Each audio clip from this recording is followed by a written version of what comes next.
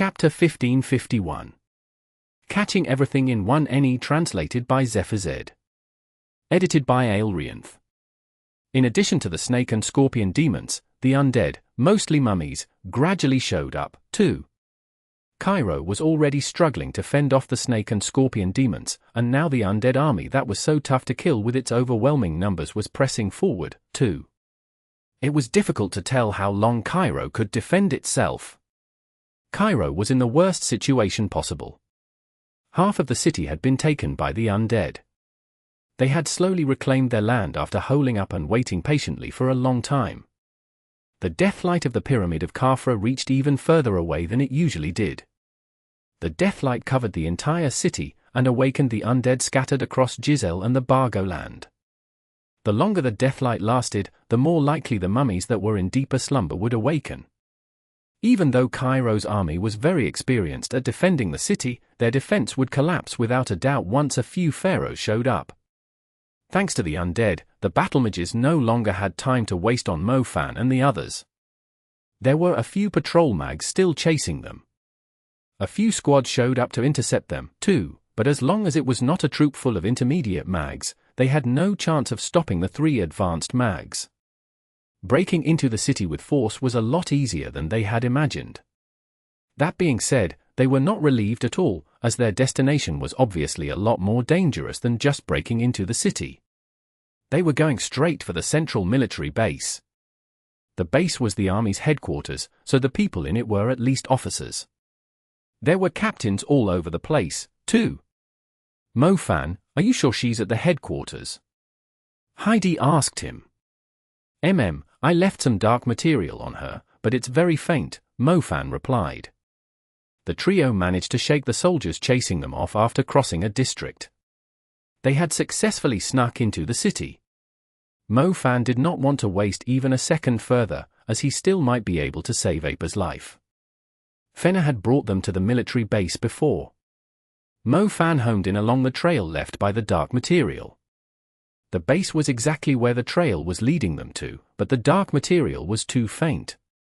He was unsure if Apis was still alive, but if he was in the evil soldier's shoes, Apis would be long gone by now.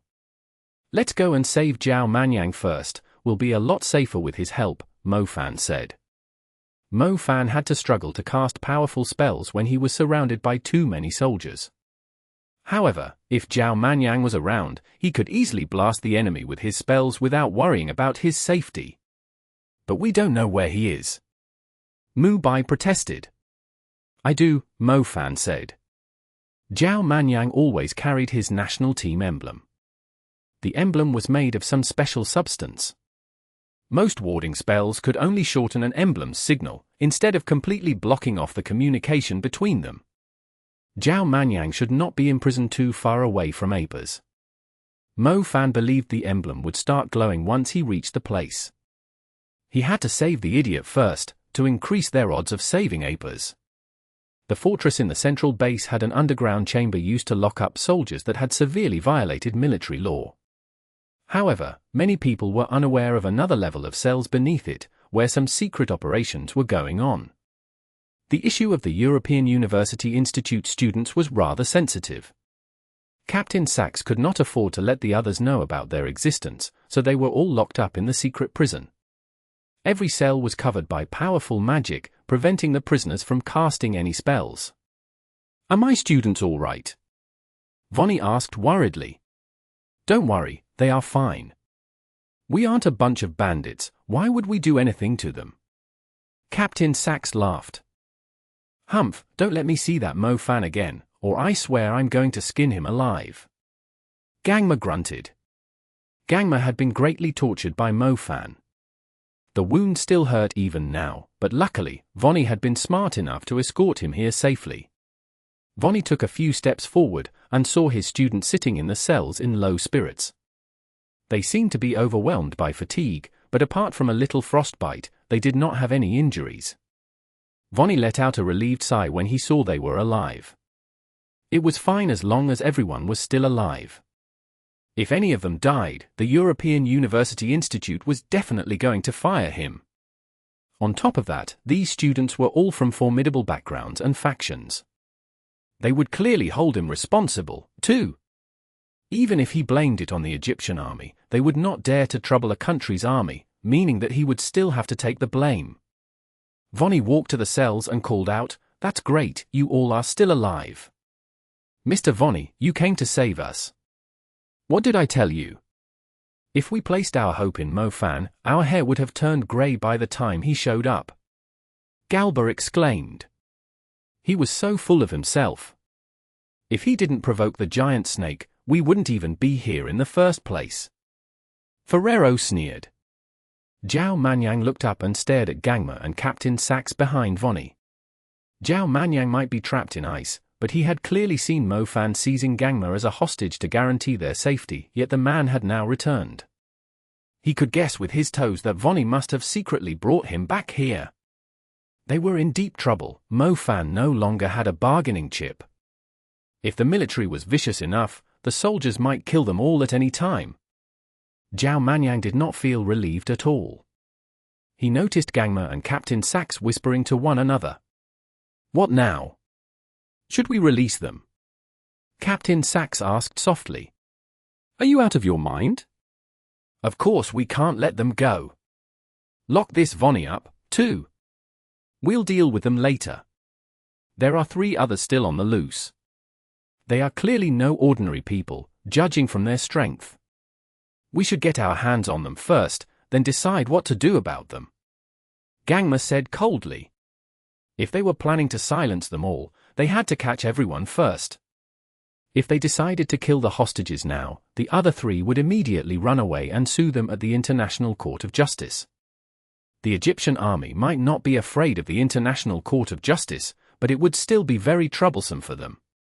Their best option was to catch the rest, and then decide to either silence them or let them go. Captain Sax looked at Gangma and saw a vicious look in his eyes. If they did get their hands on the rest that were on the loose, he believed Gangma was more inclined to silence them permanently. Chapter 1552. Falling OU. Translated by Zephazid. Edited by Aelrianth. "Let's lock this stupid teacher up first." Sax slowly lifted his hand to signal a few mags with the psychic element and shadow element. They heard some rapid footsteps coming their way. A man in a sandy white uniform came up to Sax and Gangma. "Major General, 3 intruders have snuck into the city from the south. They were spotted heading toward here," the man reported. "Just in time. I'll pay him back 100 times the pain I suffered. Felton, summon my elite troops here." Gangma ordered. "Major General Gangma, your elite troops have gone to battle. The majority of the army has gone to the front line, too. There aren't many people left in the central base," the man answered. "The Khafra mummies are here, but the light of the tower is still on cooldown. We can't allow the undead to set even half a foot into the safe zone. Even the commander-in-chief has gone to the front line. He's the main commander of the battle, and he asked you to settle matters as soon as possible. Otherwise, he won't go easy on you, either," the man added. "Damn it, damn it!" Major General Gangma yelled and waved his fists around like an enraged gorilla. If his superior was the commander of the battle, he, as the commander's subordinate, could easily make some contributions at the front line. He would have a great chance of being promoted to full general and beating out his rivals. Unfortunately, he had lost the chance because he was held hostage by Mo Fan. He had waited a long time for this great opportunity. "I won't forgive that Ash ******. Gangma's eyes were burning with rage. "We didn't have enough men. Those young mags are pretty strong, especially the fire mage," Sax said. Sax was intimidated by Mo Fan, even though he was a super mage. "Humph, it doesn't matter if we are short on men, we don't necessarily have to face them ourselves." Gangma was a weird man. He suddenly put on a dark expression, even though he was throwing a tantrum just a moment ago. Sax was confused. If they did not have enough men, they might not stand a chance against their enemies. The soldiers of other factions would not be willing to lend them a hand, either. Gangma went over to Mentor Vonnie and patted him on the shoulder with a calm smile. "Major General Gangma, isn't it time to let my students go? I promise we'll forget everything that happened in Egypt, Vonnie swore. He desperately wanted to leave this place. Mr. Vonnie, we would like to let you and your students go, too, but I'm afraid my superior is still a little concerned. As you know, there are 3 other people that know our little secret, and they don't seem to be willing to comply with us. The truth is, we didn't really want to harm you, or your students wouldn't be unharmed by now. My scouts told me that your 3 other companions are heading this way, and it seems like they aren't here for a nice little talk, Gangma informed him. I've already escorted you back as you requested, and you also promised me, Vonnie said. Yes, I did give you my promise, but you must take into consideration our situation, too. If those 3 end up causing serious trouble, my superior is going to blame it on me. I'm a Major General, so you can easily guess what rank my superior is if he can damn me with a single word. Gangma murmured. I'm not with them. Major General Gangma, just let us go, we won't say a word, and we have nothing to do with them, either. We won't care what you do to them, so please let my students go, Mentor Vonnie repeated. I believe so too, how about this? If you really mean it, help me catch the other 3. I trust the European University Institute. After all, you brought me back here, but the others, I don't think they're down for a nice little chat, so I'm afraid we can't afford to go easy on them, Gangma said. We really have nothing to do with them, but Vonnie replied with a troubled face. Then help us take them down. Don't worry, we'll deal with them afterward. The European University Institute will have nothing to do with it. As long as you help us catch those 3, I can swear an oath with the curse element that I'll guarantee you and your students will all leave Egypt safely. Vonnie said. Mr. Vonnie, those guys are the reason we are in this mess. I've wanted to teach them a lesson. Galba was quick to respond. Major General Gangma, the whole thing was a misunderstanding. We never wanted to provoke your army. Those guys, and this guy over here, have nothing to do with us. Ferrero pointed at Zhao Manyang. Zhao Manyang cursed at Ferrero for betraying him. Screw you. Oh. Gangma raised his brows. He stared at Zhao Manyang with a weird grin. So, he's with the other 3. Ferrero. Zoe glared at Ferrero. Ferrero realized what he had done, but when he thought about the trouble that these people had brought them, and how his life was still in danger, he clenched his teeth and continued, yes, this guy is with them. They were the ones that suggested we look for the tear of Medusa. Very well, ha ha ha. Gangma burst out laughing. What a surprise, Gangma initially thought they were all from the European University Institute.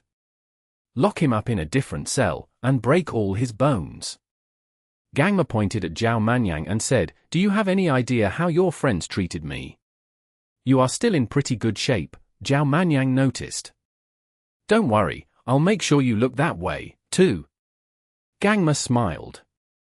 A few soldiers dragged Zhao Manyang away and locked him up in another cell. They soon heard him being tied up with chains of ice. Major General Gangma, please don't, Zoe said with a troubled look. Zoe, keep your mouth shut. Do you not understand the situation we are in now? Mentor Vonnie grunted.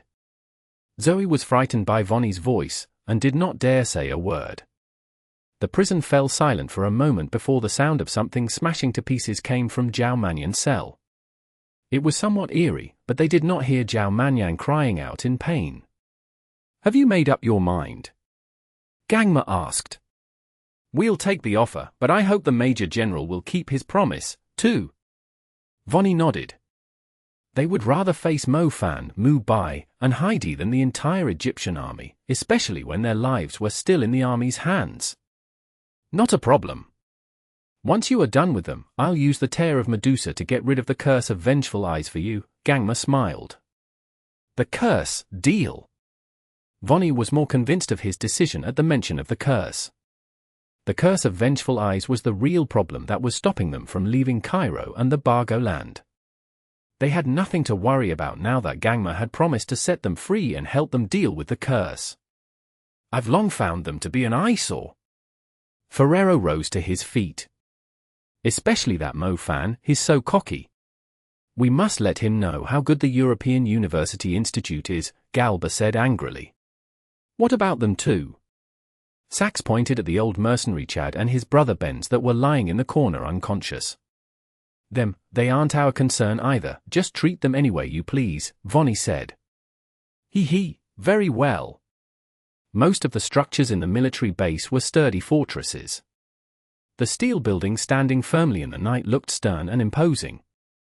When looking down at the structures from a great height, they formed a triangle, separated by the roads. The town was also in the shape of a triangle, surrounded by a river of mud with 3 different entrances. Most of the soldiers were currently fighting at the front line. The front line extended forward in a huge arc, with a military base at the center. The demon creatures had to break through the front line before reaching the base, so not many soldiers had stayed to defend it. It seemed rather empty when looking down from above. If Mo-Fan and his crew had tried to invade the central base before the battle started, they would be blown apart in just minutes, probably stumbling into battle mages who were much stronger than them. Compared to that, it did not take much effort to sneak into the base now. Not even a single soldier bothered coming out to stop them as they were walking down the main road. The emptiness conveyed the enormous pressure Cairo was under from the invasion by the Pyramid of Khafra. Almost everyone at the base had to deploy to the front line.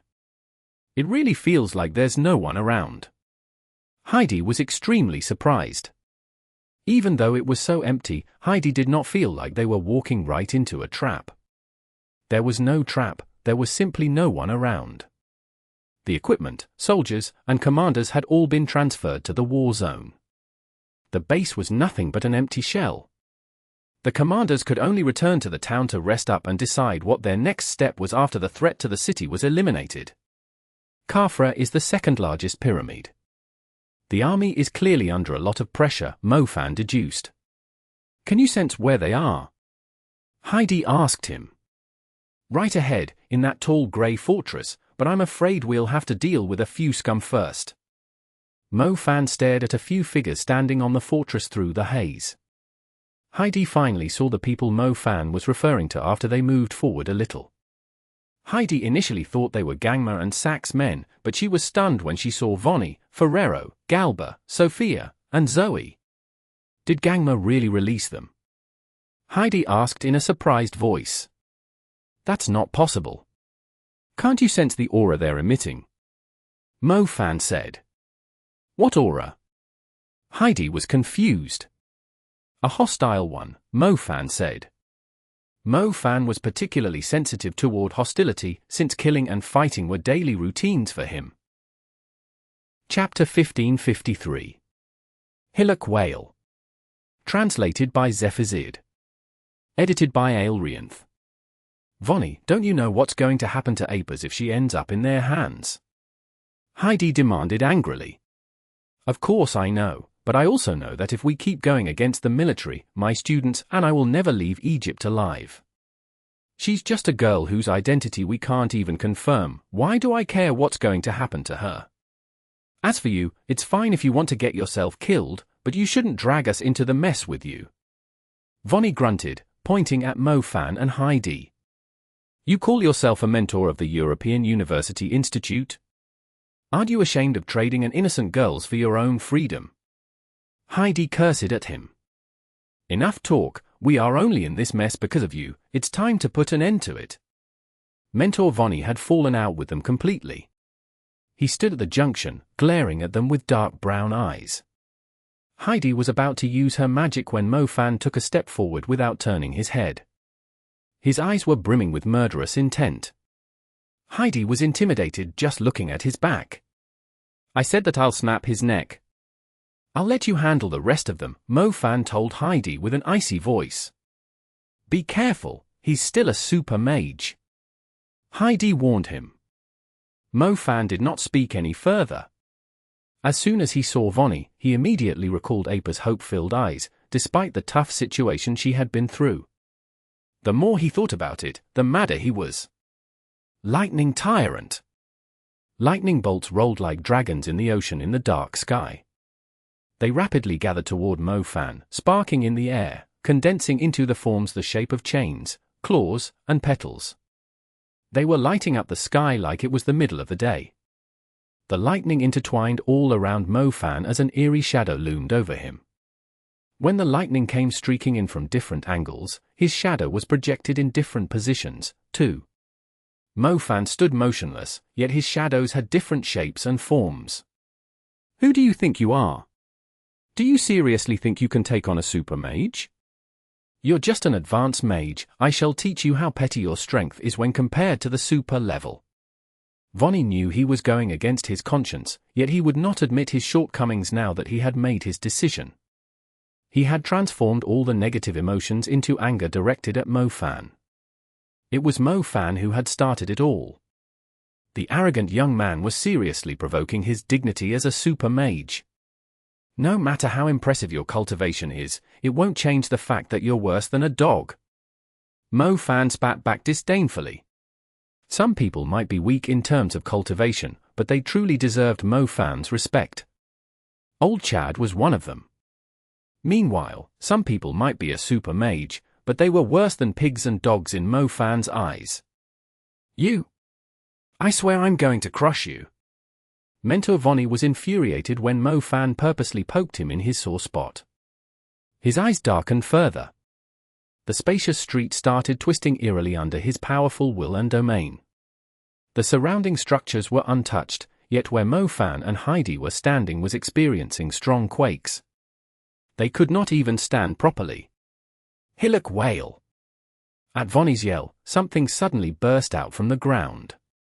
A dark brown silhouette leapt into the air like a fish, stirring up a huge wave of rocks and stone shards. The enormous figure that had burst out from the ground resembled a gigantic whale. Its body was made up of lustrous, sturdy rocks. The enormous Hillock whale loomed above the structures on both sides of the road, its shadow covering half the street. After reaching the highest point, it dove right down at Mo-Fan with suffocating pressure. A terrifying sandstorm surged at him before the Hillock whale even reached him. Mo-Fan did not clash with the earth magic directly. He turned into a blurred shadow and drifted back along the street. The Hillock whale smashed into the ground heavily, stirring up a shocking wave of rocks. However, the magic was not as clumsy as Mo-Fan had imagined. The Hillock whale's body did not break into pieces after slamming into the ground, it actually dove under the surface, like a fish returning into the ocean. Mo-Fan felt that the ground was not safe. He immediately jumped onto a warehouse built of steel, a better place for him to observe the ground. The warehouse under his feet collapsed before he could react. Heidi glanced in Mo-Fan's direction and was surprised to see the terrifying Hillock whale emerging from below the warehouse. It forcibly smashed the warehouse into pieces and knocked Mo-Fan into the air. The Hillock whale was about the size of the warehouse, while Mo-Fan was as tiny as a little shrimp. The Hillock whale sprang into the sky, while Mo-Fan had disappeared among the debris scattering in the air. A super Earth mage was ridiculously strong. Heidi was extremely worried for Mo-Fan, afraid that Mo-Fan could not resist Mentor Vonnie's attacks. However, Heidi could not provide Mo-Fan with any assistance either. Ferrero, Galba, Sophia, and Zoe had surrounded her. It seemed like the four of them had made up their minds, too. They were not planning to go easy on her. Sophia was the first to move, she was a shadow mage. Heidi did not place any attention on her in the beginning, nor was she cautious enough, distracted by Galba's spectacular magic. To her surprise, Sophia suddenly showed up behind her and fired a spear of shadow capable of sealing her mind at her. Heidi was minding three things at once. She was capable of using a different element while she was already channeling a spell. She disrupted Galba's star constellation with the sound element to nullify his attack before forming an invisible shield with her will to block Sophia's spear of shadow. She then blinked a certain distance away to avoid being flanked by her attackers. Another huge crash rang out. The Hillock whale pursued Mo-Fan relentlessly. It had no intention to give up until it had smashed him into a pulp. Mo-Fan had accumulated enough lightning magic while dodging the Hillock whale's deadly attacks. Storm clouds gathered above Mentor Vonnie, thick lightning bolts descended rapidly when Mo-Fan pointed the lightning bolt struck down on the area Vonnie was in wildly. Vonnie glanced at the lightning bolts disdainfully. Idiot, the earth element is the lightning element's weakness. You can't hurt me. Vonnie sneered with a smile. Vonnie did not move. Thick rocks appeared in front and behind of him simultaneously and connected above his head like two heavy doors. The fierce lightning bolts landed right on the rocks as soon as they were shut tight. Even though the surface of the rocks was cracking, the defense did not collapse because of it. Vonnie was perfectly unharmed inside it. The rocks remained standing even after Mo Fan unleashing all his lightning. The lightning element had outstanding penetration, but it struggled greatly against the earth element. The earth element could also stop lightning's conduction. Vonnie was not afraid of Mo Fan's lightning element. No matter how strong his lightning element was, the defense of his super earth element was impenetrable. "Feel free to use everything you have, I shall let you taste some despair." Vonnie laughed. Mo Fan burst out laughing, too. He was not planning to inflict serious damage on Vonnie with the lightning magic. Under his lightning tyrant domain, their surroundings were brimming with the presence of lightning magic, thus allowing Mo Fan to cast his lightning spells quicker. As long as Vonnie was unable to control the Hillock whale, Mo Fan would be able to seize the initiative. The Swamp of Darkness. His dark material had long spread out about them. The Fiendish Night was truly a powerful spell. Its spread, growth, and thickening were unnoticeable. An enemy would never notice it until after they had long been surrounded by it. The dark material could penetrate every object, and grow continuously on living creatures. Vonnie did not notice the dark energy attaching to his body and spreading through his surroundings, as he was busy with his defense. A swamp of darkness was established around Vonnie. It covered the ground below his feet swiftly. Mo Fan also had a swamp of darkness around himself. The two swamps joined together and swallowed the entire area between them in darkness. Vonnie began to panic when he noticed the darkness spreading under his feet. The Hillock whale was no longer able to move in and out of the ground due to the layer of darkness. It was suddenly replaced by his opponent's domain. Why do you have so many elements?" Vonnie cried out. "I'll let you have a taste of them all." Mo Fan answered coldly. Vonnie did not want to fight in his opponent's domain. He started to move away, but soon discovered that the Swamp of Darkness had the effects of a maze. He had to learn its pattern before he could find a way out. However, there was nothing he could use as a reference point. The structures nearby had all disappeared in the darkness. Vonnie might have been a super mage, but he had no clue how to deal with the eerie domain. Vonnie could not find a way to leave after several attempts. He decided not to waste his time any further, knowing the swamp would not last forever. It would disappear on its own after he took out Mo Fan. "Do you think I only have the earth element?" Vonnie spat at the darkness surrounding him. Vonnie stopped using the earth element and started emitting an icy aura. Tiny frost particles floated in the air without clashing with the swamp of darkness. Chapter 1554. A Tricky Opponen. Translated by Zephazid. Edited by Aelrianth. Mo Fan hid in the darkness and observed the ice dust holding position around Vonnie like obedient soldiers. It was clearly a soul-grade ice. Vonnie's ice element had reached the peak of the advanced level. Mo Fan would indeed have trouble attacking if Vonnie cautiously wrapped himself up with the ice dust. After all, the Swamp of Darkness only stopped Vonnie's earth magic from moving in and out of the ground freely. It did not stop Vonnie from defending himself with earth magic. It was not easy to defeat a super mage who was not being restricted, especially when Vonnie already knew some of Mo Fan's abilities. Some of his best moves were no longer as effective, as he didn't have his usual element of surprise. Vonnie's defense was quite outstanding, too. The guy stubbornly took a defensive stance throughout the duration of the Swamp of Darkness, not minding the standstill at all. He was not the one who was trying to save Apers. The longer Mo Fan waited, not only would Apers be dead, even Zhao Manyang might die, since Gangma was clearly a vengeful person. "Show yourself.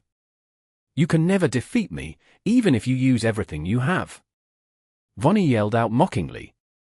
"Ha ha ha, jumping into the middle of demon creatures for a dying summoned beast, and going against the army for a little girl when you don't even know her background and identity. I really don't know how to describe you." Vonnie added on. Where did you even get your confidence from? Do you really think you can take me on with your mere cultivation? I'm a super mage, many people have to nod their heads and bow in front of me, so who do you think you are?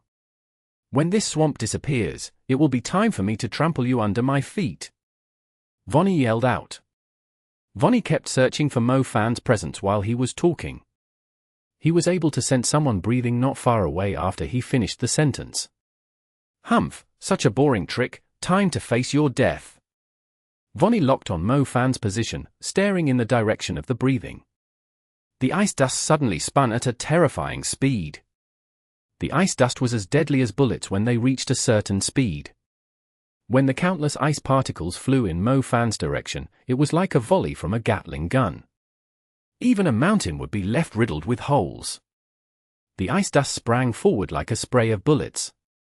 Vonnie quickly noticed a silhouette switching direction in a panic. Vonnie laughed. His opponent was still too young. The man had failed to remain calm after being provoked, thus exposing his location. The fight was a lot easier now. The ice bullets covered a huge area, it was too late for the boy to start running now.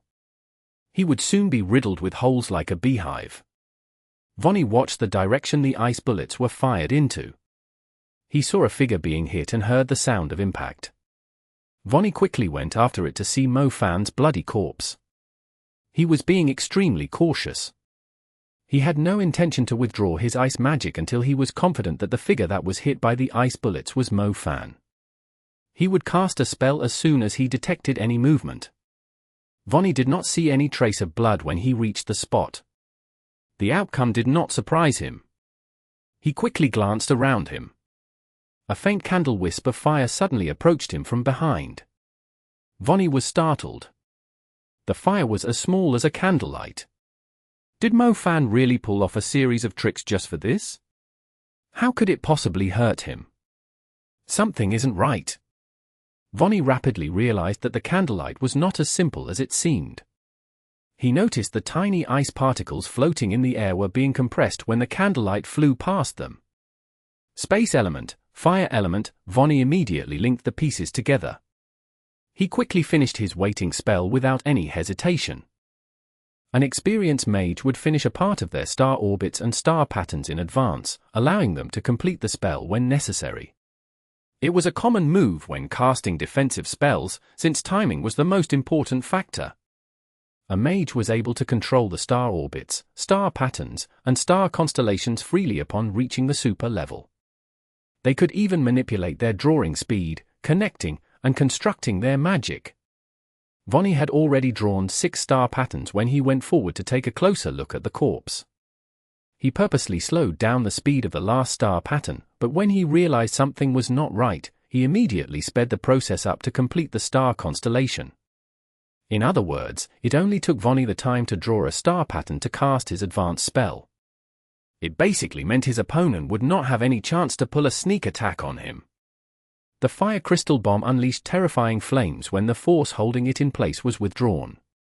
Vonnie had formed a thick shield to defend himself in time, but the energy of the explosion was greater than he had imagined. It overwhelmed his advanced spell and even sent him flying into the air. Vonnie lost his balance while he was devoured by the flames. He quickly activated his magic armor. The silvery ice magic armor protected him before the flames could harm him. The flames lost their effect after making contact with the ice armor.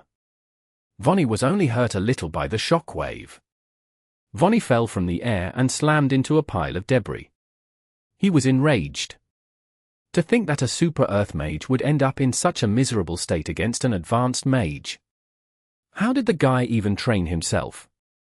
The man's fire magic was ridiculously strong, powerful enough to break through his 2 layers of defense. Vonnie rose to his feet. He caught a glimpse of the ground when he was about to counterattack, spotting some steel debris poking out from the swamp of darkness. So this is where I am now. Vonnie realized when he saw the debris. Wasn't this the warehouse that the Hillock whale had smashed to the ground previously?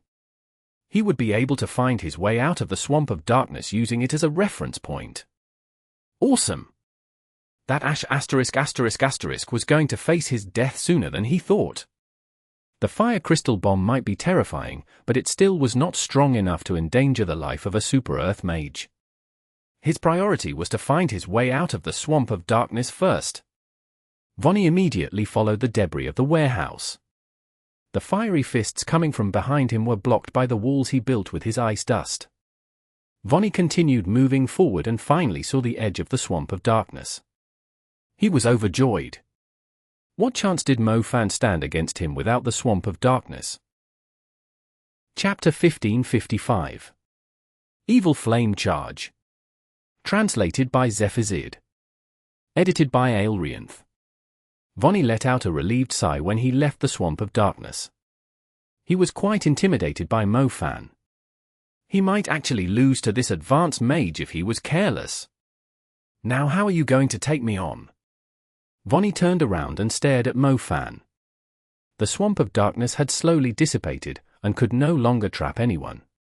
It was meaningless to keep the NYX regime around. Mo-Fan's figure gradually showed up on the street that the swamp of darkness had initially covered. The flames left by the fire crystal bomb surrounded him in blazing red. I must admit that no advanced mage in the world is stronger than you, but I'm afraid this farce is coming to an end.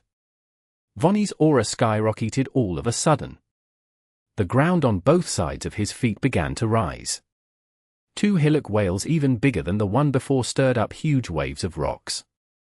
They leapt and crossed paths in the air before flanking Mo-Fan from 2 directions. They were able to swim through the ground and rocks like they were water. They flipped in the air and slammed on the ground like huge mountains. Their movements were totally unpredictable when they were charging at a target recklessly. It was already too late to run away by the time the person sensed the ground under their feet reacting abnormally. "You're a dead man," Vonnie declared coldly. The 2 Hillock whales swam amok. Mo-Fan had no choice but to run constantly. He could not afford to stop for even a second to catch his breath. When the Hillock whales forced Mo-Fan into a corner where he had no chance of reaching Vonnie, a smile surfaced on Vonnie's face. Mo-Fan had no chance of winning the fight now that he was being kept a distance away from Vonnie. The reason why Mo-Fan was able to threaten Vonnie was because Vonnie had never had the chance to cast a super spell. The Hillock whale was not a super spell. Sunken Land. Vonnie invoked the name of the spell. Star patterns combined into brilliant star constellations around him, which further assembled into a magnificent brown star palace. Vonnie, standing under the star palace, was like the ruler of the area being drowned in the brilliance of the stars. He had both death and life under his control. It's not too late to regret it now. Vonnie stared at Mo-Fan imperiously. Mo-Fan finally freed himself from the 2 Hillock whales, but he did not notice that the land he was standing on was covered in a brown energy with a huge line acting as its boundary. The actual land was separating from the land that Mo-Fan was currently standing on. Do you have any idea what it meant when you hand Apers over to the army? Mo-Fan asked coldly, standing on the land that was sinking constantly. What does it mean? It means the girl is going to die. Ha ha ha, even the life of a gardener in the European University Institute is more valuable than that little girl. So many people in Egypt die because of war every day. Who cares about a little girl that only knows how to weep in the corner? Vonnie burst out laughing. It's because of how the world has so many pricks like you that I keep thinking how meaningful it is for me to become stronger, Mo-Fan returned. Meaningful? I'm afraid you aren't clear about the situation yet. My sunken land, Vonnie suddenly shivered in the middle of his speech. He turned around and saw an image of himself standing right behind him. Vonnie's face turned extremely pale. His eyes filled with disbelief. The guy was pitch black with evil-looking eyes. He had an eerie grin, too. Vonnie felt like he was looking right into an evil mirror. His reflection in the mirror was holding a shadow dagger and stabbing him right in the back through his heart. Vonnie's soul trembled in fear. He quickly withdrew his control of the sunken land and fled from the rebelling shadow miserably.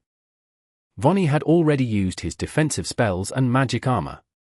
He was completely defenseless at the moment, especially since he was busily channeling the super spell. To his complete surprise, an eerie shadow had appeared out of nowhere even after he had already left Mo Fan's swamp of darkness. He was so close to being ambushed by the shadow. It turned out to be the real killing blow that Mo Fan was waiting for. The sunken land was not fully channeled. The area that Mo Fan stood in stopped after sinking a meter into the ground. Mo Fan had seen the Super Earth spell before. He knew the area within the brown line would be crushed to pieces once it sank 5 meters into the ground. It was not the scariest part about the sunken land. The deeper it went, the more the force crushing down would multiply. If the sunken land reached a depth of 10 to 20 meters, even a ruler-level creature would be flattened by it, leaving nothing but blood and flesh splattered across it. Mo Fan did not allow Vonnie to channel the sunken land any further, as he would have no chance of enduring the crushing force. He had implanted the rebelling shadow inside Vonnie some time ago, just to prevent him from using a super spell. Vonnie wasted too much time and energy casting the sunken land, yet the spell was interrupted by Mo Fan's eerie shadow. Vonnie purposely fled into the distance so he was safe enough to channel the spell. To him, that meant Mo Fan was too far away to cast his spells on Vonnie. Vonnie no longer had enough time to channel another spell. His cultivation was not high enough to construct a star constellation with just a single thought. You didn't want to provoke the army, but let me tell you, you will actually die quicker since you provoked me instead. Mo Fan exploded in anger. Flames of 3 different colors intertwined around him imperiously, like dancing dragons and phoenixes. Meanwhile, a dimensional crack appeared in front of Mo Fan. The Flame Bell Empress had sensed Mo Fan's wrath and came out from it. Her alluring figure slowly merged with the other soul-grade flames. When Mo Fan released the 3 flames himself, he was like some scorching lava. However, once Flame Bell possessed him, the wildness and presence of his flames escalated even further. The raging flames soared into the sky and dyed the clouds red. The scorching lava surged fiercely and devoured the land. Mo Fan was basically an erupting volcano, wild, violent, and dangerous. Did it matter if he was up against a super mage? The Calamity Fire, Ardent Sunset, and Meteor Scarlet would still burn him into ashes. Mo Fan stepped forward. The formidable energy that now resembled an erupting volcano followed him. Mo Fan started sprinting. The spectacular and deadly flames sprang forward, too. Fiery wings made up of countless burning feathers appeared on Mo Fan's back. The wings were not for flying, but to propel him. They were basically jet packs that abused the power of explosions to push Mo Fan's speed beyond his limits. As Mo Fan's speed kept increasing, the flames that were erupting around Mo Fan kept growing, too. After Mo Fan charged from one end of the street to the other, he had turned into an enormous beast covered in flames, bringing utter destruction upon the city. Everything along the path either collapsed into debris or burned into ashes. Vonnie totally forgot to run for his life after witnessing the terrifying sight. Was the guy really human? Did he really engulf himself in flames and charge at me like an enraged beast?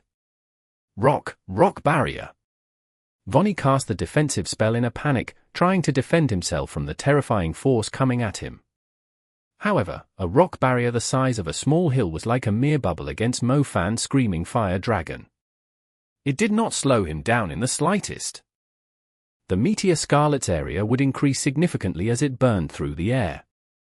It also worked when Mo Fan was charging along like a burning chariot on the ground. If anything, the area of the flames was even greater, since the Ardent Sunset could strengthen other flames. Mo Fan had been forced to move quite far away to break free from the Hillock whale's pursuit. The distance between him and Vonnie now served as the perfect runway for Mo Fan to accumulate fiery energy. There was no chance Vonnie's petty defense could stop the fire dragon's raging roar. Die! Mo Fan yelled furiously. Mo Fan did not care if there was ice or rock blocking the path. He was going right after Vonnie, who was hiding behind his defense. Vonnie was instantly devoured by the fire dragon. He thought Mo Fan was going to be stopped, but the reckless charge went right through him. It felt like the spot where Vonnie had met the train of surging lava was only the beginning. The street, structures, warehouses, and half-complete defenses were all razed to the ground by the fiery dragon. The scorched ravine had no visible end. As a matter of fact, the blazing flames continued to extend even further. The central base was not that big, the ravine that Mo Fan burned through the center of it was utterly shocking. Is he still human? Captain Sax was hiding in the tall fortress. He could see the ravine that now extended from one side of the base to the other. If he had not been manually silencing the alarm, the whole base would be ringing with wailing alarms by now. The flames of the moving volcano slowly dissipated. Mentor Vonnie was laying between the burned trail and the debris. He was scorched black like charcoal, beyond recognition. He seemed to have had a piece of defensive equipment that he had held onto as his trump card. He did use it in time, but it still could not stop the flames. It did stop him from being burned into a pile of ashes. He used all his might to point his finger at Mo Fan. His finger could break into pieces at the slightest touch. It was the only action that Vonnie could make, despite the grudge he was holding. Mo Fan went up to him. The Black Hand grabbed the tip of Mo Fan's pants like a beggar. Chapter 1556. Unstoppable. Translated by Zephazid.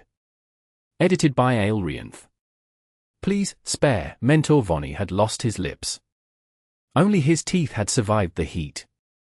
His black skeletal mouth looked quite miserable. You want me to spare your life? Mo Fan looked down at Vonnie, who could not even rise to his feet. Yes, Vonnie answered with all his might. He did not want to die, he seriously wanted to live. He was a super mage, a dragon among men. He still had yet to enjoy the endless luxury and respect from the others. He knew that even as a super mage, he might still have lived a lowly life if he was not supported by a powerful faction, yet he never thought he would lose so miserably to an advanced mage. It was clearly not the outcome the super mage was hoping for. Mo Fan, I beg you. Zoe suddenly showed up nearby. She did not dare to come any closer when she noticed how different Mo Fan's temperament was. Mo Fan lifted his gaze and looked at her with cold eyes. We didn't have a choice, please spare his life, Zoe pleaded. Zoe had never wanted to fight Mo Fan.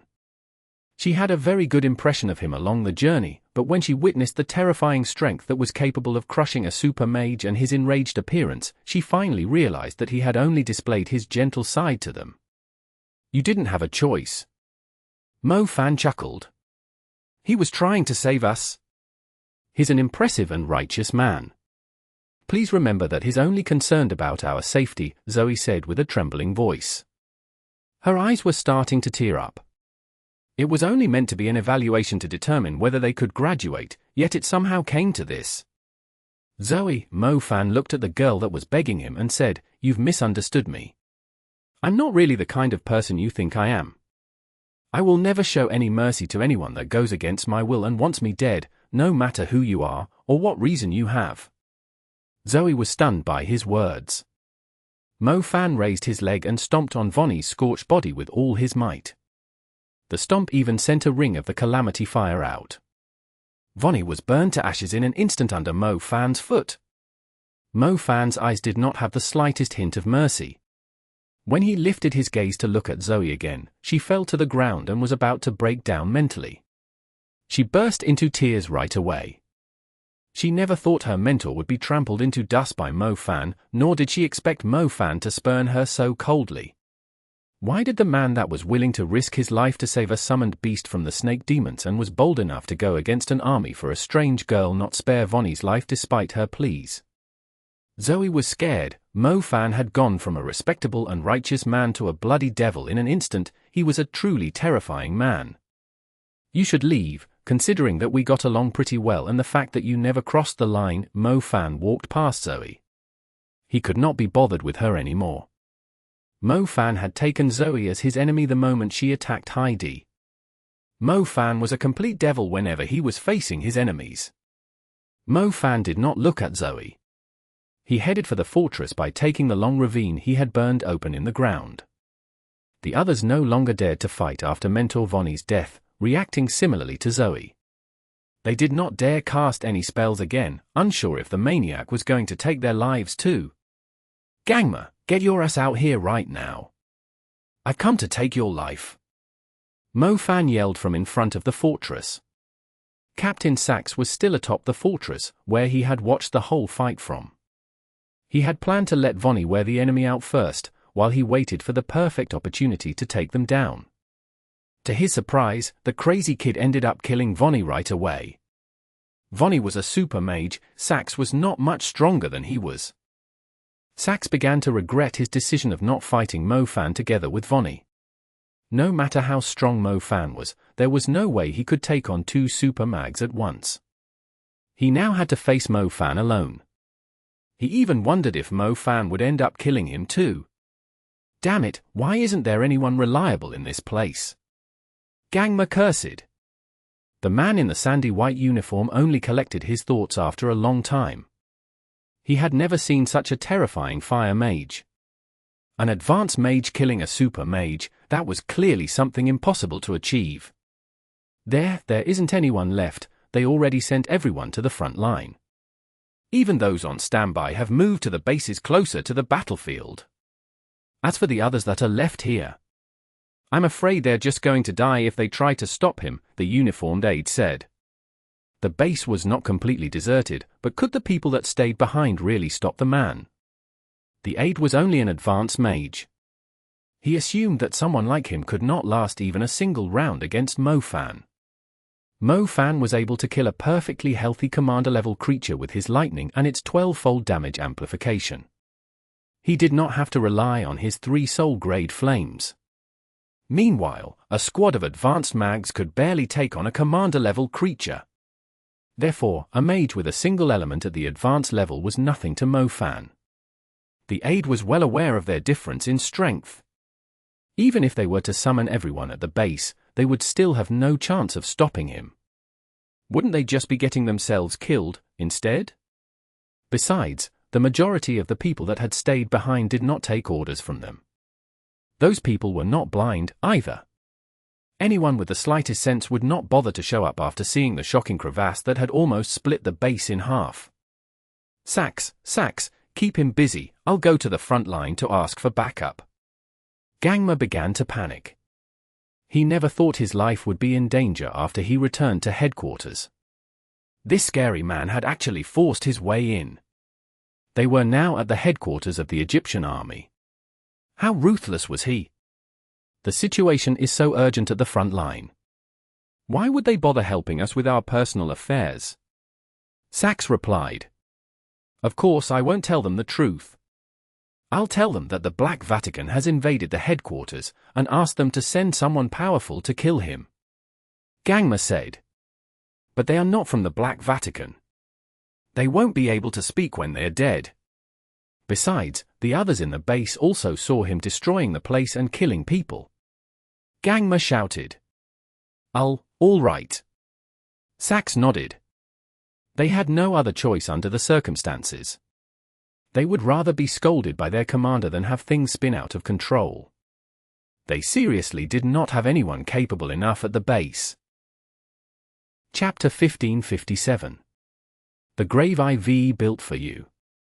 Translated by Zephazid. Edited by Aelrianth. Eerie cries, like a pig being slaughtered, were coming from the underground prison. One more time and I'm going to leave you here. It's just some fractures, do you really have to cry so loudly? Mu Bai shouted. Do you have any idea how painful it is when your joints break? Zhao Manyang howled back. Can't you see I'm already treating them? Mu Bai retorted. What the heck are you putting on me? Holy crap, what are you doing? Are you planting a flower in my leg? Zhao Manyang screamed.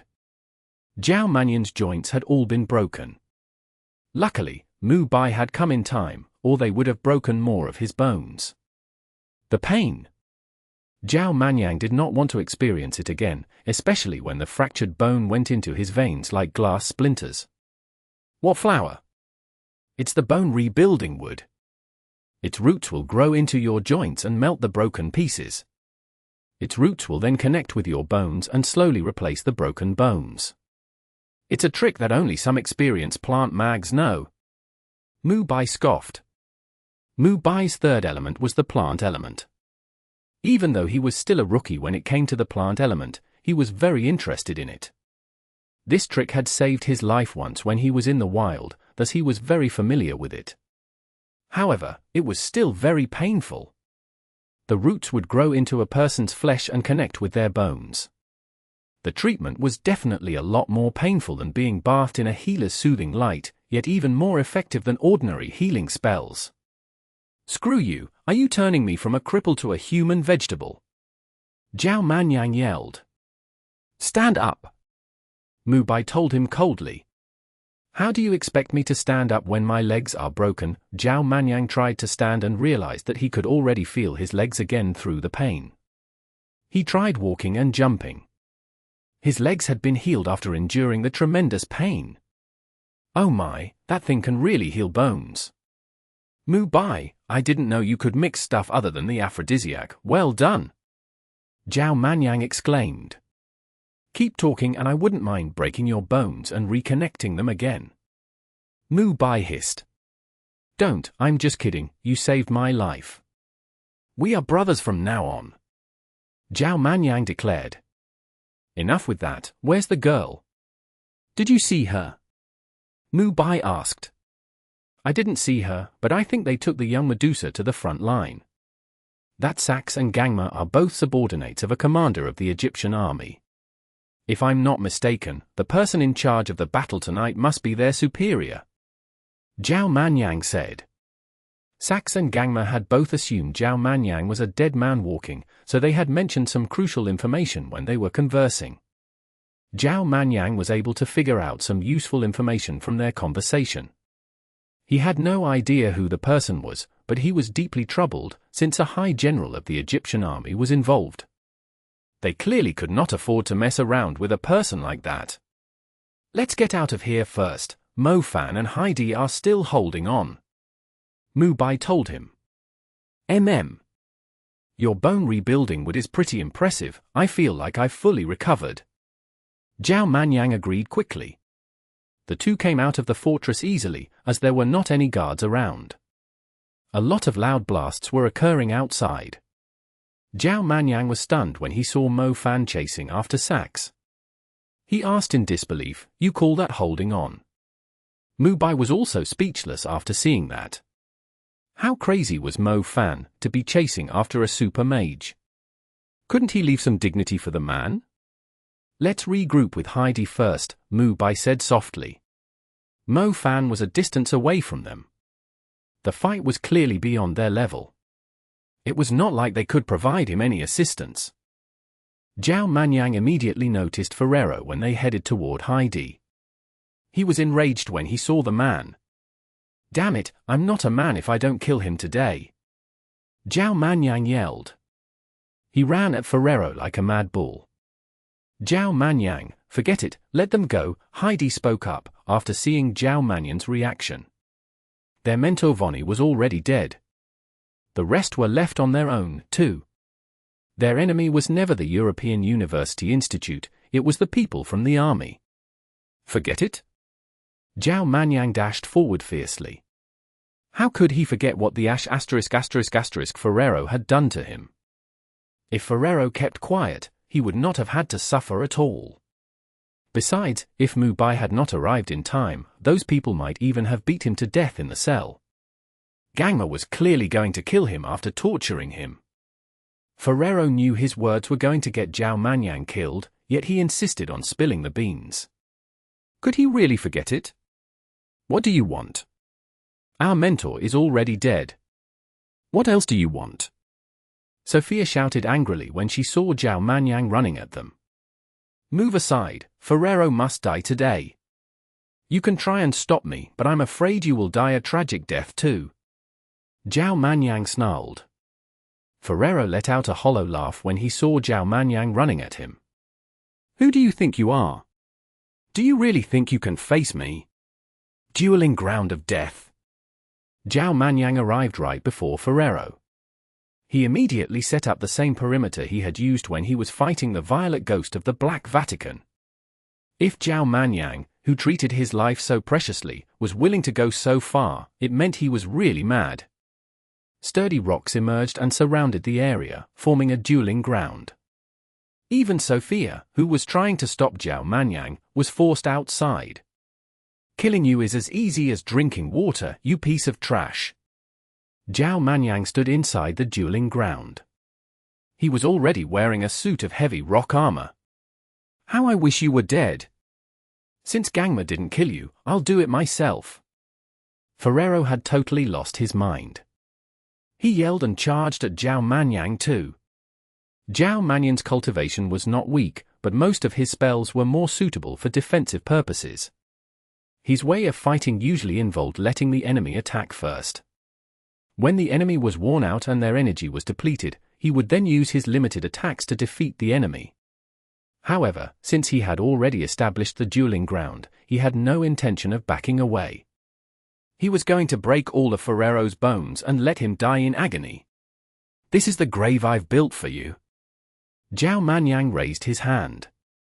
A Deathstrike magic equipment with a blazing white glow appeared in his grasp. Chapter 1558. As Good as Did. Translated by Zephazid. Edited by Aelrianth.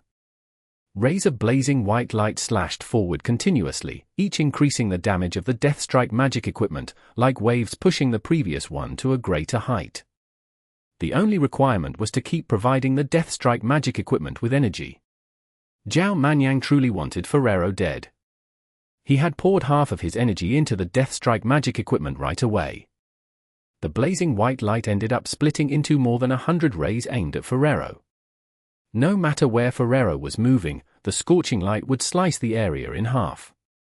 Most terrifyingly, each slash was deadlier than the one before. Ferrero had no choice but to flee for his life. Normally, he would just flee into the distance when his opponent was attacking recklessly, but he was now stuck in the dueling ground. The limited space was clearly not in his favor. Zhao Manyang showed no mercy at all, acting like he was trying to kill the man in a single blow.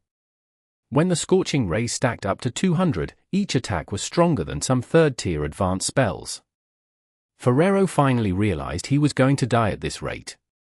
He immediately attacked Zhao Manyang, trying to prevent him from stacking the Deathstrike magic equipment's power up any further. "How stupid are you to only realize it now?" Zhao Manyang was amused. This Ferrero was only good at bluffing, he was not that skilled. Most experienced mags would try to stop him from using the Deathstrike magic equipment once they realized its traits, but Ferrero only realized it after its damage had already multiplied. It was obviously too late now. "Take this." Zhao Manyang saw through Ferrero's intentions. The scorching light Deathstrike magic equipment emitted another ray resembling a giant saber. It came down from a great height at a wave of Zhao Manyang's hand. Ferrero was terrified. He immediately gave up on his attempt to attack and defended himself with a rock barrier. A little hill emerged from the ground in front of him. The Deathstrike magic equipment was almost at the end of its duration, but the final slashes were the deadliest, too. The scorching light sliced through the rocks with ease. The huge impact sent Ferrero flying. Zhao Manyang raised his other hand when Ferrero was in mid-air to prepare the final ray. Zhao Manyang aimed it at the trail that Ferrero left in the air. The poised ray turned into a spear of light. Ferrero slammed into the wall of the dueling ground. His body had just bounced off the wall when the spear punctured him in the shoulder and nailed him to the wall. Blood poured out from the wound. The burning of the scorching light added more pain to the wound. Ferrero let out a cry of agony while twitching uncontrollably. "I'm going to kill you!" Ferrero roared like an enraged beast. It took him great effort to break free from the spear while enduring the immense pain. The muscles on his face twitched constantly. His eyes emitted an eerie, dark blue glow as his pupils enlarged strangely. "I thought you were going to pull off some insane trick, but it's only the eyes of the rock demon, even when you're mad," Zhao Manyang said disdainfully. The eyes unleashed a petrifying force. A layer of dark blue rock spread across the area that Ferrero's vision covered and surged rapidly at Zhao Manyang. He spotted tiny, dense lumps on the surface of the rocks. Zhao Manyang might not be the knowledgeable kind, but he was not completely ignorant. He quickly set up a defense with the light element. For ramparts surrounded him. Meanwhile, the lumps on the rocks became restless and spread apart like the mouths of a terrifying rock monster.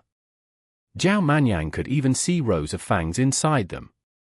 It's the man-eating rock. Enjoy the pleasure of being reduced to bones by it. Ferrero burst out laughing when the rock demon swallowed Zhao Manyang. The man-eating rock was an extraordinary rock demon. They were actually predators found deep in the woods in the mountains. They would disguise themselves as caves and provide shelter to some living creatures. When the time was right, they would shut the entrance and eat the creatures within them, until they were digested by the things that looked like lumps. It was the same creature that Ferrero was using. He pretended to cast Petrify to scatter the deadly rock demon around Zhao Manyang, allowing the rock demon to swallow Zhao Manyang right away. Loud blasts came from the rock demon's stomach. Zhao Manyang was trying to break through the rock demon, but the rocks were incredibly sturdy. Many commander-level creatures actually died of suffocation inside them. Zhao Manyang took out his Death Strike magic equipment once again, but it was clearly not enough to slice through the rock demon's stomach. He was surrounded by darkness, and having difficulty breathing. Even though Zhao Manyang knew how deadly the rock demon was, he had failed to escape from its sudden engulfment. The defense of the light element was mere decoration against the rock demon. It did not even bother to destroy the rampart, as it simply swallowed both Zhao Manyang and his defense. As time gradually passed, the rock demon would slowly digest Zhao Manyang in its stomach. It's not that easy to trap me here. Zhao Manyang gave up on using the Death Strike magic equipment. Since he could not slice his way out, he would make it burst instead. Titan body. Zhao Manyang let out a roar and spread his arms in the darkness. A brown glow formed a silhouette of a statue in front of him. The brown light expanded into the outline of a titan continuously. The titan was incredibly huge. No matter how big the rock demon and its stomach was, there was no way it could hold a titan body that was over 70 meters tall.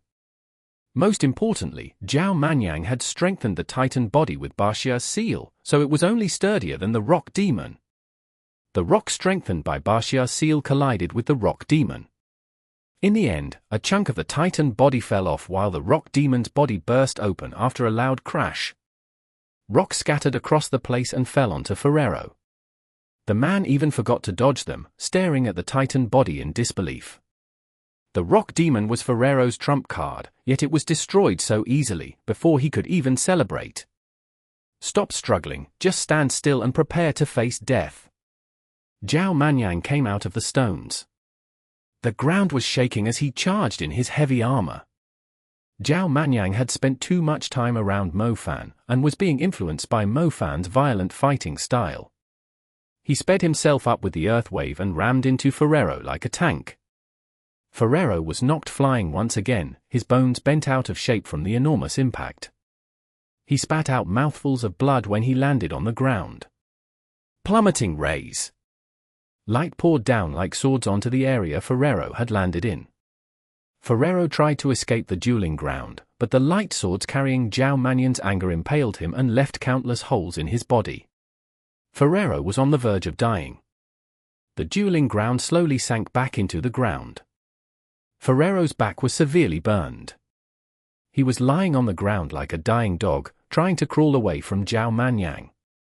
Sophia only saw the outcome when the walls of the dueling ground disappeared. She burst into tears when she saw Ferrero covered in blood on the ground. That's enough, please, we didn't want it to come down to this, either. Sophia cried out. Zhao Manyang stood beside Ferrero and watched him crawling on the ground while leaving a trail of blood behind. He grabbed Ferrero's head and turned the man around to face him. Take a good look, this is the face of the person that you don't want to mess with. Killing you is no different than butchering a dog. Zhao Manyang snarled, glaring at Ferrero. Ferrero's mouth was filled with blood. He could not say a single word, only groan in pain. Keep crawling, did I give you the permission to stop? Zhao Manyang cursed him. Ferrero still had a few breaths left. He immediately started crawling again after hearing the words. See that? Crawl to that woman's heels, and I'll spare your life. Zhao Manyang spat. Ferrero crawled harder after he heard the order. He was covered in serious injuries. He could not care less that Zhao Manyang was humiliating him. Staying alive was more important than anything else. Ferrero actually obeyed Zhao Manyang's instructions. Sophia watched him, and even forgot to take a few steps closer. She remained still and watched Ferrero. This man who looked worse than the undead was no longer the Ferrero she knew. He was helpless, pitiful, and had lost all his dignity. As a matter of fact, Zhao Manyang actually left as soon as he finished the sentence. He did not really care if Ferrero made it to where Sophia was standing. He believed the man would suffer more if he was left alive after his dignity was crushed to such extent. Ferrero was going to remember the pain for the rest of his life. Ferrero was totally unaware of Zhao Manyang's thoughts. He was using all his might to crawl forward. He was scared that he might actually die if he failed to reach Sophia's feet. Meanwhile, Sophia wondered if she should be taking pity on the man, or be disgusted after seeing his pathetic actions. What if he comes to seek revenge in the future, if you don't kill him now? Mu Bai pointed out. He was surprised that Zhao Manyang had actually spared the man's life. The Golden Rose clan won't forgive me, unless we kill the two girls, too. Well, it's not like I'm scared of that European clan that sells flowers. I just don't see the need of killing him. Look at him, isn't he as good as dead? Zhao Manyang dismissed the threat. True, I was just treating how you said that you aren't a man if you don't kill him today seriously, Mu Bai agreed. Chapter 1559. Each of them was a monster. Translated by Zephazid. Edited by Aelrianth. Mo Fan, this guy is dragging out the fight on purpose. Heidi said. Heidi had joined hands with Mo Fan against Captain Sachs after the people of the European University Institute had lost their will to fight. Even though Sachs was a super wind mage, he still did not have a chance to catch his breath, as Mo Fan was constantly attacking. Most of Mo Fan's destructive spells struggled to land on Sachs due to his unpredictable movements, but Sachs was under great pressure as soon as Heidi joined the fight, since her strength was also quite ridiculous for an advanced mage. Captain Sachs did not take the initiative to attack. Normally, if a wind mage found himself in an unfavorable position, they could retreat at any time. Mo Fan and Heidi had no way of keeping him here, but the guy would stop fleeing after he moved a certain distance away to dodge Mo Fan's spells. The man's intentions were too obvious. Mo Fan, will handle this guy while you go after that Gangma. Zhao Manyang said. All right, I'll leave him to you. Mo Fan knew it was meaningless to waste his time on Sachs. Mo Fan was a little worried about letting Mu Bai and Heidi fight Sachs on their own. The Thousand-Leaf Saber was a great threat to them, but that was no longer the case if Zhao Manyang was around.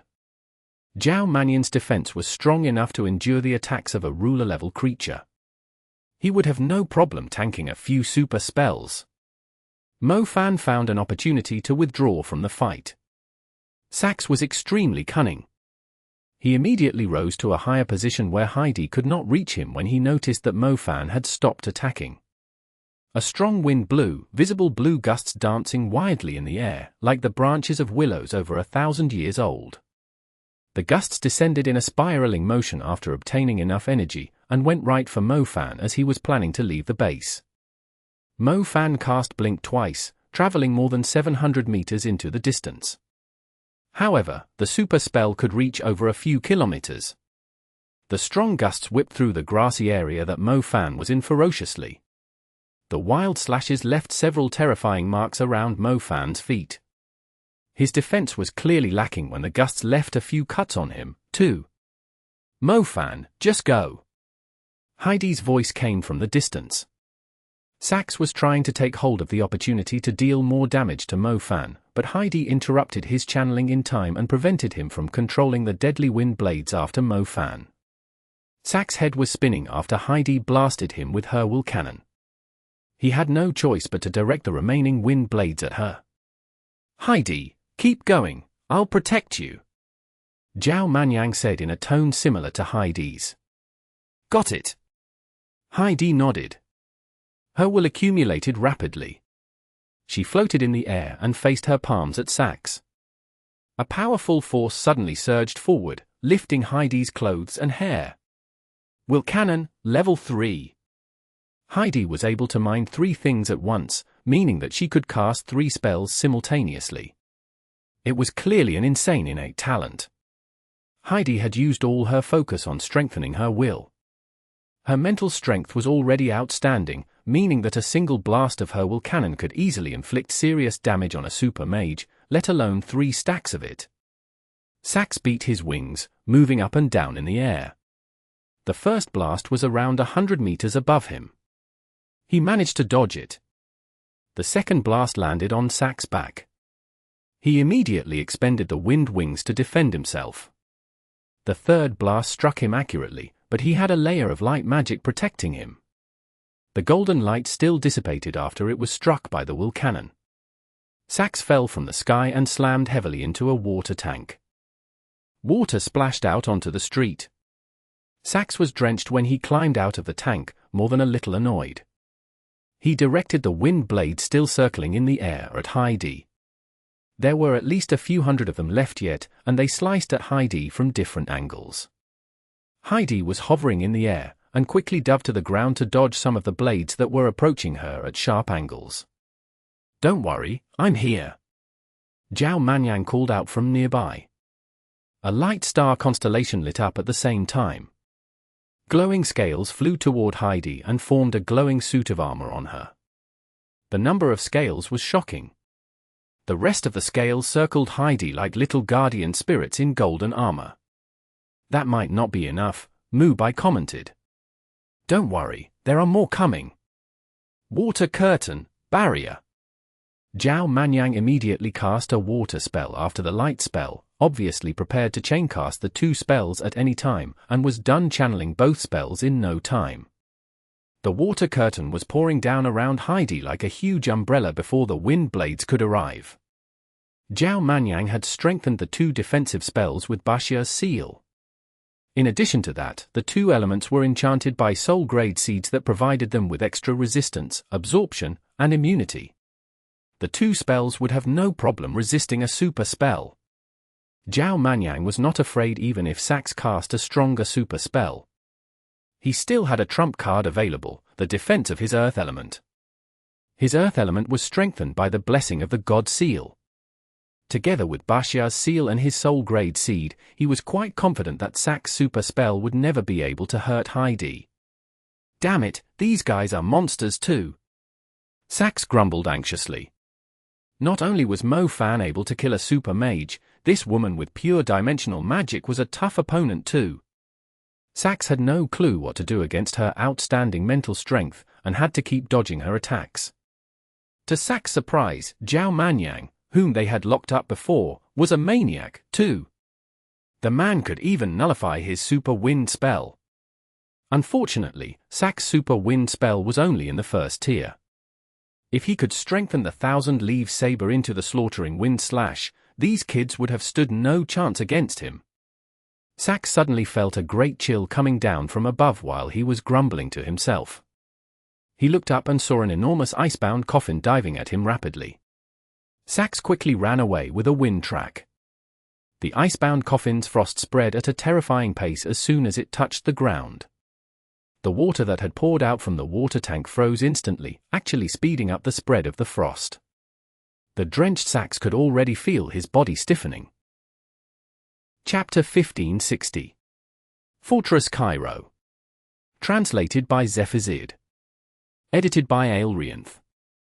Mo Fan had already sent a rebelling shadow to the main fortress to follow Gangma when he was busy fighting Vonnie and Sax. Unfortunately, Gangma was too quick at running away. The shadow failed to find him in time. Mo Fan could only follow the slight trace of the dark material, which never stopped spreading. The objects that the target came into contact with, the ripples of magic, and even some communication devices could be infiltrated by the dark material. Gangma was still stained by a thin layer of dark material. Mo Fan could barely stay on his trail. The fortifications were around 4 kilometers from the front line. Mo Fan sprinted through the dark and cast Fleeing Shadow continually.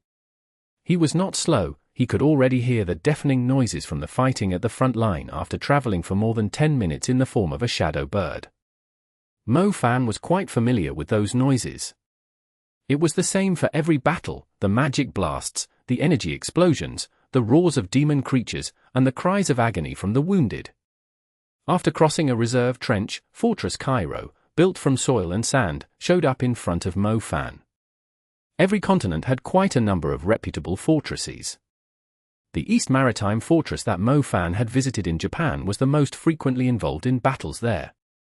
Meanwhile, the scale of the wars in Africa, including the one that Cairo was involved in, were exceedingly huge.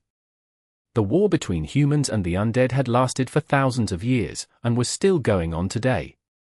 Similar to the Black Land around the ancient capital, the tombs, underground, catacombs, mausoleums, and terrifying creatures that were unwilling to depart from the world even when they were dead could be seen everywhere.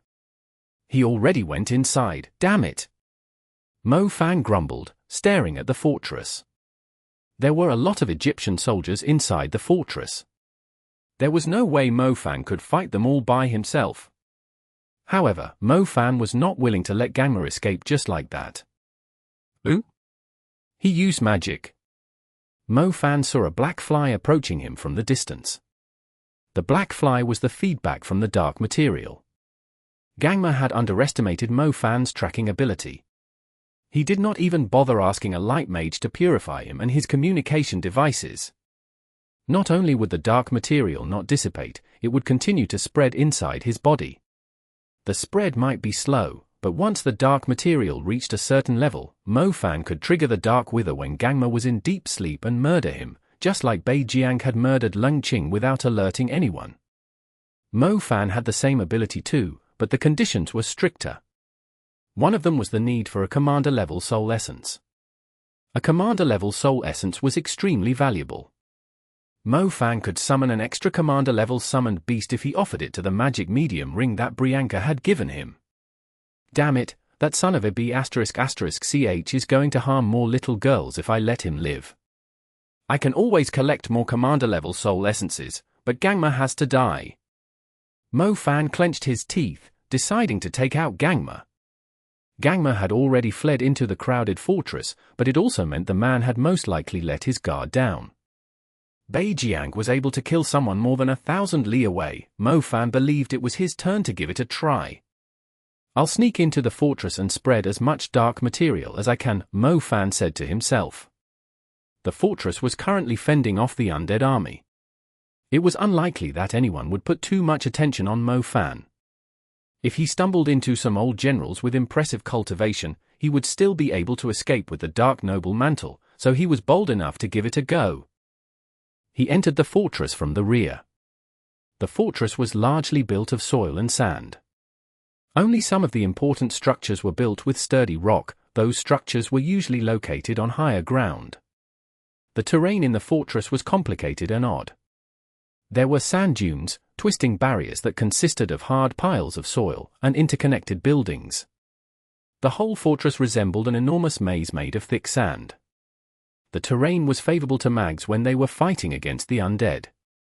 The area of the East Maritime Fortress in Tokyo was less than a fifth that of Egypt's Fortress Cairo. It was extremely convenient for a shadow mage like Mo Fan to move around in. He could easily avoid patrols by hiding in the buildings that were connected to one another. There were many mags with the undead element in Egypt. The battle at the front line was a great mess, as the undead summoned by the mags and the undead from the Pyramid of Khafra clashed with one another. Mo Fan could only see black masses of undead moving around from afar, and enough blood that it had formed a lake. Khafra's army was unstoppable. When Mo Fan glided across the tall buildings, he could see more undead further away reinforcing the army of undead at the front line. The enemy undead kept coming. Even if the mags stacked their summoned creatures like walls of flesh, it was only a matter of time before they collapsed to the ground. Loud, colorful spells poured down like raindrops, but the undead still managed to climb to their feet, swaying with broken limbs. The army of snake and scorpion demons was the real problem for Cairo's army. They were positioned on both sides of the enormous lake of blood. They kept ambushing and harassing the troops, resulting in great losses to the Egyptian soldiers. Mo Fan landed on a building just as an enormous scorpion demon rammed into the first 4 levels of the building. The floors below collapsed instantly. There were a few hunters and members of the Magic Association on the building. A huntress in her 30s was giving orders to them. Mo Fan did not understand her since she was talking in Egyptian. "Which troop are you from? Why aren't you running away still? Do you want to die?" the huntress scolded angrily when she saw Mo Fan running around. Mo Fan landed on the ground and dodged the building that was now collapsing on him. Unfortunately, the black scorpion had its eyes on him. It spread its legs and produced the sound of a crop reaper. The huntress noticed that Mo Fan was not an Egyptian, and quickly yelled at him in English, "Find somewhere to hide, you idiot." Mo Fan remained motionless. The building broke into pieces less than 6 meters from him. The huge black scorpion was extremely close to him, too. The hunters nearby all let out a sigh, as they all assumed he was dead for sure. A faint silver light flashed. Mo Fan's eye sharpened as the debris falling from the building was eerily encapsulated by the silver light. It all came to a stop in the air, not even the dust particles were falling. Go! The debris that was supposed to fall on him flew at the huge black scorpion at an even greater speed. The black scorpion had thick skin and sturdy flesh. The hunters had not inflicted any injuries on it after casting a few intermediate spells, but the debris that Mo Fan had sped up smashed the black scorpion flat. Its pulped meat and blood oozed out of its carapace and scattered across the ground. A space mage! The huntress and her allies were dumbfounded. They had failed to kill the black scorpion despite putting in so much effort, yet the young man had killed it in an instant, so easily. "Can I ask who's commanding this battle?" Mo Fan put on a friendly smile, looking at the blank-faced mags. The lightning element was already a very impressive element among ordinary mags, so these mags were utterly shocked when they saw anyone with the space element. Mo Fan, on the other hand, was constantly surrounded by geniuses, elites, talented mags, and even the people he came across in other countries were all from the upper class.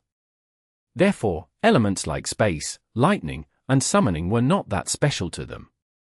"It's General Ethan," the huntress replied after a brief pause. "Can you tell me about him while you are treating your injuries?" Mo Fan asked. "That won't be a problem, I'm Jenny." The huntress was a lot friendlier than before. Her eyes purposely looked him up and down. Jenny was a hunter. Her squad consisted of 7 people, each with some injuries. The poison was spreading, too. It was going to be a tough fight between them and the Black Scorpion, but Mo Fan had shown up in time to rescue them from the pinch. The truth was, in addition to the soldiers fighting at the front line, the members of most factions would form squads when the city was at war. Mo Fan did not have to disguise himself. He would not gather too much attention, despite his nationality, as long as he did not enter the areas forbidden by the military. There were countless squads similar to the one led by Jenny in Fortress Cairo. Some were recruited by the army, others were voluntary. The commander-in-chief of the battle is General Ethan, one of 5 generals in Cairo. He's from the renowned Maker clan. He has been serving in the military since he graduated from the military academy. Even though he's from a renowned clan, he's been slowly climbing through the ranks, starting from being appointed to the secondary towns at the head of the Nile, to his current position. I remember that he was the general of my city when I was studying in Lita. The demon creatures kept invading the plantations around the safe zone and endangering the city. It was General Ethan who defeated the demon creatures and took back our important land. Jenny obviously admired General Ethan. He was a military prodigy, a national hero to her. Chapter 1561. Apis is still alive. Translated by Zephazid. Edited by Aelrianth. Mo Fan remembered Fenna mentioning the 5 generals in Cairo to him now that Jenny had brought it up. Fenna was currently serving under General Haken. She had attracted the attention of the leaders in Cairo after the Battle of the Mirage in Puxanai. Since then, Fenna had made quite a few contributions and earned General Hakon's direct attention. She was then relocated to the army in Cairo. Hakon was the supreme commander, but according to Jenny, the man had grown old, unlike General Ethan, who had gotten some inspiring victories lately. General Ethan had been getting a lot of supporters, and even the renowned clans and formidable factions were supporting him behind the scenes. It was very likely that General Ethan would replace General Hakon once he retired. If he's so impressive, why isn't the army doing well in the battle? Mo Fan asked. Maybe the people aren't united enough. This invasion from the Pyramid of Khafre is a lot stronger than the previous battles. The army of snake and scorpion demons has already expended a lot of our fighting capacity, Jenny informed him. All right, thank you. Is this the way to the square tower? Mo Fan asked. It is, but no one is allowed to get close to it, Jenny reminded him. Mo Fan headed to the square tower after understanding the situation. The square tower was very tall, the most magnificent structure in the fortress. It had two main parts. The lower half was a sturdy fortress made of steel, while the upper half was the defensive tower that soared above the clouds. Mo Fan followed the directions that Jenny had given him for around 10 minutes, and saw the special building. No, I have no idea why he couldn't simply look up and see it. The editor. He had heard a thing or two about the square tower when he was in the city. The square tower was Cairo's important guardian spirit. The undead in Egypt could only move around in the living world within the Deathlight's reach, and could not go anywhere without the Deathlight. The square tower could emit a special light that would nullify the Deathlight within its reach. The square tower was the main reason why the people of Cairo were so calm, even when their city was at war. If Gangma's superior is General Ethan, wouldn't that mean he's responsible for the young Medusa, too?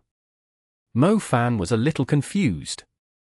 If the man was a military prodigy who made a lot of contributions to the country, why would he be raising a young Medusa to aid her growth? Was there some kind of corrupt dealings involved? Mo Fan arrived in front of the square tower. He looked up at the enormous pitch-black structure. He could not tell how thick the steel wall was, nor the number of experts that were inside the tower. Mo Fan could not help but feel a little troubled. The dark material was spreading too slowly, nowhere fast enough to take Gangma's life. Mo Fan had to seed a little more of the dark material in him, but he was wondering how to find a way to sneak inside after seeing how well defended the place was.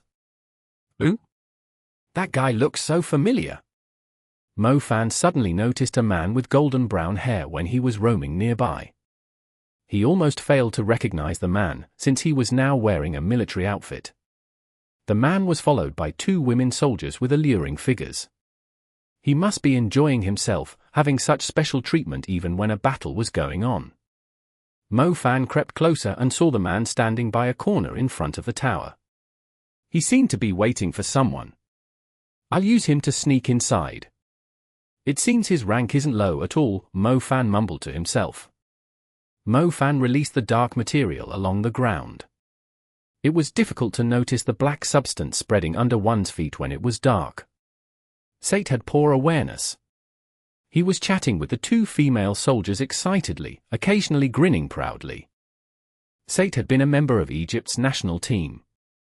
Mo Fan was well aware of his strength and his elements. He was confident that the man would never notice his dark material, considering how slow his reactions were. The dark material crawled silently onto Sate. He suddenly shuddered and looked around him. What is it? The female soldier with drawn eyebrows asked. Nothing, let's not wait any further, since the guy isn't here yet. Let's head inside, I don't want my uncle to wait too long, Sate told her. The intel you've acquired is surely going to be of great help to the battle, another tan female soldier with a seductive demeanor agreed. Sate went inside the fortress with the two women. He did not notice that his shadow was a lot thicker than usual after crossing the heavily guarded bridge. Little did he know, someone was actually hiding inside his shadow. The guards did not bother checking when they saw it was Sate, and simply let him through. Mo Fan was hiding under Sate's shadow, and let out a relieved sigh. If any of the guards had the light element, they would easily notice his presence with a quick check. The light element was a shadow mage's greatest weakness. Luckily, Sate's rank was higher than he expected. Mo Fan was relieved that he had chosen the right person. The other people that Mo Fan had initially thought about choosing had all undergone strict checks. This Sate keeps staring at the women. Is he thinking of making out with her after he is done reporting?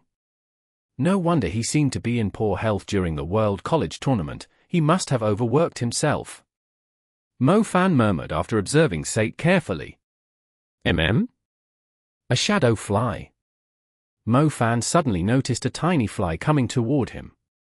The shadow fly was a unique signal that only he would notice. Even if a light mage noticed it, they would only assume it to be some insignificant wisp of energy. Mo Fan thought the shadow fly was from Gangma. It was a sign that the dark material had spread further, but he was overjoyed when the shadow fly merged with his shadow. Apers, the girl is still alive, that's great.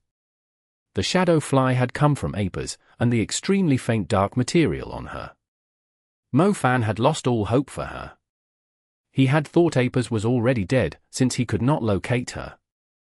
To his surprise, she was still alive, and seemed to be trapped in complete darkness, allowing the tiny hint of dark material to provide him with feedback on her whereabouts.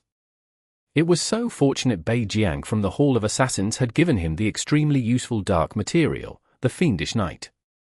Otherwise, he would be venturing around aimlessly, like a headless fly, instead. Chapter 1562. General Ethan. Translated by Zephazid. Edited by Aelrianth. Mo Fan spread the dark material onto Sate. He made sure that Sate was carrying enough dark material so he could move on to the next step. When Sate turned the corner, his shadow crossed the shadow of a huge vase nearby. Sate and the two female soldiers did not notice his shadow thinning down. Sate's footsteps and the sound of their conversation slowly faded into the distance. Mo Fan was just about to come out of the shadow when he noticed a surveillance camera aimed at him. Luckily, I didn't come out right away. Otherwise, I would have been compromised, Mo Fan muttered to himself. There were people watching the surveillance cameras 24/7 in a military base like this. They might not see Mo Fan, but if they saw shadows moving on their own, the experienced watchers would know that a shadow mage had infiltrated their base. They would immediately send light mags after him. Mo Fan waited patiently. He soon heard a bunch of footsteps passing by at a quick pace. Mo Fan waited for their shadows to get closer. He quickly moved into their shadows and took a convenient ride to the next location. Saving Apa's life was more important than taking Gangma's life.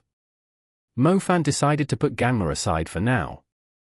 He followed the guidance of the shadow fly while searching for Apas in the building's complicated layout. The structure had many levels and extremely complicated hallways. Every corner was covered by a surveillance camera, so Mo Fan had no choice but to rely on soldiers that were passing by to move around. Why isn't anyone coming yet? Mo Fan began to panic as he waited in a corner under a light stand. There were fewer soldiers passing by the deeper he ventured into the building, most likely because the soldiers needed higher clearances to move through that area. Just as Mo Fan was about to lose his patience, he heard the crisp sounds of boots tapping on the floor. He quickly looked toward the sounds and saw an old man in a black military coat heading in his direction. The military coat was too big for him, almost touching the ground. The old man suddenly halted in his tracks when he came closer to Mo Fan. Mo Fan's heart skipped a beat. Don't tell me the guy is able to detect my presence. Mo Fan was dumbfounded. The old man seemed to have stopped because a sudden thought had crossed his mind. He continued forward after pausing for a few seconds. Mo Fan conveniently attached to the old man's shadow. However, for some reason, Mo Fan immediately regretted his decision after he hopped a ride. The old man's cultivation was outstanding. If he happened to be a light mage or a shadow mage, he would have noticed Mo Fan by now. To his relief, the old man did not show any reaction. The old man's destination was not where Mo Fan was planning to go. He parted ways with the old man who had helped him travel quite a distance before reaching the entrance of a spacious hall in the underground. Mo Fan was a little worried even after he separated from the old man's shadow. He had a feeling that the old man was aware of his presence. If the old man knew he was an intruder, he clearly would not have stood a chance against the old man. Mo Fan found a ladder not being watched by a surveillance camera that led him a level down. The place was very dark too, a perfect environment for Mo Fan to sneak around in. The door of the hall shut tight. The hunchbacked old man walked to the center of the place. A few soldiers waiting inside the hall immediately panicked and quickly saluted with utter respect. The soldier in charge straightened up and asked, "Great Commander, how can we help you?" "Oh, I must have come to the wrong place. I should be going upstairs. I must be old to make such a careless mistake." General Haken shook his head and sighed. "Please, it's my honor to walk you there," the soldier quickly volunteered. "That won't be necessary. Focus on the tasks on hand." General Haken waved his hand and walked out the door. He glanced in the direction that Mo Fan had gone in and put on a confused face. "What's that kid doing in here?" General Haken mumbled to himself. Fenna had submitted the proposal of opening up the gate of the underworld to her superior long ago. As a general of Cairo's army, Haken was familiar with the details of her proposal, so he had also read some information about Mo Fan. General Haken recognized Mo Fan hiding in the shadow, yet he did not expose the young man. He wanted to know why Mo Fan had snuck into the base. 2 levels below the military base. The presence of the shadow element is very strong here, no wonder the fiendish knight managed to keep growing, Mo Fan murmured. Mo Fan was able to move freely in the darkness. To his surprise, the place was not a military institution, but a prison. The cells were enchanted with dark magic. When Mo Fan peeked into one of the cells, he realized that the cell was not occupied by a human, but a snake person cowering in the corner. The snake human noticed Mo Fan. Its triangle eye stared at Mo Fan with a hint of anger. It pounced at Mo Fan and slammed into the door heavily. It wanted to dig its way out of the cage and swallow him. Mo Fan automatically backed away. It was common for magic institutions to capture demon creatures. The Research Union of the Magic Association would often capture demon creatures to observe their behavior and abilities. They also conducted experiments on the demon creatures. As a matter of fact, rumors said that humans had actually learned a lot about magic from the demon creatures. Mo Fan kept going forward. He was surprised to see the number of cells in the underground. More than 100 demon creatures were imprisoned here. Among them was a red scorpion imprisoned in a huge cell. Its level was not low at all. What is the military up to? Mo Fan was even more confused. He was getting closer to Apa's location. He finally found the right place, locked in a cell protected by magic formations. The cell was different from the others, filled with a kind of blue rock crystal. The walls were covered in the same rock crystals. It was magnificent, like a blue palace. Mo Fan heard footsteps approaching from behind him before he could take a closer look at the cell. He turned around and saw a man with a massive build. He had cold, imperious eyes that glittered in the dark. Mo Fan was immediately on alert. He stared at the man approaching him. "Why would you bother coming all the way here? Don't you know it's time to give up after learning that the authorities of this country are involved? Or perhaps you never learned when you were in your own country that the more eager you are to seek the truth, the worse situation you'll find yourself in." The man spoke in a calm voice. "Who are you?" Mo Fan asked in return. "Gangma's superior, the commander-in-chief of this battle, General Ethan. Don't worry, I'm not going to harm you. I just want to talk." "I know who you are," Ethan replied calmly. The man did not attack Mo Fan. He could kill Mo Fan in an instant if Mo Fan did not use his demon element. The man was not displaying any intention to attack Mo Fan. He walked toward the cell and waved his hand to deactivate the magic formation. Mo Fan was utterly confused about what the man was up to. To his surprise, the man invited him into the cell with a gesture. Mo Fan knew it was meaningless to fight back under the circumstances. He walked inside the cell. General Ethan walked in front of him, as if he was leading the way. "Calm down, I just want you to listen to what I have to say," General Ethan said. Does someone like you really have to justify yourself to me? Mo Fan asked sharply. General Ethan smiled and said, an old friend of mine gave me a piece of friendly advice. She told me not to provoke you, or things were going to get extremely complicated. An old friend? Mo Fan frowned. She's your enemy.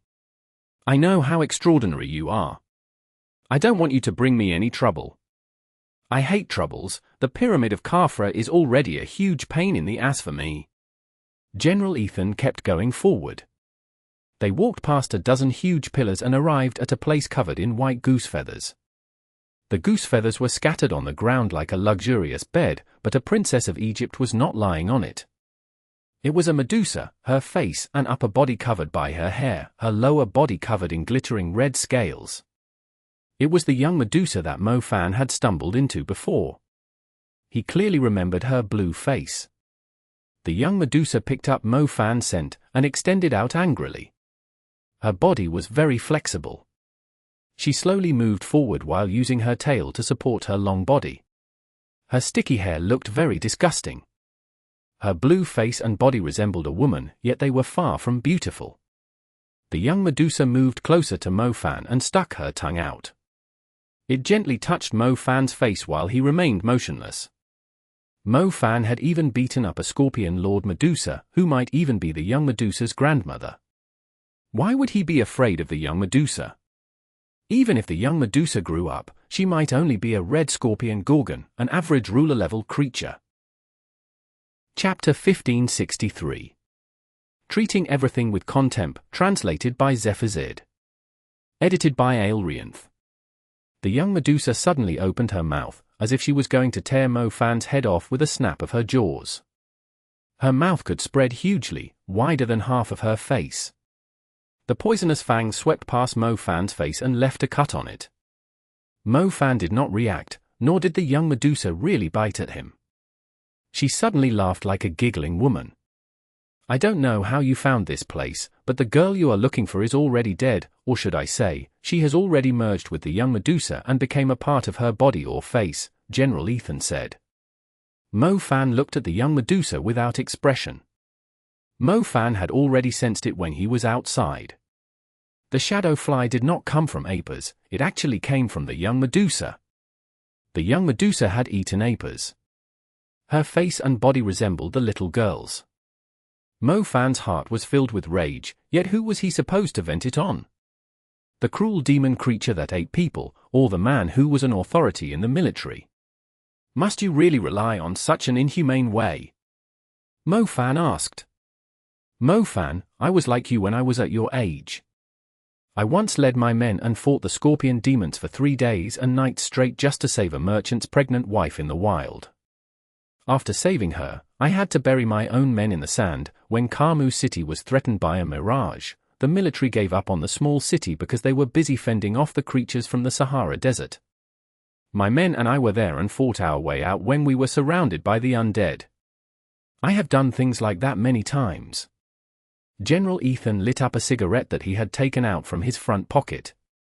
Ethan remembered to offer the young man a cigarette. When Mo Fan did not accept it, he lit the cigarette up himself and inhaled deeply.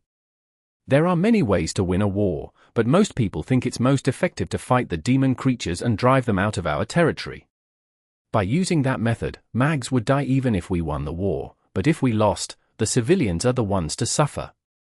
The other way is what Gangma was doing, by offering some insignificant little girls to the snake demons and earning their leaders' trust. In the end, the Mags won't have to die, and neither do the civilians, Ethan said. So that's how you became a general? Feeding your own people to the enemy leaders that are trying to invade your land so you can send them off with a smile in exchange for some peace. Mo Fan grinned coldly. It guaranteed the lives of a few thousand elites, allowing us to fend off the undead of the Pyramid of Khafra tonight. Ethan replied. I was very impressed by your people for being able to survive for thousands of years in one of the most dangerous places in the world.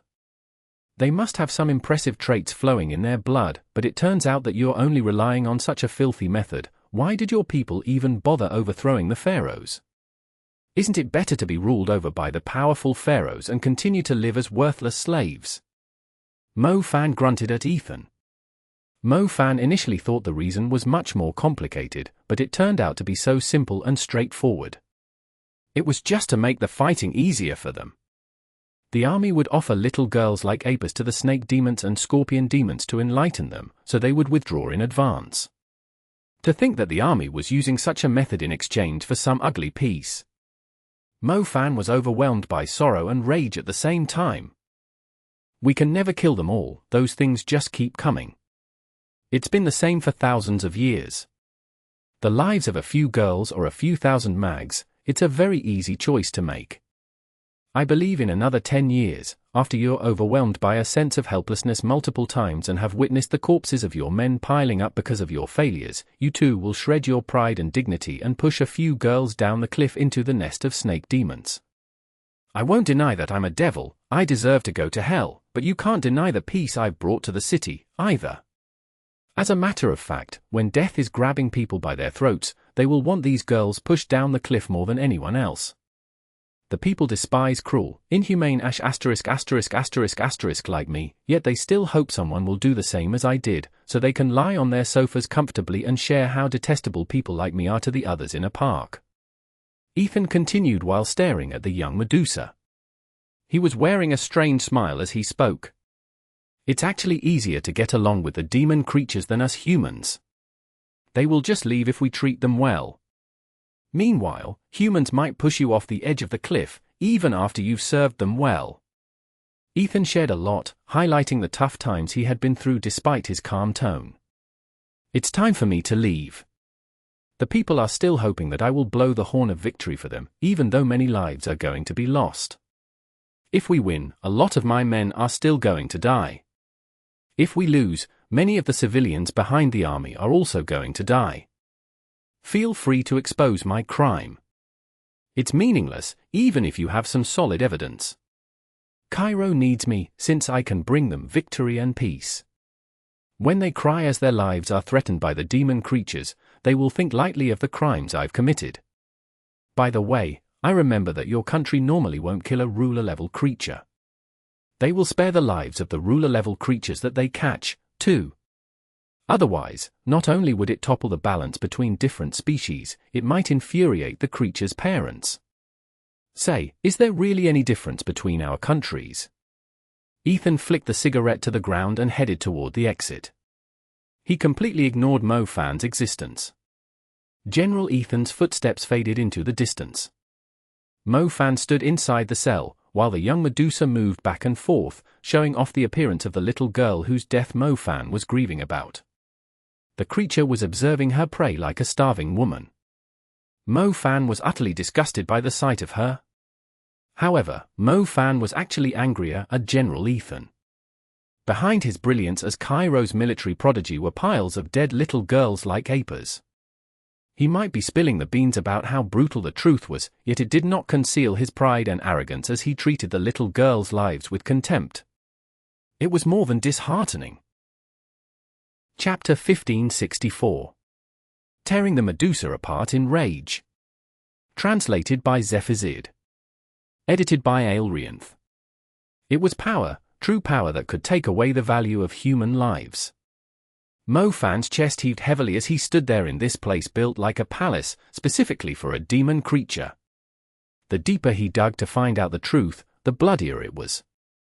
People always said that ignorance was bliss, at least they would not feel the sorrow and anger surging into their throats after they learned the truth.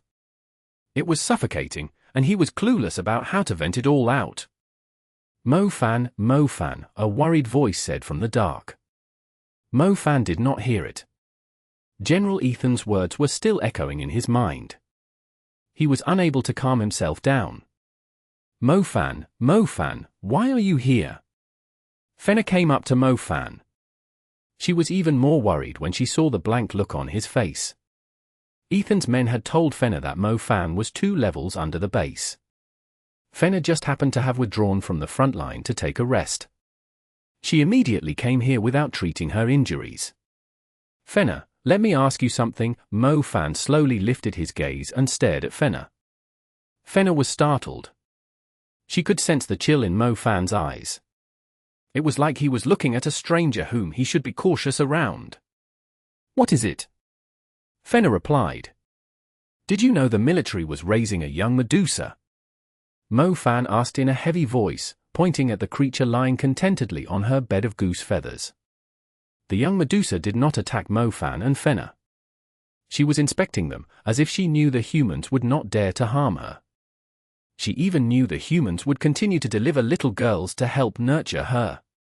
Well, Fenna glanced at the young Medusa. She had already heard the series of events from General Ethan's men.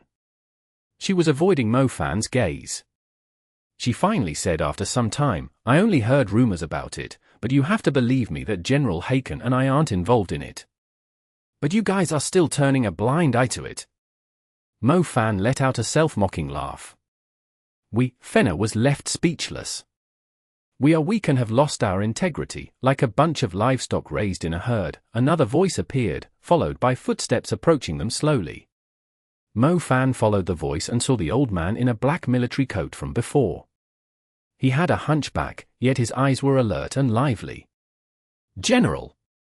Fenna immediately came to attention and saluted the old man.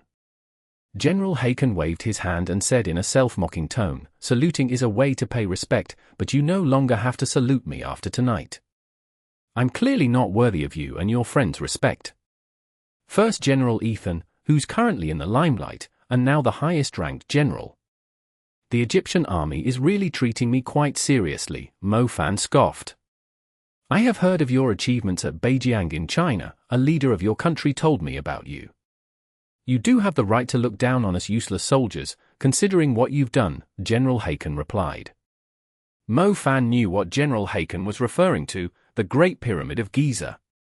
China's Beijiang was recklessly invaded by the Great Pyramid of Giza. Its line of defense consisted of only a few hundred elite mags and the North Guard fortress, but they still managed to stop an army of undead that was a lot scarier than the one being sent out by the Pyramid of Khafra.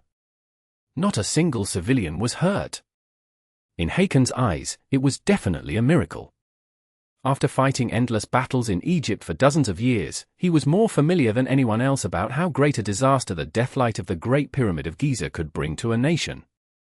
"The people of your country must be extremely proud of someone like you, bringing peace to the cities without blood, dead bodies, or the cries of agony.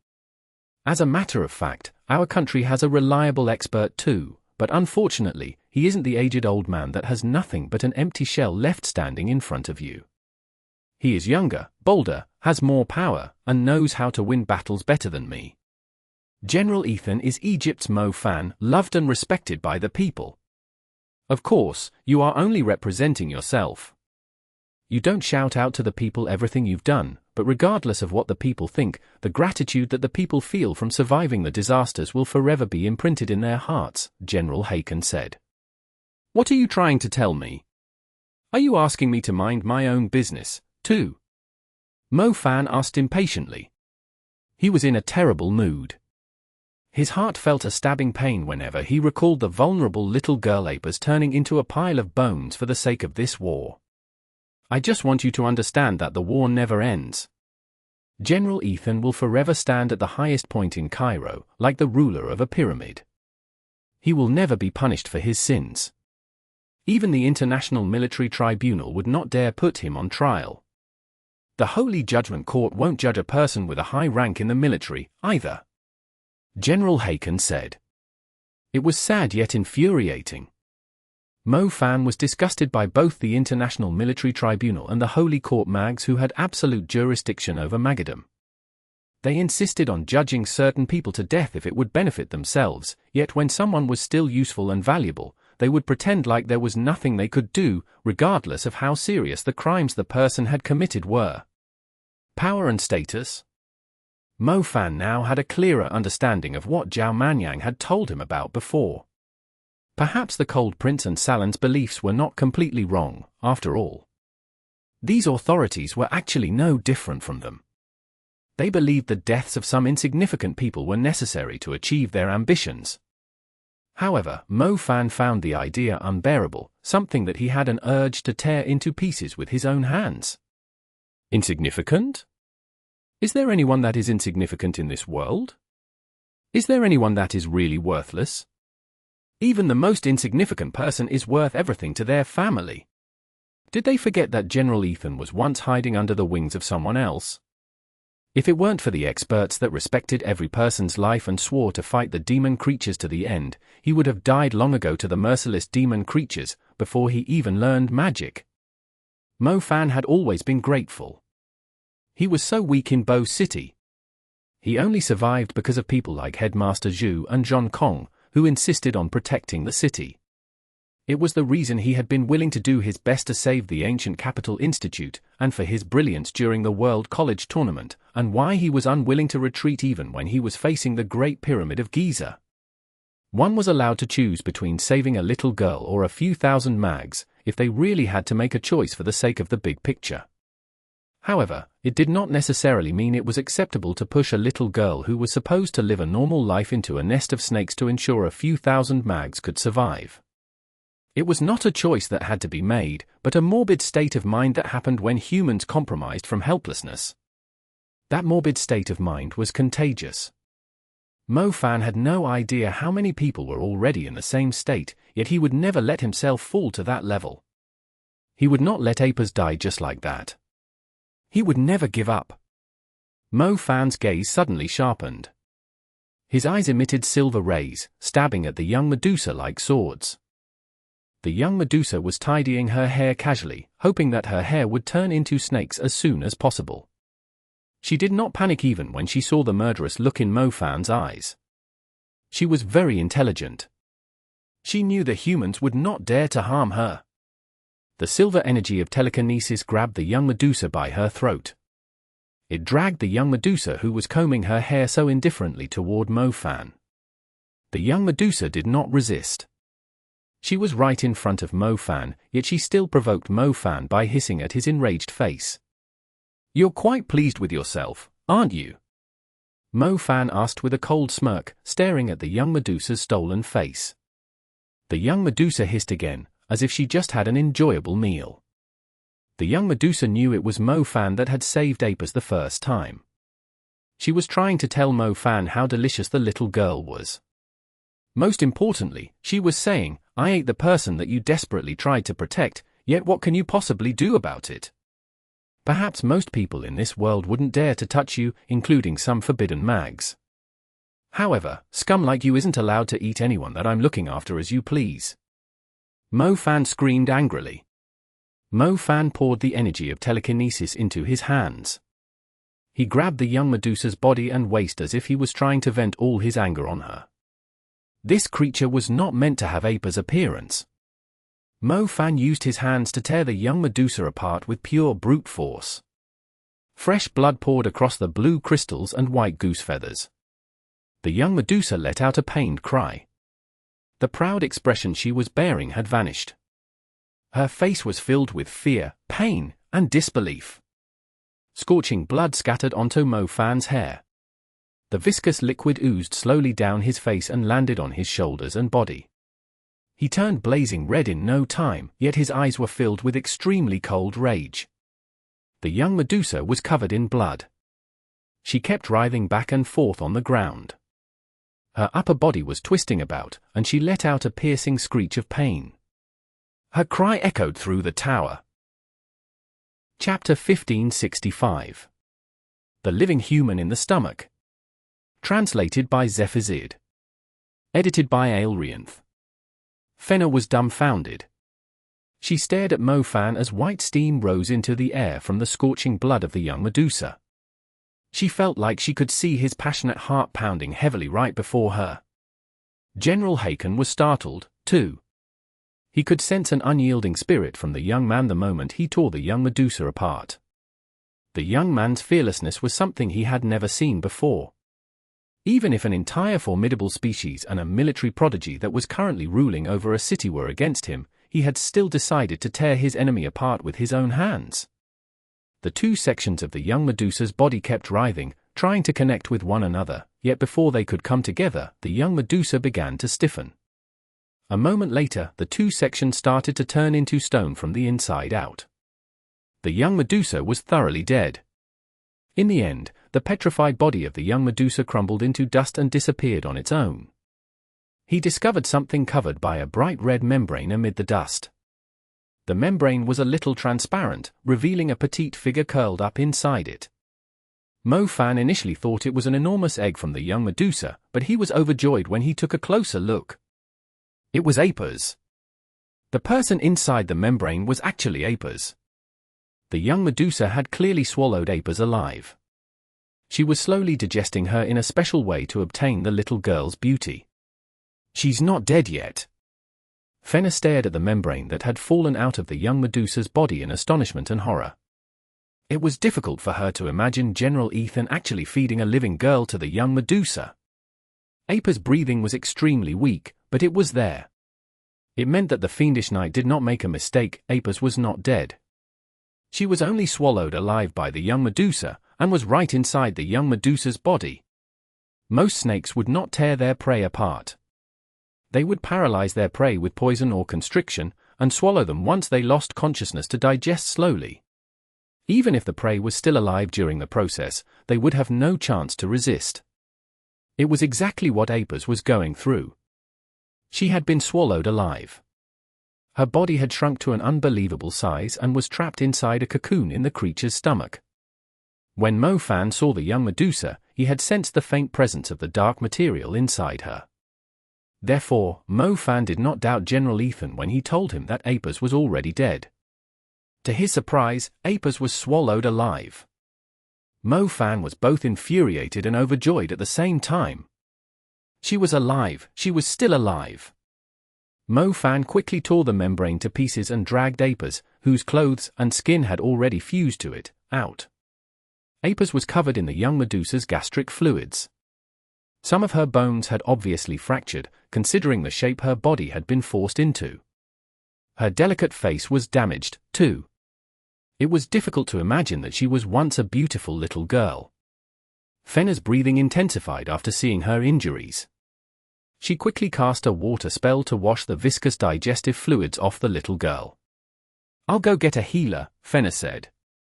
Mo Fan nodded. He quickly took out some precious life-saving potions that Xinxia had prepared for him and fed them to Apis.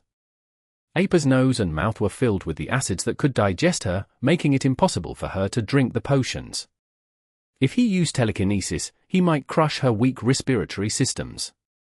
Mo Fan had no choice but to use the traditional method, using his mouth to suck the disgusting stuff out of her. The gastric liquids were poisonous, and Mo Fan's mouth almost went numb from them. However, he could not care less about it when he recalled Apis' innocent smile after she had told him about her desire to learn magic. He continued to clear her mouth and her breathing passages. General Haken stood to the side. He watched Mo Fan using every way he could to save the little girl. His cloudy eyes shuddered once. Wake up, Apis, it's Big Brother. You promise me that you will try your best to live. If you survive, I'll teach you magic myself. Lightning, fire, space, shadow, summoning, I'll teach you any element that you like." Mo Fan noticed Apis' breathing was weakening. Her body was in a very sorry state. She was as good as dead under the circumstances, as her body could no longer sustain her life. Mo Fan spat out the gunk and quickly poured the precious potions down Apis' throat. The liquid was full of vitality. It entered her stomach and turned into a rejuvenating energy. It repaired her damaged tissues and awakened her organs, which were on the verge of falling into eternal slumber. Mo Fan had done everything he could. He could only place his hope on the potions that Xinxia had brewed. "Mo Fan, are you really going to report Ethan to the International Military Tribunal?" General Haken asked. "I will not put my hope in any authoritative organizations." Mo Fan's heart was brimming with pain and rage when he saw Apis struggling on the brink of death. "Is the plan that you told Fenna really going to work?" "It's quite insane," General Haken asked him. "If you knew that I drove the Great Pyramid of Giza back before, you shouldn't doubt the proposal." Mo Fan grunted back. General Haken was seriously getting too old. Why wouldn't he dare to give it a try? Why would he insist on living in fear of the undead and the demon creatures? Your decision to kill the young Medusa is going to bring a bloodbath to Cairo. If you want to save the girl, you'll have to go against the army led by General Ethan, General Haken went on. I'll take care of the problems I cause. As for Ethan, that scum doesn't even deserve to live in this world. I'll send him to hell myself. Mo Fan replied coldly. All right, I have accepted your proposal of opening the gate of the underworld. I'll try my best to cooperate with you, too.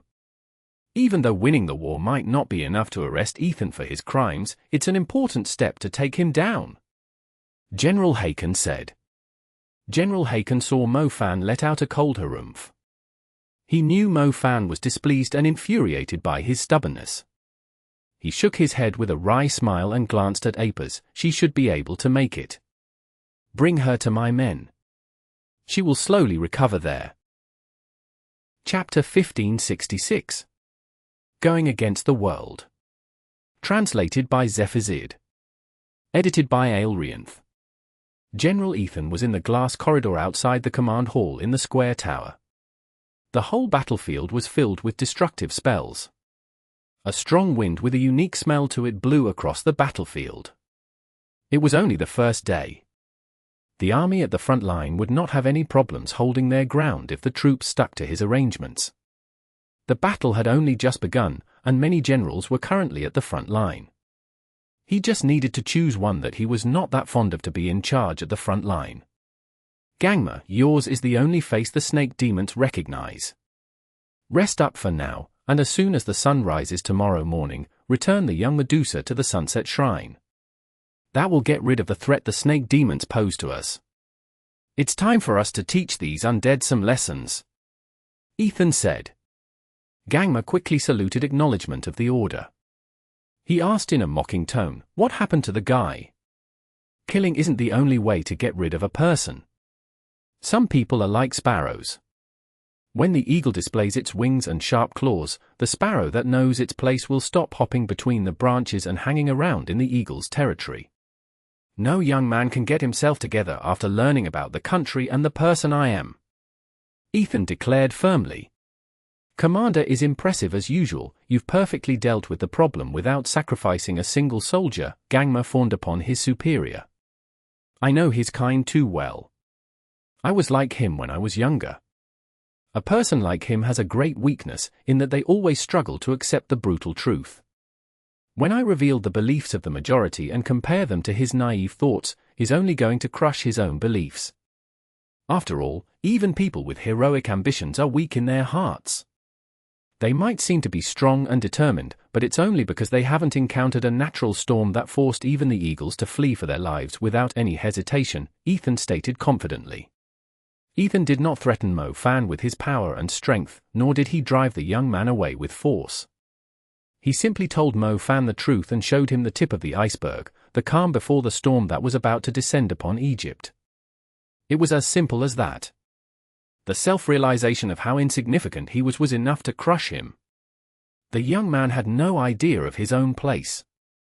Most ridiculously, the young man actually believed a man like him did not deserve to live in this world. Why didn't he go and ask the people of Cairo, and see how many of them were praying to their gods that he would live for another 1,000 years, just so Cairo would remain peaceful as it did while he was around, allowing them and their descendants to enjoy the luxury, calm, and peace in the city? Commander, I'm utterly impressed by you. However, I'm feeling a little uncomfortable knowing that he wasn't actually punished for what he did. Gangma's eyes flickered viciously. He said, I was going to accuse them of being members of the Black Vatican to shut them up. Gangma, I'm confident of your capabilities, yet I don't like how stubborn you are when it comes to getting revenge. Forget about it, and don't provoke the kid any further, or it will bring us a lot of trouble, Ethan warned him. Does he have a formidable background? Gangma asked curiously. It's not necessarily his background, it's trickier than that. Just forget it, he's no longer our problem. Let's not be fussed about him anymore. Cairo needs us, doesn't it? Ethan smiled. You're right, Commander. I will escort the young Medusa to the Sunset Shrine, Gangma nodded. Gangma left the corridor, still holding a strong grudge. Was he really going to forget about it? Even though Gangma had no idea why General Ethan did not want to provoke the kid called Mo Fan any further, he was not done with Mo Fan yet. He had to teach the kid a lesson. Gangma was still thinking of how he should take revenge on Mo Fan. He did not notice Sate passing by him. When their shadows crossed paths, something black as a phantom crept up behind Gangma. Gangma was carrying some dark material. When more dark material was transferred to him, the shadow behind him immediately behaved eerily. A rebelling shadow slowly rose from the ground while Gangma was coming up with a plan. The beautiful girl named Heidi suddenly crossed his mind. He decided to get his revenge through her. No man could stand their partner or friend being abused and stained with some sticky substance. I'm not allowed to touch that kid, but it won't be a problem if I lay my hands on that blue-eyed beauty. Gangma grinned in dark expectation. His body twitched all of a sudden. A great chill came from the back of his neck. It spread rapidly through his veins, muscles, and skin. Gangma's eyes widened. A dark substance was filling in the lines in his pupils, a ghastly sight. He turned around stiffly to see who the culprit was, yet there was nothing but darkness. He had lost his vision to the dark material. He could barely see a black outline of himself standing in front of him. It felt like he was looking into a mirror, but his reflection was pitch black. It was placing a black dagger to his throat. Dark Wither. His body was wilting as if he had been injected with a deadly poison. His vital organs, including his heart, were failing. His life was being drained away rapidly. Gangma, why are you looking at me? Gangma? Gangma! Someone, help, there's an assassin! Sate's scream echoed through the building. Gangma was grabbing Sate by his shirt. He could feel his life being drained away, and was struggling to believe it. He clutched Sate with all his might. He assumed Sate was the person that was trying to kill him. Sate began to panic. He saw Gangma walking past him healthily just a few seconds ago, yet the man had ended up like this in such a brief period of time. Gangma's appearance was frightening. His hollow pupils had black lines around them, like spiderwebs. His skin had cracked open, while his body was releasing a pungent smell, like something had rotted. A patrol soon showed up. They tried looking for the assassin like headless flies, but found nothing after conducting a search. There was no assassin. The real culprit was quite a distance away from the scene. These young soldiers and the clumsy Sate could not picture the fiendish knight's ability to kill someone like a phantom. Boots tapped heavily on the floor. General Ethan, wearing a huge coat embroidered with white and golden silk, came up after hearing the scream. He was followed by 4 major generals. They were deciding a strategy for the upcoming battle. General Ethan stared coldly at Gangma, who was now lying on the ground. His face started twitching slightly. Gangma was one of Ethan's favorite subordinates. He had completed all the tasks that Ethan did not want anyone to know about.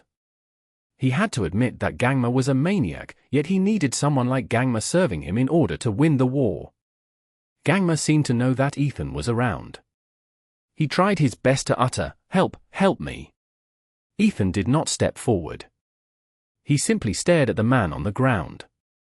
Dark Wither, the magic was scarier than some curses. The victim had no chance of living unless a muse or higher rank from the Parthenon temple was around. Gangma could only blame it on himself. He knew the guy was a shadow mage, yet he did not bother purifying his body, allowing the dark material to take his life. The experienced Ethan immediately realized the force behind Gangma's death. The truth was, Ethan was not angry because of Gangma's death. He had no problem finding another maniac to replace Gangma. However, he could not stand the little sparrow that was actually trying to provoke the eagle. The kid still did not learn his place. He had completely ignored everything Ethan had said. Why was there someone so stupid? How did someone like him manage to live in this world for so long, when only the fittest can survive? It seems like God is asking me to take care of this strange existence that doesn't want to obey the rules. Ethan said coldly. Mo Fan was quite similar to Ethan in many ways. The authorities had high hopes for him, despite his young age. Ethan did not trouble Mo Fan, because he knew the kid would bring him a lot of trouble if he did. On top of that, seeing Mo Fan reminded him of his younger self. He believed that if Mo Fan learned the rules, he could easily secure himself a place as an authority in his own homeland. They might even have the chance to work together. The kid would thank him for teaching him an important lesson. In the end, the kid insisted on walking his own path, the path that was going against the entire world. Who did he think he was? A hero? A savior? He was trying to stir up a war being waged by an entire species, just to save a little girl's life. The little girl's relatives might be grateful for what he did, but tens of thousands of people in Cairo were going to curse him. He knew nothing. Izisha was right, the kid was nothing but a disaster. He should have stopped him from entering Egypt at all costs. He should have turned him into ashes with a single slap when he had the chance. Commander, a captain ran up to Ethan. He whispered some words into Ethan's ear when he saw there were quite a few people around. That is ridiculous. How could they possibly agree to such an insane plan? Is that old man out of his mind? Ethan cursed angrily. Mo Fan's action had made himself Ethan's enemy, so Ethan would no longer show any mercy to him. To think that the kid actually chose the path that would lead him to hell. However, to Ethan's surprise, even Haken had agreed to Mo Fan's plan, meaning that the old man was clearly going to protect the kid. Chapter 1567. We are used to courting death. Translated by Zephazid. Edited by Aelrianth. When Mo Fan was tearing the young Medusa apart with brute force, the proud creature burst into tears in fear and pain. Mo Fan used her tears to get rid of the curse on himself and the others.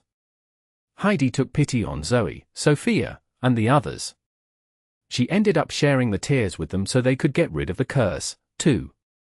Mo Fan gave the rest of the tears to Anna, handing them in for the quest's reward pool. Mo Fan could not have cared less about the reward pool for now. He waited a few days for the undead of the Pyramid of Khafra to finish their first wave of attacks before departing for Giselle. Giselle had 3 pyramids, the most powerful among them was the Great Pyramid of Giza. As a matter of fact, it was normal for the Great Pyramid of Giza to dispatch their undead when the Deathlight was around to attack Cairo together with Khafra's army. However, the Great Pyramid of Giza had suffered great losses during the battle at Beijiang in China. Khufu had surprisingly behaved himself this time. He did not send even a single undead to attack Cairo. Cairo should have thanked China for sharing the burden of fending off the terrifying undead army on their behalf. Unfortunately, it was unlikely the people would ever learn about it. Not many people in China knew about the battle, let alone the people in Egypt. Mo Fan was a lot more at ease after taking care of the curse. However, when he saw Apis sleeping in the ward, he realized that he was about to be placed under enormous pressure. Since when was it so difficult to protect an innocent little girl? Sometimes, he wished that humans would just go extinct when he realized how twisted mankind's beliefs and mindsets could be. Mo Fan shook his head with a wry smile upon having the thought. Why would he think the same way as the Black Vatican? Both the Black Vatican and the corrupt authorities deserve to go to hell. If the whole world was so disgusting, he would walk the right path alone. He did not need anyone's worship or respect, nor did he care if most people despised or hated him. He just needed to listen to his own heart as it was cleansed by his own tears. Big brother, a soft voice spoke up. Her voice immediately dragged Mo Fan out of his thoughts. He put on a smile and patted Apis on the head. Apis was now bald. Her dark blue hair was eaten away, but it did not necessarily take away her beauty. It actually made her more adorable, together with her delicate and vulnerable look. You are going to be fine soon. Mo Fan was relieved after seeing that the little girl had recovered so swiftly. His beliefs remained firm, too. Despite being swallowed alive, tortured by the gastric juice, and overwhelmed by fear and helplessness while waiting for her death, Apis' eyes did not lose their usual glitter when she woke up. Even Mo Fan could not imagine how much of a torture she had gone through, yet she was still living in hope and great anticipation for the world. Mo Fan felt like everything was worth it when he saw the little girl's bright eyes. Rest here, no one is going to hurt you again, Mo Fan told her. Am I very ugly now? Apis asked. Mo Fan chuckled. Were all girls the same? Was that seriously the first thing that crossed their minds after escaping death? You'll be the same again after a week, Mo-Fan promised her. Can you visit me before then? I can take care of myself. I'll eat more food so I can recover as soon as possible, Apis pleaded like a little kitten. I'm leaving the day after tomorrow, Mo-Fan said. Where are you going? Apis tried to move around in her bed. She was scared that Mo-Fan was going to leave her. I'm not leaving Egypt, I have something important to do, Mo-Fan told her calmly. It was going to decide whether a girl like Apis had the right to live in this world. He had to go. I'll wait for you to come back. You promised me you would teach me magic, Apis nodded sensibly. Sure, from today on, you are my disciple. Not everyone is worthy to be my disciple. First, you must be as good-looking as I am. Second, you must be as tenacious as a cockroach. Last, you must be good at stirring up trouble, Mo-Fan informed her loftily. Apis giggled after hearing the requirements. Her laughter lasted for a long time. Fenna was standing outside the room when Mo-Fan came out of it, as were Zhao Manyang, Mu Bai, and Heidi. Heidi was staring into Mo-Fan's eyes, making him feel uneasy. He had no idea when he had stepped on the woman's tail again. Zhao Manyang accidentally told her about the gate of the underworld, Mu Bai answered Mo-Fan's doubtful face. What do you mean I accidentally told her?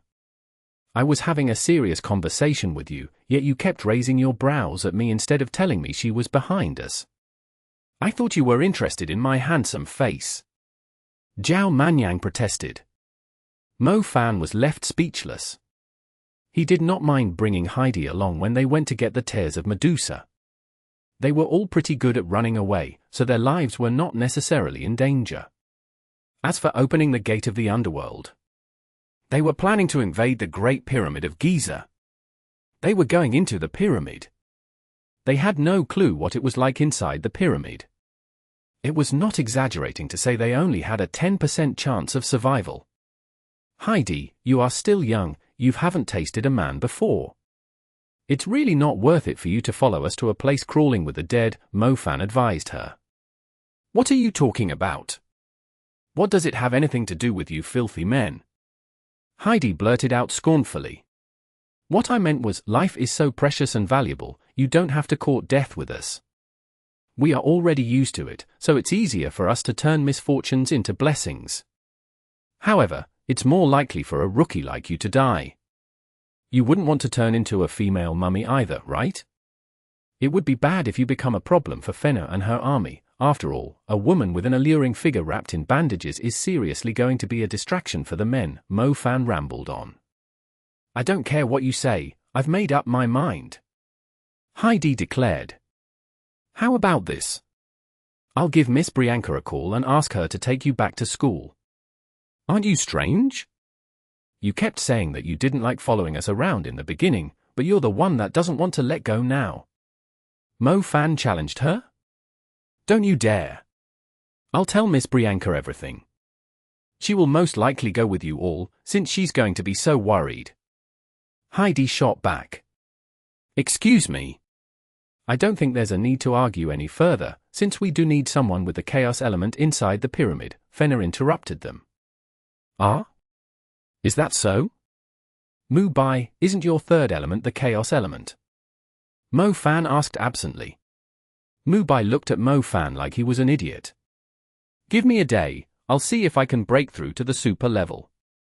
I have been thinking of awakening the chaos element, too, Mo-Fan went on shamelessly. You? Heidi stomped the ground angrily. Chapter 1568. The Note from the Queen of the Netherworld. Translated by Zephazid. Edited by Aelrianth. Giselle had three of the biggest pyramids, the Great Pyramid of Giza, the Pyramid of Khafra, and the Pyramid of Menkaure. Those pyramids were not far from Cairo, and even if a mirage did not occur, their deathlight could still reach close to Cairo through refraction at certain times. They were the main reason the Cairo fortress existed. The invasion from the Pyramid of Khafra came in 4 stages. The first stage was the harassment from the snake demons and scorpion demons. Once their numbers were reduced to a certain level, the front line of the undead would show up. The longer the deathlight shone on the undead's land and tombs, the more undead would be awakened and nurtured. The deathlight was like sunlight for the undead. When their sunlight shone on the land, it would give the soil energy and life. The undead that woke up were savage and aggressive, and would charge at living humans recklessly. This was the second stage of the invasion. As the duration of the land's exposure to the deathlight increased, more powerful undead would be awakened by the soothing light. At the same time, the undead would evolve into stronger creatures. These high-level undead and mummies would show up more frequently in the battle. The high-level undead were usually followed by large groups of subordinates, especially the mummies. The mummies were the masters of slaves, and had a certain status in the past. Countless slaves were buried with them. These mummies and the undead slaves were the real threat to the city. They were not like the ghouls and zombies that would wander aimlessly into the range of human spells. The troops led by mummies knew how to inflict the most damage on the human army. They were well trained and considered elites. The real battle began once a certain number of mummies woke up. The number of casualties would increase exponentially when that happened. The whole fortress would be under attack by the undead at that time, and even the places on the outskirts of Cairo would be swarmed by them. The fighting would last for a long time, the land would be dyed red with blood. The situation was worse than anyone could imagine. However, the third stage was not the scariest. The defending humans would be doomed when the fourth stage brought utter darkness upon them. The undead mainly obtained their energy from the dead. They could be found easily in places that were brimming with the presence of death. What kind of places had the highest numbers of the dead, and the strongest presence of death? Wasn't it battlefields? Therefore, in the fourth stage, the soldiers, mags, and hunters that had just fought a tough battle would notice the comrades they used to fight alongside with turning into ravening monsters and lunging at them. The longer the battlefield was exposed to the deathlight, the more likely it would turn into a pool nurturing the undead.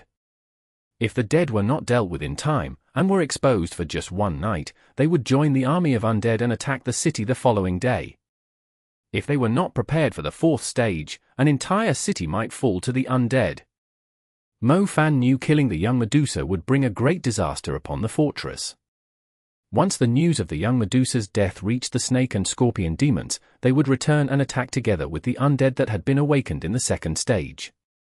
Mo Fan insisted on bearing the consequences of the things he did.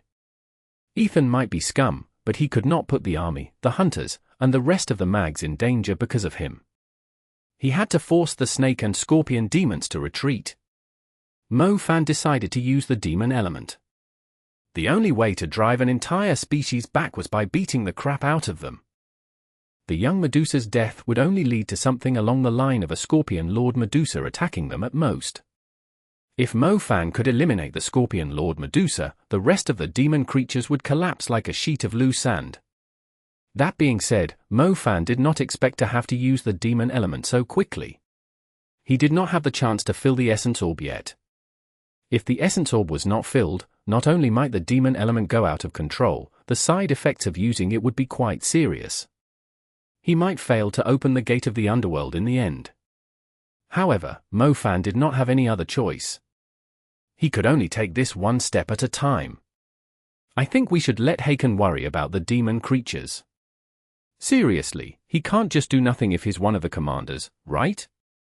We are risking our lives to drive the army of undead back while they are sitting in their comfortable chairs and waiting for our results. It's not like they're going to suffer any losses if we all die in the pyramid, but if we do succeed, wouldn't we be lifting all their burdens? Zhao Manyang said. But I did kill the young Medusa, Mo Fan said with a troubled look. Mo Fan did not feel confident that he could open the gate of the underworld if he used the demon element right at the start. F***K, we almost took out the Great Pyramid of Giza. If we hadn't dealt with the Great Pyramid of Giza in Beijing, would they still be in such a comfortable situation now? Who cares if you killed the young Medusa? These couldn't even look after the things in their country, which came to our country to stir up trouble. We are already being merciful when we don't hold them responsible for it. Zhao Manyang said. That's exactly what I thought. but I feel a lot better when it comes out of your mouth, ha ha ha. Mo Fan burst out laughing. He had already killed the young Medusa. The army would worry about the snake and scorpion demons instead. Why did he bother thinking about it, and troubling himself so much? Mu Bai came over to Mo Fan while the two were talking. He was holding a note with a weird look on his face.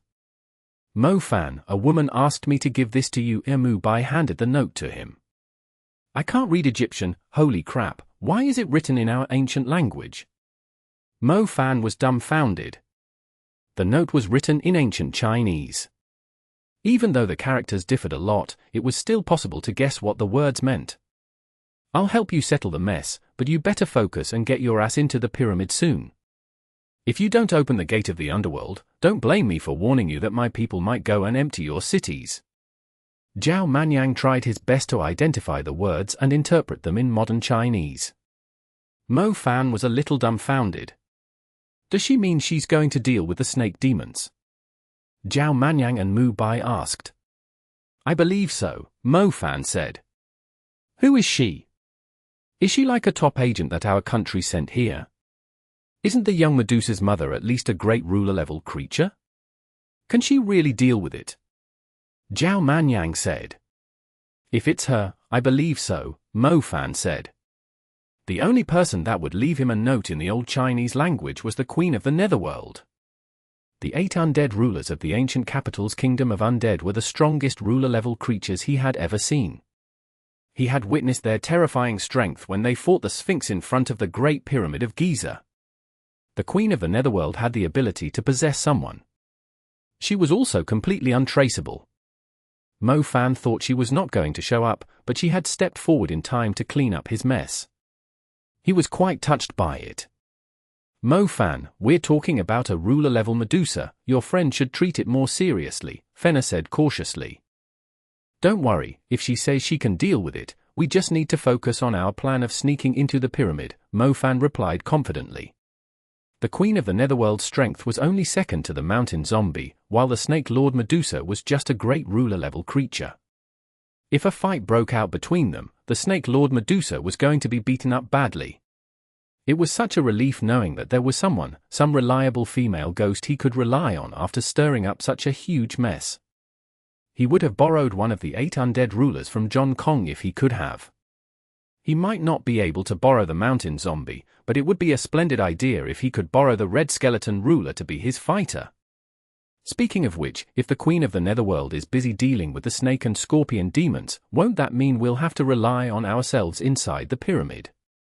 Mo Fan soon realized. It was clearly going to be very dangerous inside the pyramid. Not many people had managed to come out alive after going inside.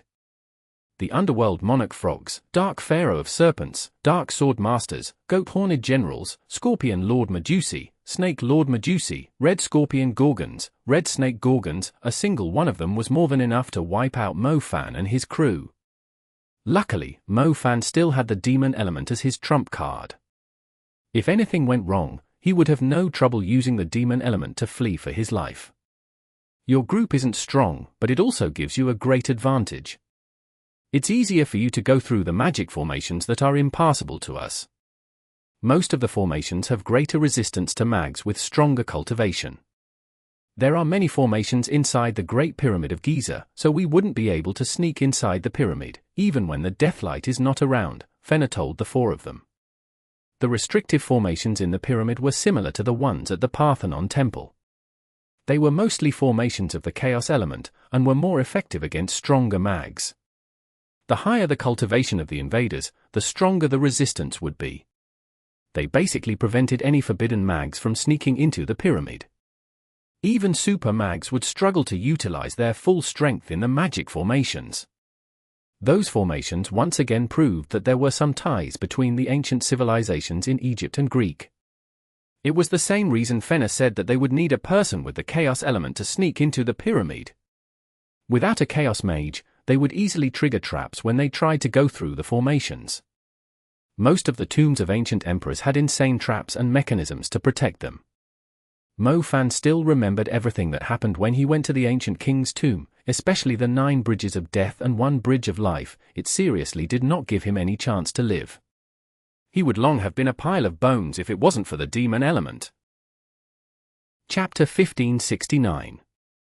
A power similar to the totem beasts. Translated by Zephazid. Edited by Aelrianth. The group headed to the Bargo land once again.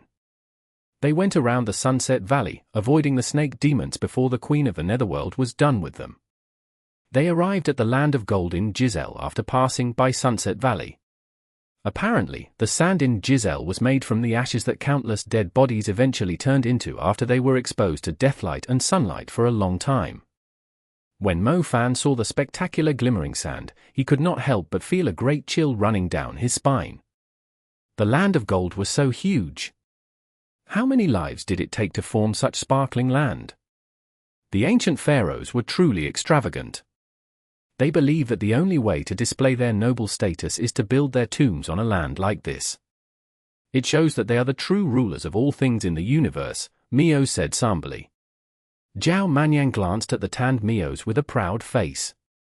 He was clearly displeased by her presence. He nudged Mo Fan and asked, "Why is this woman going with us?" "I didn't want to, either, but the formations in the pyramid are similar to the formations along the Parthenon Temple's starry mountain path. Super mags are greatly restricted by those formations. Otherwise, why do you think we never figured out the secrets that the pyramids hold, even with the help of so many experts, including forbidden mags? Haken is the main supporter of Egypt's national team. If they don't step forward at a time like this, who else is going to volunteer themselves?" Mo Fan said helplessly. Mios was the vice-captain of Egypt's national team. Mo Fan had stumbled into her at New Suez. To his surprise, Haken summoned her directly from New Suez so she could join the operation. "Mios is fine, but why is that annoying shorty and that arrogant Sate here, too? Aren't they nothing but trouble for us?" Zhao Manyang glanced at Shreve, whom he referred to as the shorty, and Sate, who was obviously unwilling to tag along. Mios, Shreve, and Sate were all representatives of the national team. Their undead strategy had gained them a lot of attention during the World College tournament. If they had not happened to face Mo Fan the battle maniac, they might actually have won first place. General Haken was generous enough to place these young talents of his country under Mo Fan's command. Mo Fan was not against the idea of having more people in the group. After all, Mios, Shreve, and Sate were more familiar with their country. The short Shreve was even an academic that had done a lot of research on the ancient Egyptian language, and was quite knowledgeable when it came to the pyramids in Egypt. "So you're telling me that the shorty actually invented the Pharaoh's spring?" Zhao Manyang asked in disbelief. "Yeah, I was quite surprised, too," Mo Fan admitted. Shreve was not particularly strong on the national team, perhaps because he had put a lot of attention on conducting experiments on the undead. He had invented the Pharaoh's spring with a special energy collected from some other pyramids. It allowed a mage with the undead element to summon a huge number of underworld creatures to fight on their behalf over a long time. It was basically granted every member on the national team the ability to cast the summoning tide an unlimited number of times. They might not be as strong as Mo Fan, but they still had the Pharaoh's spring, meaning that their fighting capacity was beyond their current level of cultivation. Speaking of which, Mo Fan still had some Pharaoh spring with him. The little loach pendant had collected the Pharaoh spring from the undead that Egypt's national team had summoned during the World College tournament, taking it to fill up his experience bar. Unfortunately, there was not that much Pharaoh spring. If he had just a little more, the little loach pendant might be able to level up, helping Mo Fan improve faster. "Mios, I will now make it clear that you must follow my orders at all times during the operation. Don't let your pride and your personal grudge get in our way," Mo Fan said sternly to Mios and the others. "Humph, save it for yourself, we know how important the mission is," Mios said with her usual proud face. Shreve was the typical shameless kind. When he knew they were currently tied on the same boat, he kept sharing his discoveries and experiments on the pyramids that he had been performing since he was quite young. The people had no clue what he was talking about, yet he was still having a blast sharing it with them. Sate was even worse. The guy had no intention of joining the team, but he was forced by his superiors to come along. Most frustratingly, Sate had just finished his mission. He was about to enjoy a good time with the two sexy female soldiers after reporting to his superior, yet he had to witness Major General Gangma's death.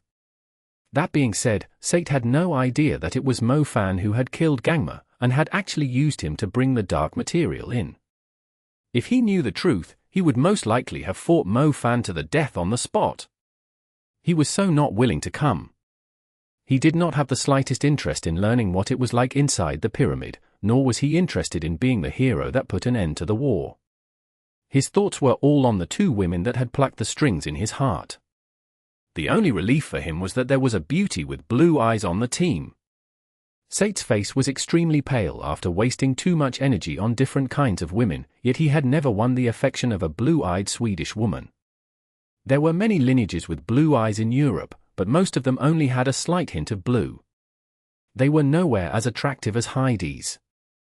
Sate found it very enjoyable to look the woman in her eyes.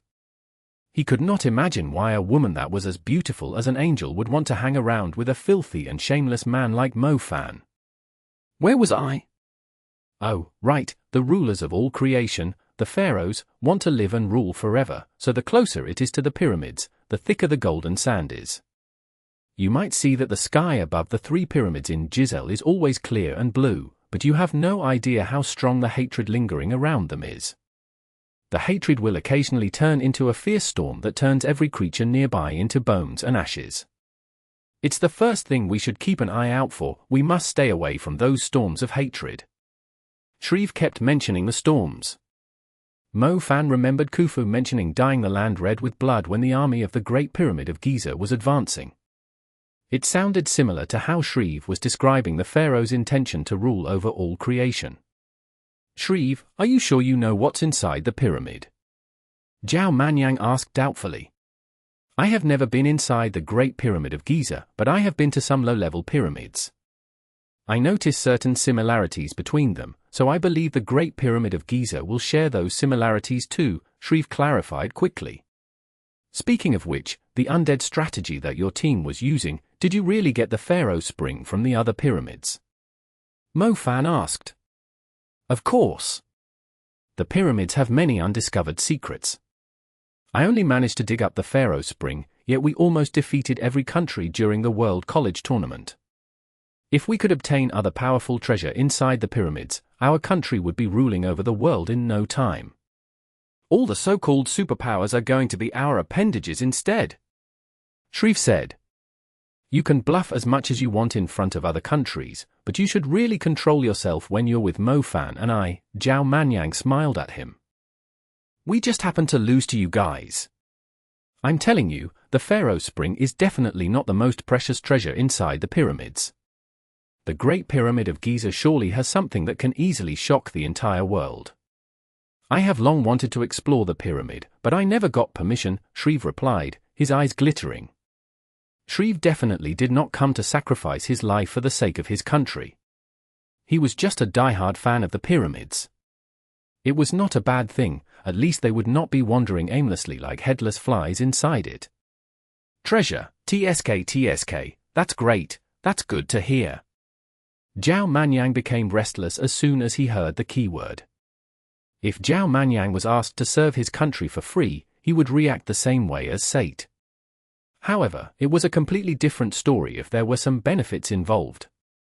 Old Zhao, I've realized something. Mo Fan nudged Zhao Manyang and purposely lowered his voice.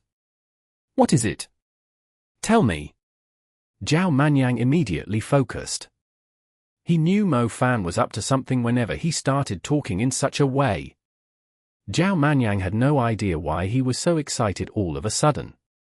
The ancient civilization in Egypt has a lot of similarities to the totem beasts of our country. We might be able to find some totem power in the pyramid. Mo Fan guessed. The fact that the little loach pendant could absorb the Pharaoh Spring was the most convincing proof. Mo Fan and Zhao Manyang had been desperately searching for the totem beasts in their country, but the extinction of the totem beasts was too serious. However, it turned out that China was not the only country with the totem beasts, since Egypt had been using the ancient power of the totem beasts in different ways. Both Mo Fan's Little Loach Pendant and Zhao Manyan's Bashia Wooden Clapper were able to absorb the ancient energy. Are you serious? Zhao Manyang blurted out in joy. Zhao Manyang was Bashia's successor. He was displeased whenever he recalled how the old turtle looked down at him because of his strength. His eyes glittered when he heard the treasure in the pyramid might be able to awaken the Bashia Wooden Clapper's power. When have I lied to you? Think about it, the Greek god of death Hela, the Sphinx here in Egypt, the black totem snake in China, and Bashia have all been around before the magic civilizations first appeared. It clearly indicates that they were all from the same era. It might not be the same year, but the sources of their powers are similar, Mo Fan said. Have you tried it? Zhao Manyang asked. I did. The Pharaoh Spring is compatible with the power of the totem beasts, Mo Fan declared confidently. Chapter 1570. 7 Dark Swordmasters. Translated by Zephazid. Edited by Aelrianth. If it's compatible with the Black Totem Snake's power, I believe it won't be a problem for mine, either. Holy crap, I didn't think we are going to learn such a huge secret. If we make it out alive, we'll visit other countries and look for their totem beasts. We'll become forbidden mags pretty soon. Zhao Manyang blurted out in surprise. I think becoming a forbidden mage is still a little far from reach, but it can at least help us achieve the peak super level. Mo Fan agreed. The power of the totem beasts had given Mo Fan incredible benefits. If the Little Loach Pendant could evolve further, Mo Fan believed he had a good chance to become a super mage. There was a huge gap between the advanced level and the super level. Many geniuses reached the peak advanced level in their 30s, yet they could not break through to the super level for the rest of their lives. Apparently, every mage had different encounters and ways to achieve the super level. Some relied on extremely rare resources or extraordinary encounters. It simply meant that it was unlikely for an advanced mage to break through to the super level without some incredible resources or insanely good luck. Mo Fan, Zhao Manyang, and even Heidi were currently stuck at the peak of the advanced level, but none of them had probed the path to the super level. Even though it was only a matter of time before they would achieve the super level with their current foundations, it would greatly affect them if they were stuck at the advanced level for 10 or 20 years. Those years would be a complete waste. There were young super mags, too. Herr Kassa and Mentovoni were extremely young super mags. They had lots of room for improvement after reaching the super level. Meanwhile, it was now difficult for Mo Fan and the others to improve without breaking through to the super level. Mo Fan was very strong now. He had no problem defeating a super mage that only had a single element at the super level. However, if he faced someone with 2 elements in the super level, or an experienced super mage, he would be crushed without a doubt. Mo Fan had promised to look for the totem beasts after he was done convalescing at the Parthenon Temple, partially in order to search for his path to the super level. So you should stop complaining about how I keep dragging you into life and death situations. It's not like I have nothing better to do. What kind of a place do you think the Great Pyramid of Giza is? There is great stuff everywhere inside. Do you think it's possible for us to become super mags if we don't take some risks? Mo Fan continued. It's fine as long as we can get the power of the totem beasts. Zhao Manyang was very excited about the power of the totem beasts. The Bashia seal from the half-awakened wooden clapper could already strengthen his defensive spells multiple times. How strong would he be when the power of the wooden clapper was fully awakened? What are you two whispering about? We are approaching the area with the Ashen storm of hatred. Be careful not to be caught by it. Otherwise, you're going to be devoured right away. Shreve said. Oh, nothing really, we were just comparing whether Heidi or Mio's has the bigger bottom, Zhao Manyang said shamelessly. Shreve had no idea what to say. I think Mio's is bigger, but in terms of shape, Heidi is the winner, Mu Bai added. It was Mo Fan and Zhao Manyang's turn to be left speechless. It was true that a person would slowly be influenced by their environment. Even Mu Bai did not realize that he was starting to show another side to his nature under Mo Fan and Zhao Manyang's influence. A dark red basin became visible ahead. The 3 pyramids of Giselle stood in the distance. The group could feel their magnificence from afar. The Great Pyramid of Giza was the tallest and so naturally the largest among them. The pyramid closest in size beside it was the Pyramid of Khafra, with the Sphinx at its side. The creature was clearly in deep slumber, now covered in sand. It looked no different than a huge statue. It's the Sphinx. Luckily, it's still asleep, or we wouldn't have any chance of getting close to the Great Pyramid of Giza or the Pyramid of Khafra, Shreve said, staring into the distance. I injured him before, so I don't think he's going to wake up anytime soon, Mofan said. You injured him? My God, I've never seen anyone so shameless before. Sate screeched. Mios, Heidi, and Shreve looked at Mofan like he was crazy. I knew you won't believe me, Mofan shrugged in an indifferent manner. Wasn't the mountain zombie the one that beat the crap out of him? Zhao Manyang whispered. It's more or less the same, Mofan whispered back. The Sphinx was the final boss protecting the pyramids. If he was on alert, only forbidden mags could approach the pyramids. However, forbidden mags would be restricted by the magic formations of the pyramids. As a result, the pyramids had remained a great mystery for many, many years. I'm afraid there are two problems we have to face. The first is the Ashen Storm of Hatred, and the second is the Dark Swordmasters. There are 10 Dark Swordmasters patrolling outside the pyramids, Shreve went on.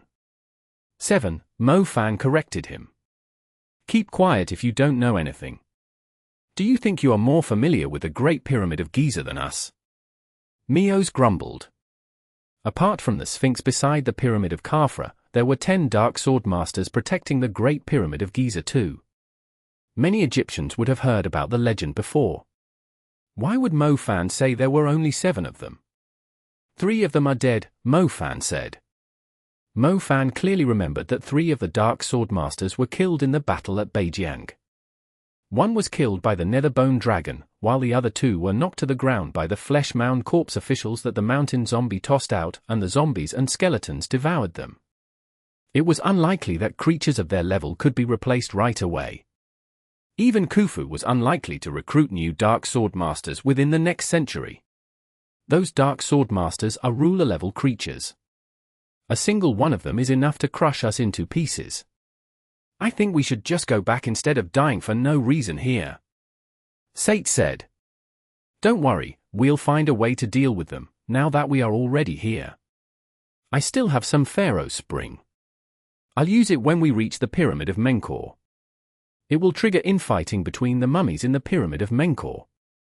The Dark Swordmasters are in charge of the Order of the 3 Pyramids.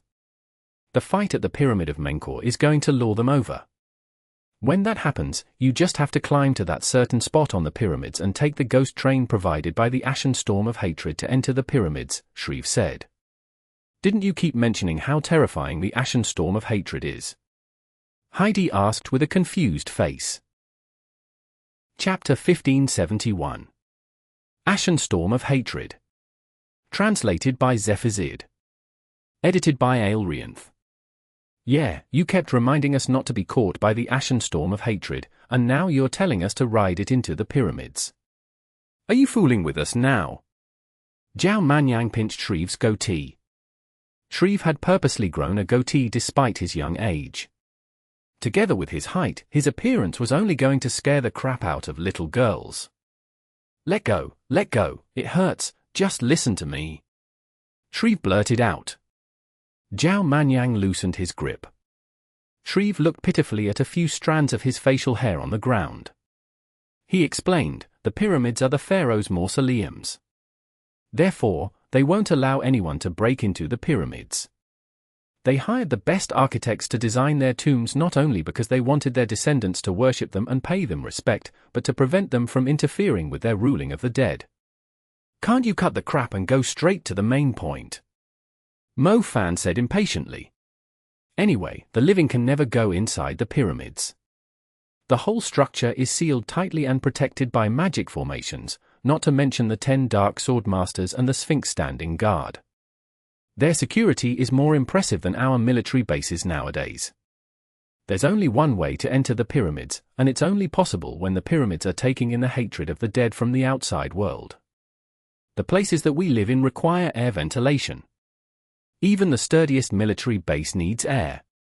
The dead also need to breathe inside their tombs, but instead of oxygen, they breathe in the hatred, anger, pain, and the presence of death. The Ashen storm of hatred is the favorite of the pharaohs and the nobles inside the pyramids. The ventilation areas that I pointed out are where the Ashen storm of hatred normally forms once in a while. It's the only way for us to enter the pyramids, Shriv explained in detail to the others. That's King ridiculous. Zhao Manyang cursed. Isn't there some other way? Can't we just go inside from the main entrance after luring the Dark Swordmasters away? Mo Fan asked. Did you ever see a pyramid with a door? Shriv asked in return. Mo Fan thought for a moment and realized that he had pointed out something important. The question is, won't the ghosts and spirits devour us once we are caught inside the Ashen storm of hatred? Heidi said. Which is why we must disguise ourselves as the living dead, Shriv said. Sure, I'll kill you right now, Zhao Manyang said. No, I didn't mean dying for real. Brother Zhao, the few of us are all mags with the undead element. It's not impossible to disguise ourselves as the dead. I have a bitter dust mummy here. The presence of hatred it emits is similar to the hatred of the spirits inside the Ashen storm of hatred. It will guide us into the storm, Shriv said. Did you use it to obtain the Pharaoh Spring from the other pyramids? Mo Fan asked curiously. Yes, it's a unique undead in Egypt. It's my precious. Shriv said proudly. I see. It looks like General Haken has made the right choice putting you on the team. You're more reliable than having a powerful mage among us, Mo Fan nodded. Even the strongest mage was still going to die to the 10 Dark Swordmasters and the Sphinx. Meanwhile, Shriv had already solved their biggest problem by figuring out a way to enter the pyramids. The Pyramid of Menkor was in quite a bit of disorder. In addition to the spirits, it was occupied by the snake and scorpion demons, and the desert foxes, too. No one knew who its ruler was, since Pharaoh Menekure had died before his will was inherited as an undead. It was very common for pyramids with various levels and species to be in disorder. Most of the creatures were interested in the Pharaoh Spring, since it would allow them to evolve further. Shriv had to resign himself to expending his treasure so the team could enter the Great Pyramid of Giza. He sprinkled the remaining Pharaoh Spring water outside the Pyramid of Menkor and waited patiently for the demon creatures and the undead to compete for the precious source of energy.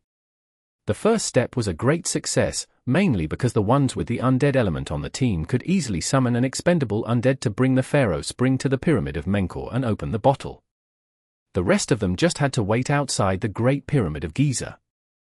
A grey storm cloud began to form following some ghastly cries, swirling above the golden land of Giselle. According to Shriv's calculations, the Great Pyramid of Giza was about to ventilate in about half an hour. They only had a limited amount of the Pharaoh Spring. If they missed out on the opportunity, it would be difficult for them to sneak into the pyramid without alerting the Dark Swordmasters. Shriv was laying on top of a sand dune and asked with a confused face, "Strange, why are some of the Dark Swordmasters missing?" 7, there are 7 of them, Heidi confirmed. She was a sound mage, thus she was very sensitive toward the presence of the demon creatures. There were 4 Dark Swordmasters on the side of the pyramid they were facing, and 1 each on the other 3 sides, a total of 7 Dark Swordmasters. I already told you that 3 of them are dead, but you didn't believe me, Mo Fan said. The other 3 must be patrolling inside the pyramid. You just happened to guess the number right. Mios did not believe Mo Fan. Mo Fan could not do anything if Mios and the others insisted on not believing him. Either way, there were only 7 Dark Swordmasters left. A fight has broken out, Shriv exclaimed after he heard some noise in the distance. How many demon creatures can your Pharaoh Spring attract? Are you sure it's going to lure all 7 Dark Swordmasters to it? Mu Bai asked worriedly. The Dark Swordmasters outside the pyramid are unified.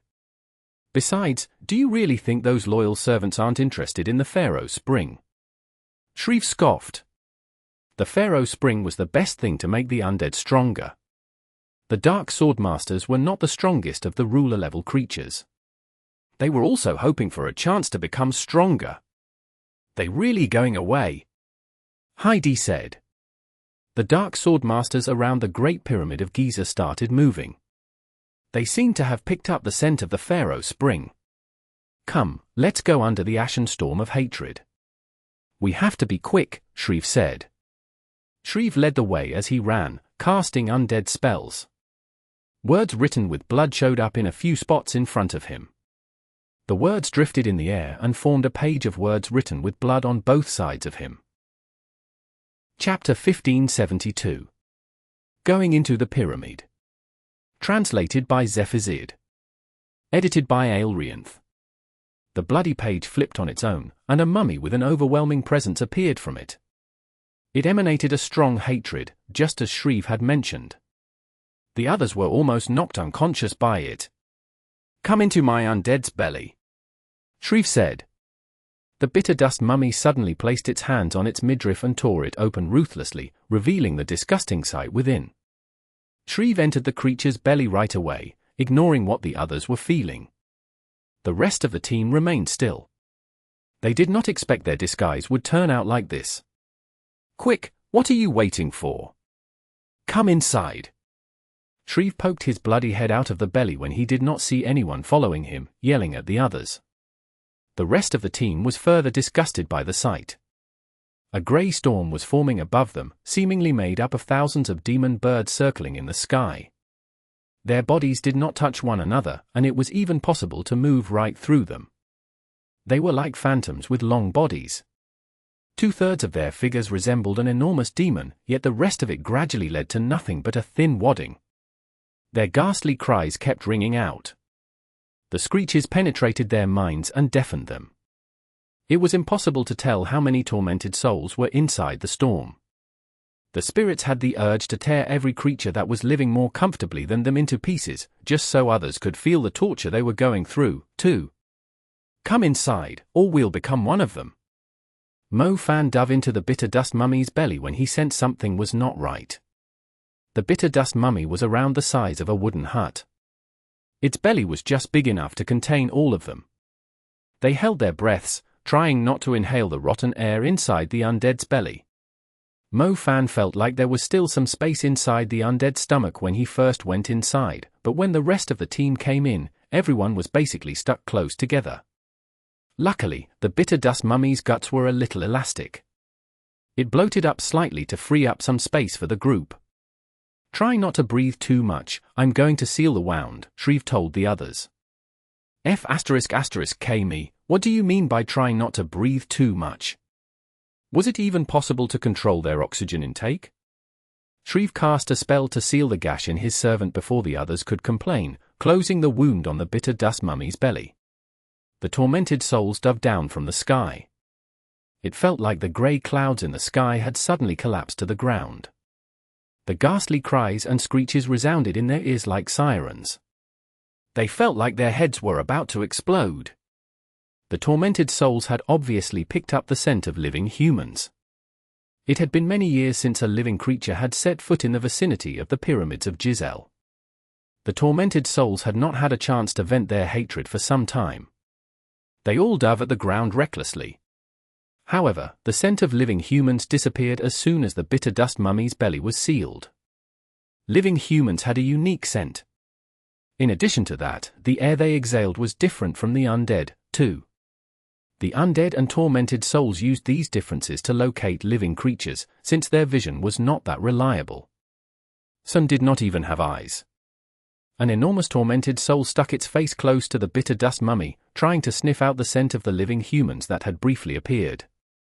However, it could only pick up the rotten smell from the bitter dust mummy. The tormented soul was not satisfied. It finally found some pieces of newspaper that it could tear to relieve its boredom, discontent that the huge bitter dust mummy had already eaten the living creatures. The rest of the tormented souls roamed nearby, too. They all felt it a pity that they had come a little too late. The bitter dust mummy had gotten the head start. These vengeful spirits were not that intelligent. They soon left after realizing that there was no food left. A golden boulder slowly moved aside from a certain spot along the walls of the Great Pyramid of Giza, revealing a pitch-black hole. The dust nearby was soon being drawn into the hole in a vortex. It was difficult to notice the hole without first seeing the spiraling dust, which went from covering a tiny area to a kilometer in length. The small hole on the pyramid was like a little funnel that a huge golden tornado was pouring into, dragging the sand and the tormented souls nearby into the pyramid. The tormented souls nearby fled for their lives upon seeing it. In their eyes, being sucked into the pyramid was like being dragged into a meat grinder. Their souls would scatter and disperse for sure. They tried their best to swim away, but the force of the funnel kept growing. It was so strong that it even peeled off the thick layer of sand of the desert within its range. The tormented souls and the lone spirits wandering in the distance were all dragged into the hole. The grey cloud of hatred had accumulated for quite some time, yet it was slowly dragged into the bottomless hole inside the pyramid. The tormented souls were like schools of fish being carried by the current. They were unable to break free, no matter how hard they struggled. Cries of agony echoed continuously in the group's ears. The bitter dust mummy was also dragged into the hole by the enormous force. Its narrow and disgusting stomach kept spinning. They could not help but wonder why Shreve bothered to ask them to breathe less. How was he expecting them to breathe when the ichor and intestines in the mummy's belly were rolling around? Everyone was suffering from nausea after taking this convenient ride into the underworld. The ride lasted for a long time too, through utter darkness and loud noises. They had no clue if their plan had worked or the ride had actually led them straight to hell. Either way, Mo Fan had a feeling that he was about to faint soon. The oxygen level inside the bitter dust mummies was extremely low. The people inside were suffocating amid the torture they were experiencing. Some even had the urge to blast the belly open and escape from it. Something burst open after a huge explosion. Mo Fan only knew he was sent flying before slamming heavily into a sturdy wall.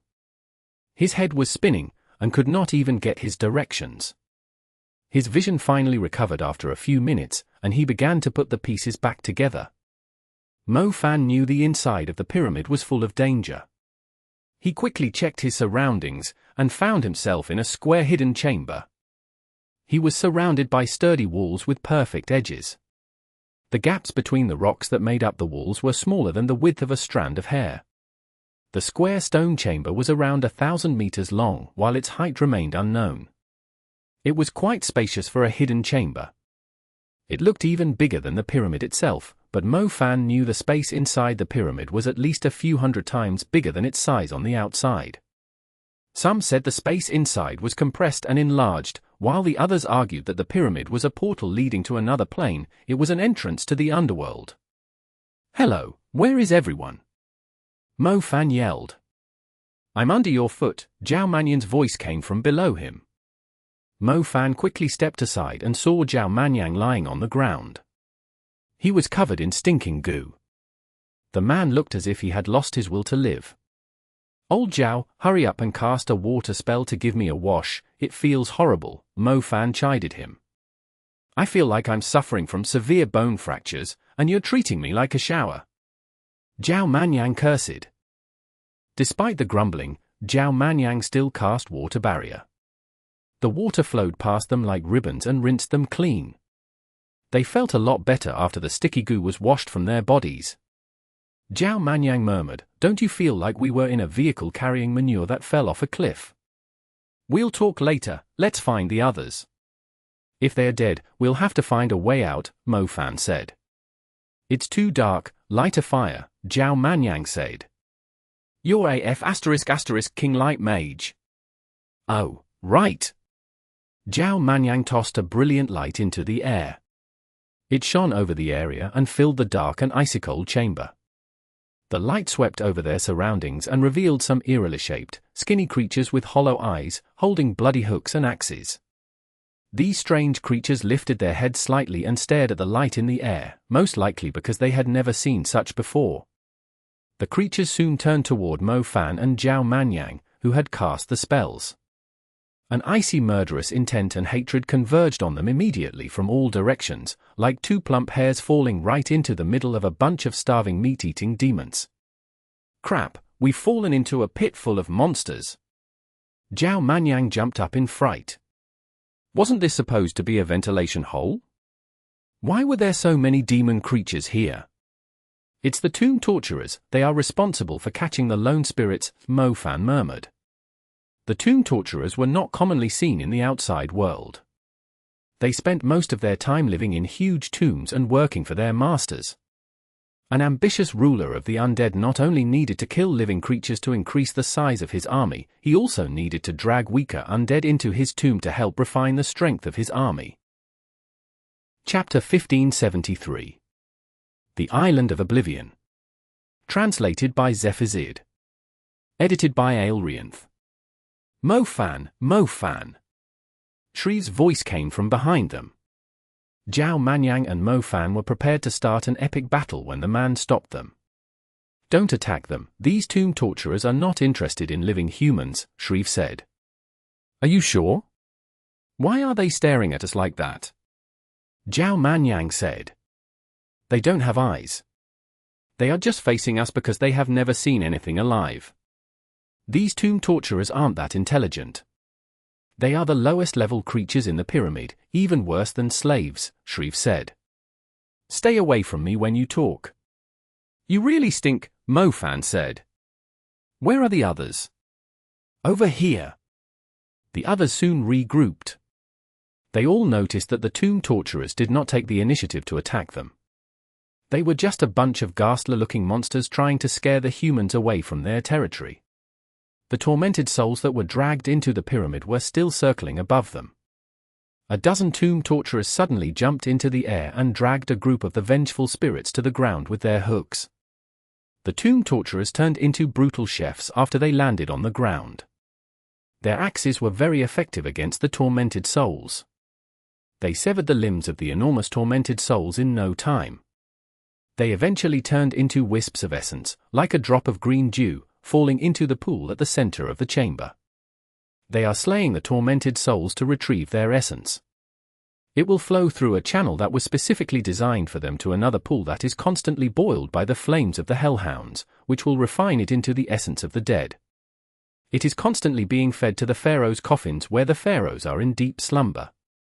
After a few hundred years of exposure, their cultivation will improve, Shreve explained. Mo Fan smacked his lips after hearing the explanation. These pharaohs were extravagant indeed. They even had a bunch of slaves to boil the pot and provide them with warmth after they died. Don't worry about them. There are just low-level minions that keep repeating low-level tasks in the pyramid. There are at least a few hundred workshops like this in the Great Pyramid of Giza, Shreve went on. Are there different kinds of slaves in the underworld? Mo Fan asked quickly. Yeah, they all serve the pharaohs. From the lowest tomb torturers to the tomb decorators, then the underworld warriors and the yoked. There are tens of thousands of them in the average pyramids, let alone the tomb of the king of pharaohs. If we waste our time killing these things, it will take us more than 100 years, Shreve answered. They are surely living a more comfortable life than the living, talk about the old society being the roots of evil. Zhao Manyang muttered. What do we do now? Heidi asked. We'll wait for the newest batch of the essence of the dead to be refined. A bunch of underworld warriors will come and take the residue away. They will lead us out of this chamber. We can then look for the entrance to the underworld, Shreve said. The residue. Heidi was confused. If the pharaohs eat the meat, the others under him can still share the leftover soup, right? Otherwise, how do you think a huge tomb like this could have so many powerful undead? Shreve said. Oh, what about the tomb torturers? Them? What else can they get? They are doomed to be slaves forever. They can never be promoted, nor freed from their roles. Besides, they find their job enjoyable. Even the strongest vengeful spirit is under their control once they are dragged in here, Shreve said. Mo Fan wondered if the Queen of the Netherworld would share the same miserable ending as the tormented souls if she was here. After all, even though these tomb torturers were not good at fighting, they had the deadliest weapons against spirits. Mios brought up an important question. Speaking of which, do you know where the gate of the underworld is? I've read many ancient records left behind by the pharaohs. I've also conducted a thorough research on the 3 pharaohs in Giselle. Khufu once told them that the end of the world is at the end of the Sea of Bitterness. If you face the opposite direction from the sun there, you will see the dark shore, where the Undying are from, Shreve said. The Sea of Bitterness? Does it even exist? Heidi asked. The Sea of Bitterness refers to an island on the Red Sea, the island of Oblivion. The water nearby is formed from the tears of billions of living creatures, Mo Fan interjected. Mo Fan had read about the legend while he was at the Parthenon temple. The Greek god of death Hela gave Mo Fan quite a great shock during their first encounter. Mo Fan purposely did some research on the mystical creature at the Parthenon temple. There's a monster on the island of Oblivion. Its name is Hela, the guardian of the world of darkness. If you tell him that you're heading to the underworld, he won't trouble you, Shreve agreed. Why are we discussing these ancient legends here? Where exactly is the gate of the underworld? Brother, we are inside a pyramid, not on the Red Sea. Zhao Manyang said impatiently. The real entrance of the underworld is on the island of Oblivion. It's the entrance we are planning to open, but no one can see the island of Oblivion from the Red Sea. The island of Oblivion will only appear when the deathlight of the Great Pyramid of Giza is shining upon the Red Sea. Once we find the island of Oblivion with the help of the deathlight, we'll find the gate of the underworld too. Shreve declared. Mo Fan only knew pieces of information about the gate of the underworld. He finally managed to combine the pieces together after hearing Shreve's explanation. What am I even listening to? Zhao Manyang was utterly confused. Old Zhao, the Great Pyramid of Giza is the back door, while the island of Oblivion at the Red Sea is the front door. However, the front door's key is in Khufu's hands, Mo Fan explained it to him. It was meaningless to open the entrance to the underworld inside the Great Pyramid of Giza. There was no way the undead from the ancient capital could force their way into the pyramid. The only way for the ancient capital's undead to reach the underworld was through the gate on the island of Oblivion. That means the Great Pyramid of Giza is a mechanism that will make the island of Oblivion appear. The dawn and dusk compass. When the hand points to the sunset, it will turn the light of the stars into the deathlight. We just need to point the hand to the Red Sea to direct the deathlight toward it. The island of Oblivion will appear on its own. Shreve said confidently. It's nothing but a mess. Just tell us what we should do, Sate sighed impatiently. Is the island of Oblivion the entrance to the dark plane? Heidi said. Heidi was familiar with the different planes since she was a dimensional mage. There were different planes in the world they lived in. The most typical ones were the dark plane and the summoned beast plane. Otherwise, where would the summoned beasts and the undead normally come from? The underworld was considered a separate plane that branched off from the dark plane, but rumors said the underworld and the dark plane were actually connected. Chapter 1574. A good place to collect soul essences. Translated by Zephazid. Edited by Aelrianth. Heavy clanks were audible, coming from the sturdy walls. For arc-shaped doors suddenly opened, and underworld warriors in dark armor came out of them. They were covered in full armor without revealing the slightest hint of skin. The sound produced by their heavy boots was in perfect order as they marched forward. The underworld warriors soon noticed the presence of the intruders. They immediately uttered deep groans. The underworld warriors were holding long hatchets and axes, and started swinging their weapons around without caring about the underworld executioners. Wind blades danced wildly in the pool. The vulnerable underworld executioners were immediately cut in half when they touched the wind blades, their blood spraying across the place. The skinny underworld executioners fled for their lives, as they did not stand a chance against the wind blades. Meanwhile, the underworld warriors were flanking Mo Fan and his crew from all directions. The defense that Zhao Manyang and Mios had set up was shaking already, on the verge of collapsing. Damn it, why are there so many underworld warriors? Zhao Manyang was astounded when he saw that his sturdy defense could not even last for a few minutes. These underworld warriors are surprisingly strong, Mo Fan was startled too. He initially thought the underworld warriors were as lowly as the underworld executioners, yet they turned out to be so ferocious. They had almost died to the first wave of attacks. As expected of the Great Pyramid of Giza, even the lowest-level underworld warriors are so strong. Shreve exclaimed. The underworld warriors of the pyramids he had been to did not really pose any threat to him, apart from their insane numbers. More are coming. Heidi heard more synchronized footsteps approaching from the walls. How many of them? Mu Bai asked. At least 3 times their current numbers, Heidi deduced. 3 times, doesn't that mean we are dead for sure?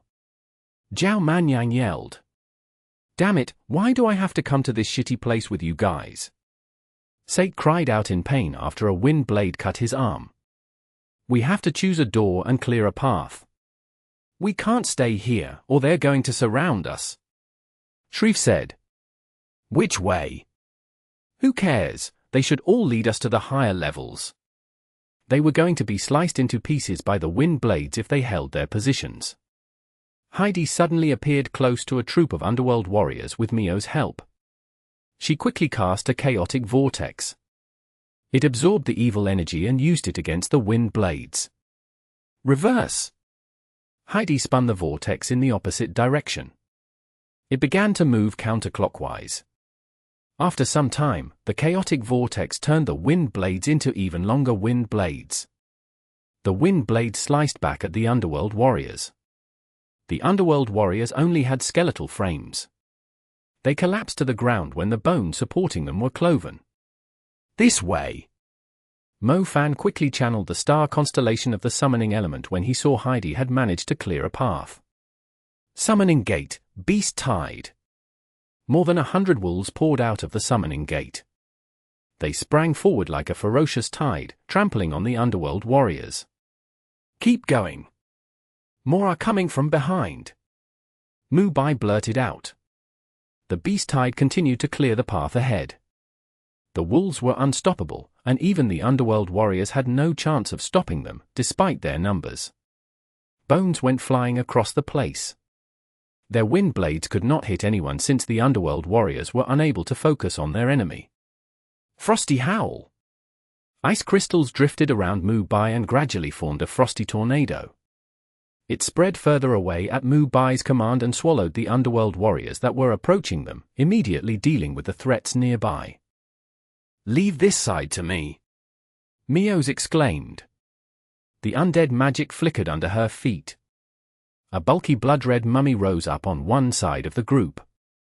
The blood-red mummy was covered in bloody armor, surprisingly bearing some similarities to the underworld warriors who were attacking them, even carrying an enormous battle axe with a strong presence of death.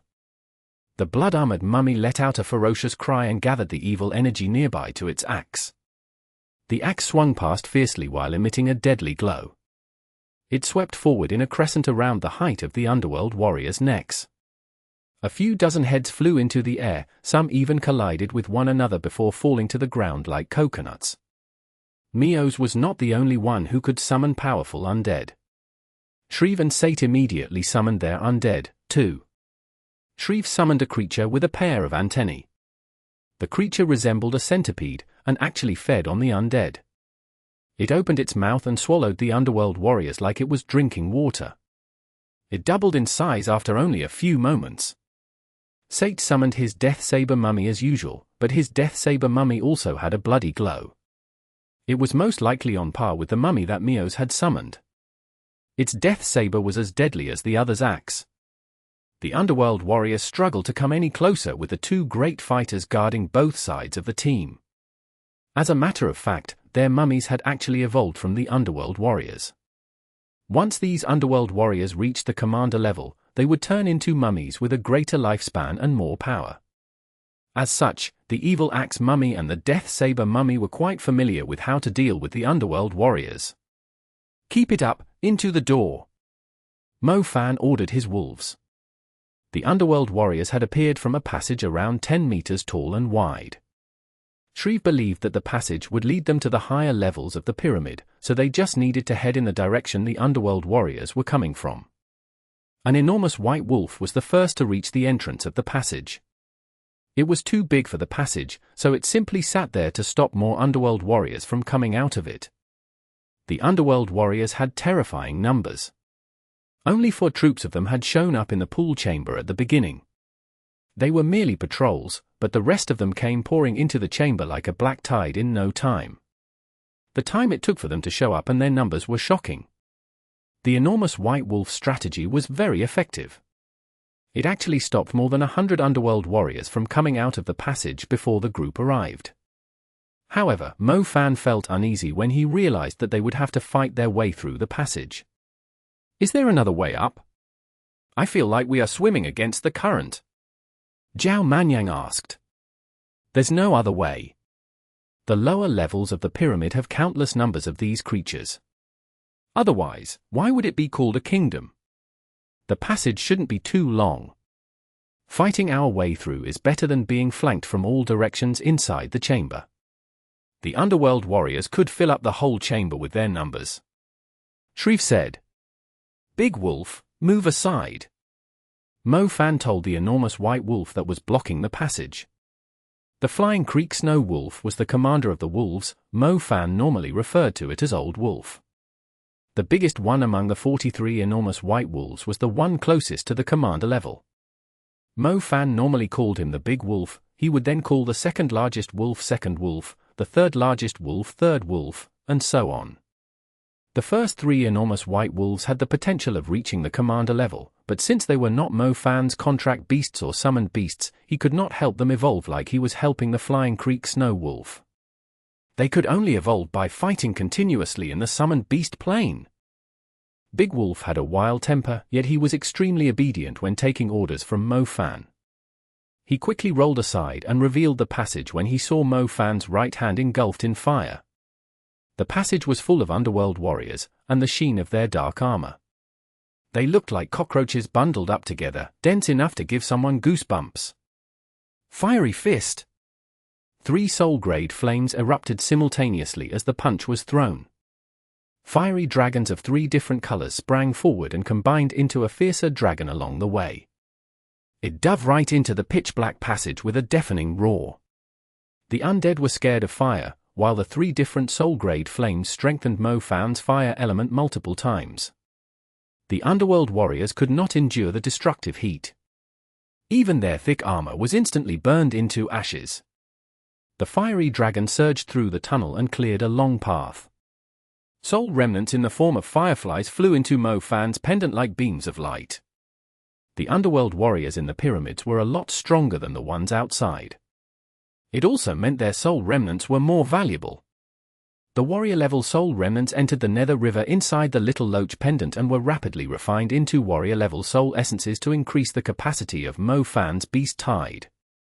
3 soul essences already! Mo Fan was overjoyed. The soul remnants Mo Fan had gathered from killing the underworld warriors were refined into 2 soul essences. He had also acquired a complete soul essence, meaning that he had already earned 3 soul essences. I'll clear a path. Mo Fan immediately found himself motivated. The pyramid had been sealed for a long time, so the souls of these undead possessed abundant energy. There was no better place for Mo Fan to collect soul essences. Chapter 1575.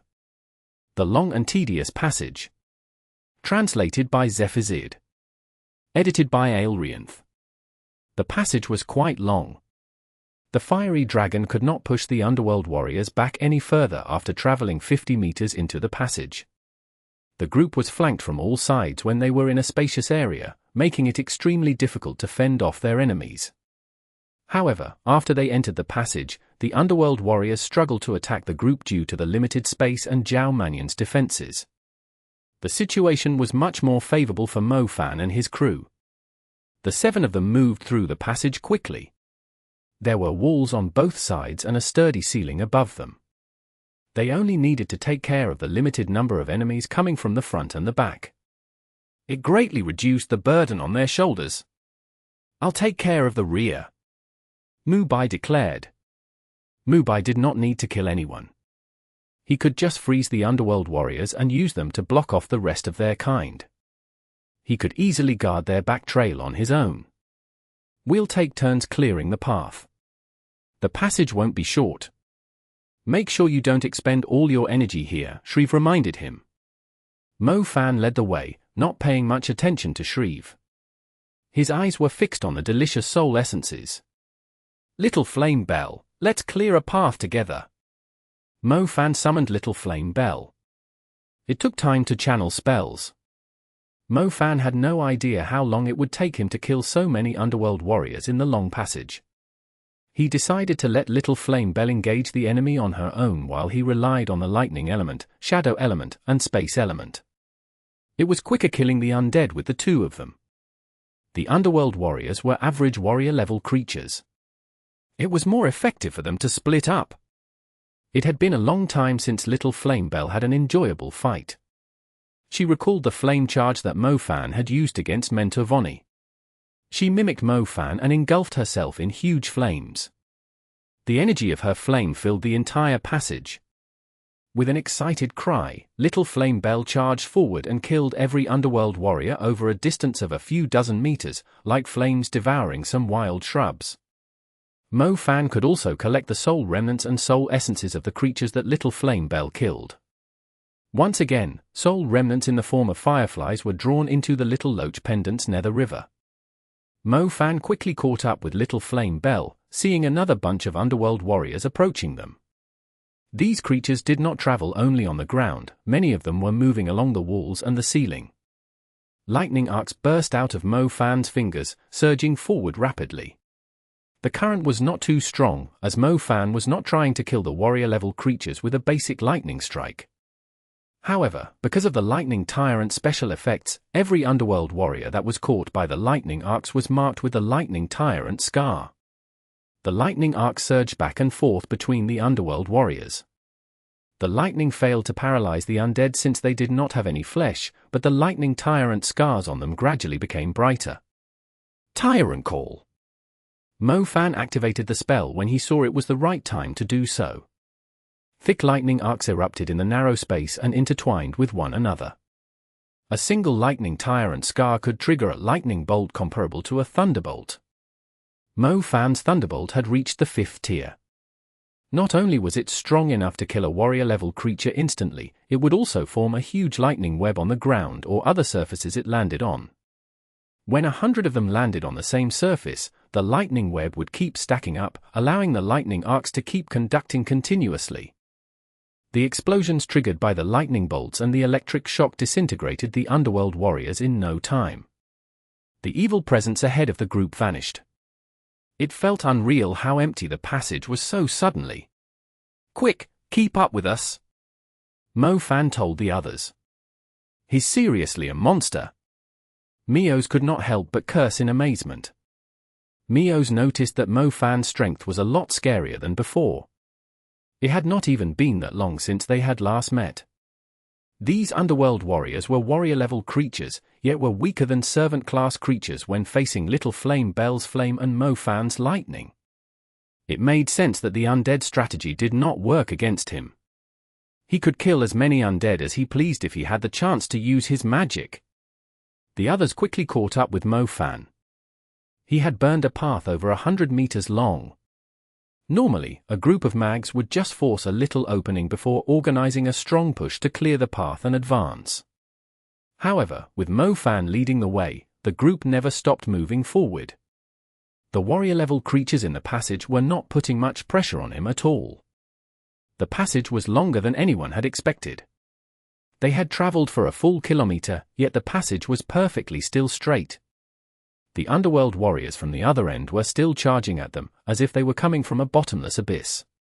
"Mo Fan, take a rest, don't waste too much of your energy," Heidi said when she saw Mo Fan still clearing the path ahead. "Sure, your turn." Mo Fan decided to rest when he noticed he had consumed almost half of his energy. Using magic continuously was quite strenuous, and would speed up the rate of consumption of energy. Mo Fan was currently like an overheated engine. It was time for him to cool down. "Hey, why can he rest? What about me?" Zhao Manyang grumbled. The underworld warriors were not standing in lines waiting to be slain. They were constantly attacking the group with their wind blades. Zhao Manyang had endured 90% of the attacks. He was a human too, he needed some rest. I'll summon a meat shield undead. Mio's cast an undead spell. She agreed that Zhao Manyang had protected the group for too long. Humph, you're just that much stronger than my mummies. Sate mocked Zhao Manyang. Mio's and Sate summoned the same type of mummies. Their bodies were wrapped in grey cloth. Their size was not too impressive, but their bodies were as hard and sturdy as metal. They can just block the path behind us. Is the front going to be fine? Mio's asked. She can handle it, Mo Fan answered on behalf of Heidi, who had already gone ahead. Heidi was unable to kill as quickly as he was, but since she was able to mine 3 things at once, she could easily handle the situation. Mo Fan quickly inspected the little loach pendant when he had the chance to catch his breath, like a merchant who had just earned a fortune. His eyes sparkled as he got the chance to count his profits. Chapter 1576. The Looping Space. Translated by Zephazid. Edited by Aelrianth. The little loach pendant diligently produced more than 20 warrior-level soul essences for Mo Fan.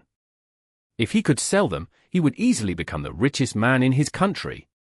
He instead fed all the soul essences to the magic medium ring. He could now summon 133 wolves, 3 times the initial number. I can really raise an army of wolves at this rate. Mo Fan's heart pounded excitedly. He would definitely feel a lot better having 1,000 or 2,000 wolves around him, since he kept finding himself surrounded by huge numbers of demon creatures. Khufu had millions of undead following him, even though he was already dead. Mo Fan was clearly not asking too much to have an army of wolves under his own command. Space Rhythm, Titan Stomp. An invisible titan stomped the ground ahead, crushing a bunch of underworld warriors flat instantly. The underworld warriors had no flesh, their skeletal frames were their only support. Their bones scattered across the ground and almost filled the path ahead. Heidi realized she could not kill as quickly as Mo Fan could, regardless of the magic she used, so she decided to use the simple and violent spell to clear the way. The underworld warriors had no way to withstand the powerful stomp. Why is there no end to this passage? Zhao Manyang grumbled impatiently. They had covered a long distance in the passage, yet they still could not see the end of it. Meanwhile, the numbers of the underworld warriors remained the same. They kept running at the group endlessly. The path from the chamber to their current location was stacked with the broken pieces of the underworld warriors. This doesn't make any sense. Even if the space inside this pyramid is enlarged, there's no way the passage can be this long. Even Shreve was confused. Heidi had expended more than half of her energy. Mo Fan took over her role and started using some advanced spells to kill the undead at a quicker pace. They continued on for more than another kilometer, but still did not reach the end. The distance they had covered was close to 5 kilometers. The passage was perfectly straight, too. Didn't that mean the space inside the Great Pyramid of Giza was the size of a valley? The group's energy kept decreasing. If they had not made it halfway through the passage by now, the underworld warriors were going to wear them out eventually. Can someone think of a plan? We can't just keep going like this. Mo Fan called out. Mo Fan had had a pleasant time collecting soul essences, and the capacity of his army had reached 150, but they were still going to be wiped out eventually. A mage whose energy had depleted was no different than an ordinary person. A single underworld warrior could easily kill them all. Shreve, did you lead us here to die? Sate said anxiously. Stop yelling, let me think. Shreve snapped. Heidi, is there a chance we are in an endless loop? Mo Fan asked. They were both space mags, thus they would notice if something was strange about the structure of the space around them. Mo Fan had a feeling that they would never find an exit no matter how far they went. Look out for me, Heidi said. Oh, all right, Mo Fan nodded. He saw Heidi close her eyes and listen carefully to the footsteps approaching from the distance. A while later, Heidi's lips vibrated slightly, producing a faint melody that spread rapidly. When it passed Mo Fan, he heard a sound similar to the cry of a dolphin drifting into the distance. 3 underworld warriors suddenly showed up around 10 meters away from Mo Fan. They noticed that Heidi was in a defenseless state. 2 of the underworld warriors charged at Mo Fan while the third one agilely moved across the ceiling to bypass him. "Come over here!" Mo Fan's eyes glittered as he grabbed out. An invisible hand clenched the smart-ass underworld warrior. As Mo Fan strengthened his will, it crushed the underworld warrior to pieces. Its remains fell from the ceiling to the ground. The other 2 underworld warriors arrived in front of him. Before Mo Fan could make his move, the flying Creek Snow Wolf suddenly showed up. He tore the head off the first underworld warrior while pouncing onto the second. He then threw the underworld warrior under his paws with great strength. The 3 underworld warriors died horribly. The one that was moving across the ceiling surprisingly dropped a soul essence, generating a grin on Mo Fan's face.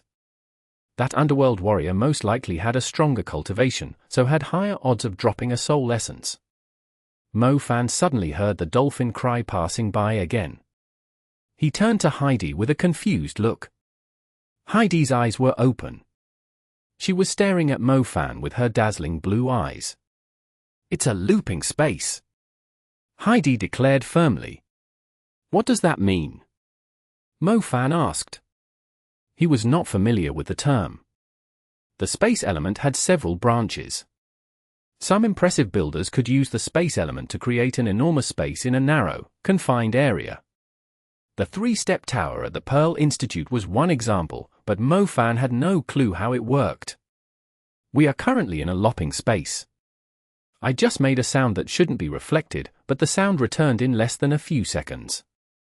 It means the passage is less than 2 kilometers long, but the loop keeps us inside it," Heidi said.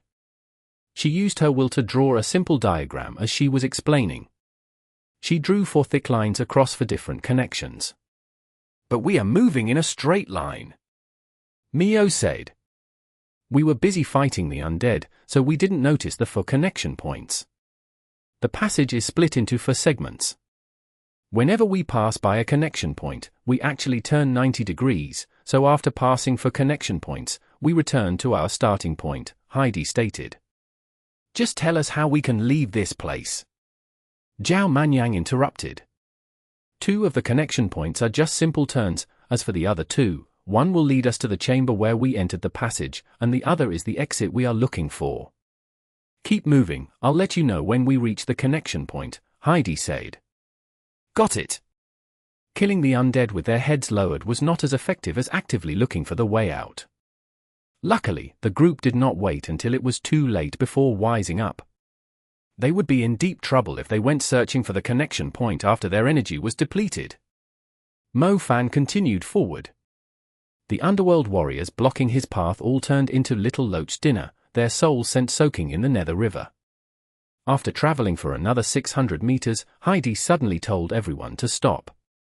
She used sound to probe the passage, and soon noticed an echo coming from less than 100 meters ahead.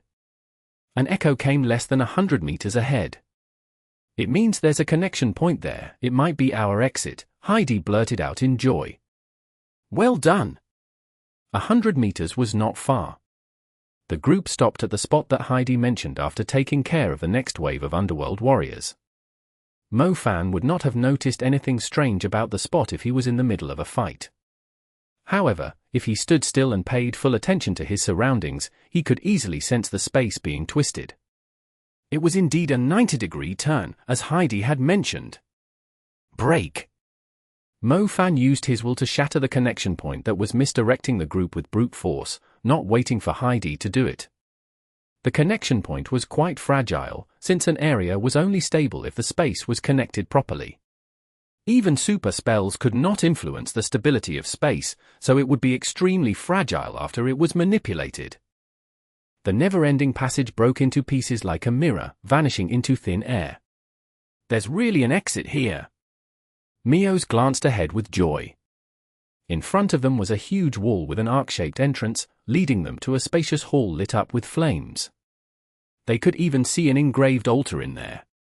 The group did not want to stay in the never-ending passage any longer. They immediately rushed toward the entrance. The entrance was incredibly huge, the dark wall resembling a massive creature. It felt like the end of the world was being blocked off by a dark sturdy barrier with an entrance that seemed to be designed for giants. The 7 of them felt extremely tiny as they went through. The group realized that the hall was designed for some kind of a ceremony, with an altar as tall as a mountain at its center.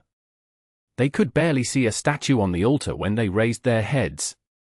The statue was not alive, Mo-Fan was quite sure. He wondered why most of the lifelike statues had to be alive. They gave him the urge to pay extra attention whenever he saw a statue, but this time, he was confident that the thing was just a statue. The only strange thing about it was that the statue was depicting a hound instead of a human. It's the revered hound from ancient times. The ancient Egyptians considered it the pharaoh's most loyal guardian. This must be a place where they offer delicacies to their god, Shreve said while observing the surroundings carefully. It's just a dog.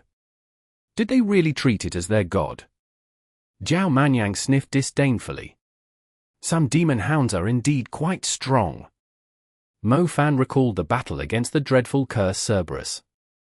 It had definitely revised Mo-Fan's understanding of dogs. Chapter 1577. Sacrificial Hell Hounds. Translated by Zephazid. Edited by Aelrianth. Really? Are some dogs really that strong? Zhao Manyang wondered aloud. It was a Cerberus with 3 heads, each with a different element. Its body was very strong, too. Mu Ningxue and I fought a dreadful curse Cerberus on Fanxue Mountain. Its curse element was insanely powerful. I almost died to its dreadful curse glare, Mo-Fan said, recalling the battle. If Mu Ningxue was not around, he would definitely have struggled against the dreadful curse Cerberus. It was one of the strongest commander-level creatures he had encountered so far. Mo-Fan, do the Cerberi have dark blue flames under their paws? Mu Bai's voice came from the other side of the hall. How did you know? Have you seen one before? They are actually quite rare. Mo-Fan answered, astonished. Mu Bai fell silent briefly before the hall was suddenly filled with cold air, followed by huge ice chains coming from Mu Bai's direction, intertwining in the air. Mu Bai nimbly leapt between the ice chains. Mo-Fan was wondering what Mu Bai was up to so suddenly when he saw 3 heads rising into the air and smashing through the ice chains. They were clearly trying to swallow Mu Bai. Dark brown bodies engulfed in flames, a demonic aura, with dark blue hellflame under their paws. Mo-Fan abruptly recognized the hellish Cerberus. Mo-Fan belatedly understood why Mu Bai knew what a Cerberus looked like. One was right in front of him. Cerberus, it's a hellish Cerberus. Mo-Fan yelled. There's one over here, too. Mios yelled from behind Mo-Fan. Mo-Fan was initially going to lend Mu Bai a hand, but he realized there was a Cerberus behind him, too. These hellish Cerberi came out of nowhere when least expected. Their group had no choice but to run for their lives in the spacious hall. How many are there? Mo-Fan asked. At least a few. Let's split up for now. They were afraid of being surrounded and engaging the enemy in close combat. The first thing that came to their minds when being ambushed was to first run away. They could not afford to stay in the same spot before knowing how many hellish Cerberuses there were. They would have no chance of escaping if they were trapped. Luckily, the group was made up of elite mags. Even if they did not have reliable spells to flee for their lives, they could still rely on their expensive magic equipment. Mo-Fan looked around him and saw dark blue flames everywhere. He had already seen at least 4 hellish Cerberi in passing. The hall was simply too huge in scale. There were lots of stone caskets, statues, and pillars in addition to the huge altar at the center, allowing these hellish Cerberi to hide from the group's view. Old Wolf, go and help Mu Bai. Mo-Fan told the Flying Creek Snow Wolf. Mu Bai was being chased by 2 hellish Cerberi. Luckily, he had managed to react pretty quickly. A great commander-level creature like the hellish Cerberus could kill a mage in an instant. The Flying Creek Snow Wolf enjoyed fighting alongside Mu Bai because of his ice element.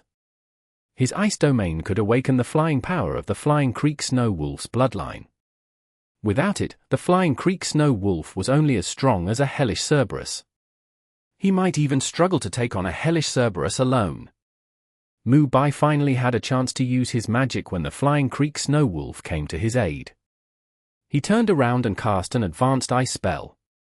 An enormous icebound coffin descended from above and landed close to one of the Hellish Cerberi. The Hellish Cerberus was indeed a great commander-level creature. The icebound coffin failed to land on it, and even the frost spreading rapidly across the ground only managed to slow it down slightly. The dark blue hellflame granted the Hellish Cerberus the ability to stride in the air. It sprinted and left a line of burning footsteps in the air as it nimbly dodged the frost of the icebound coffin.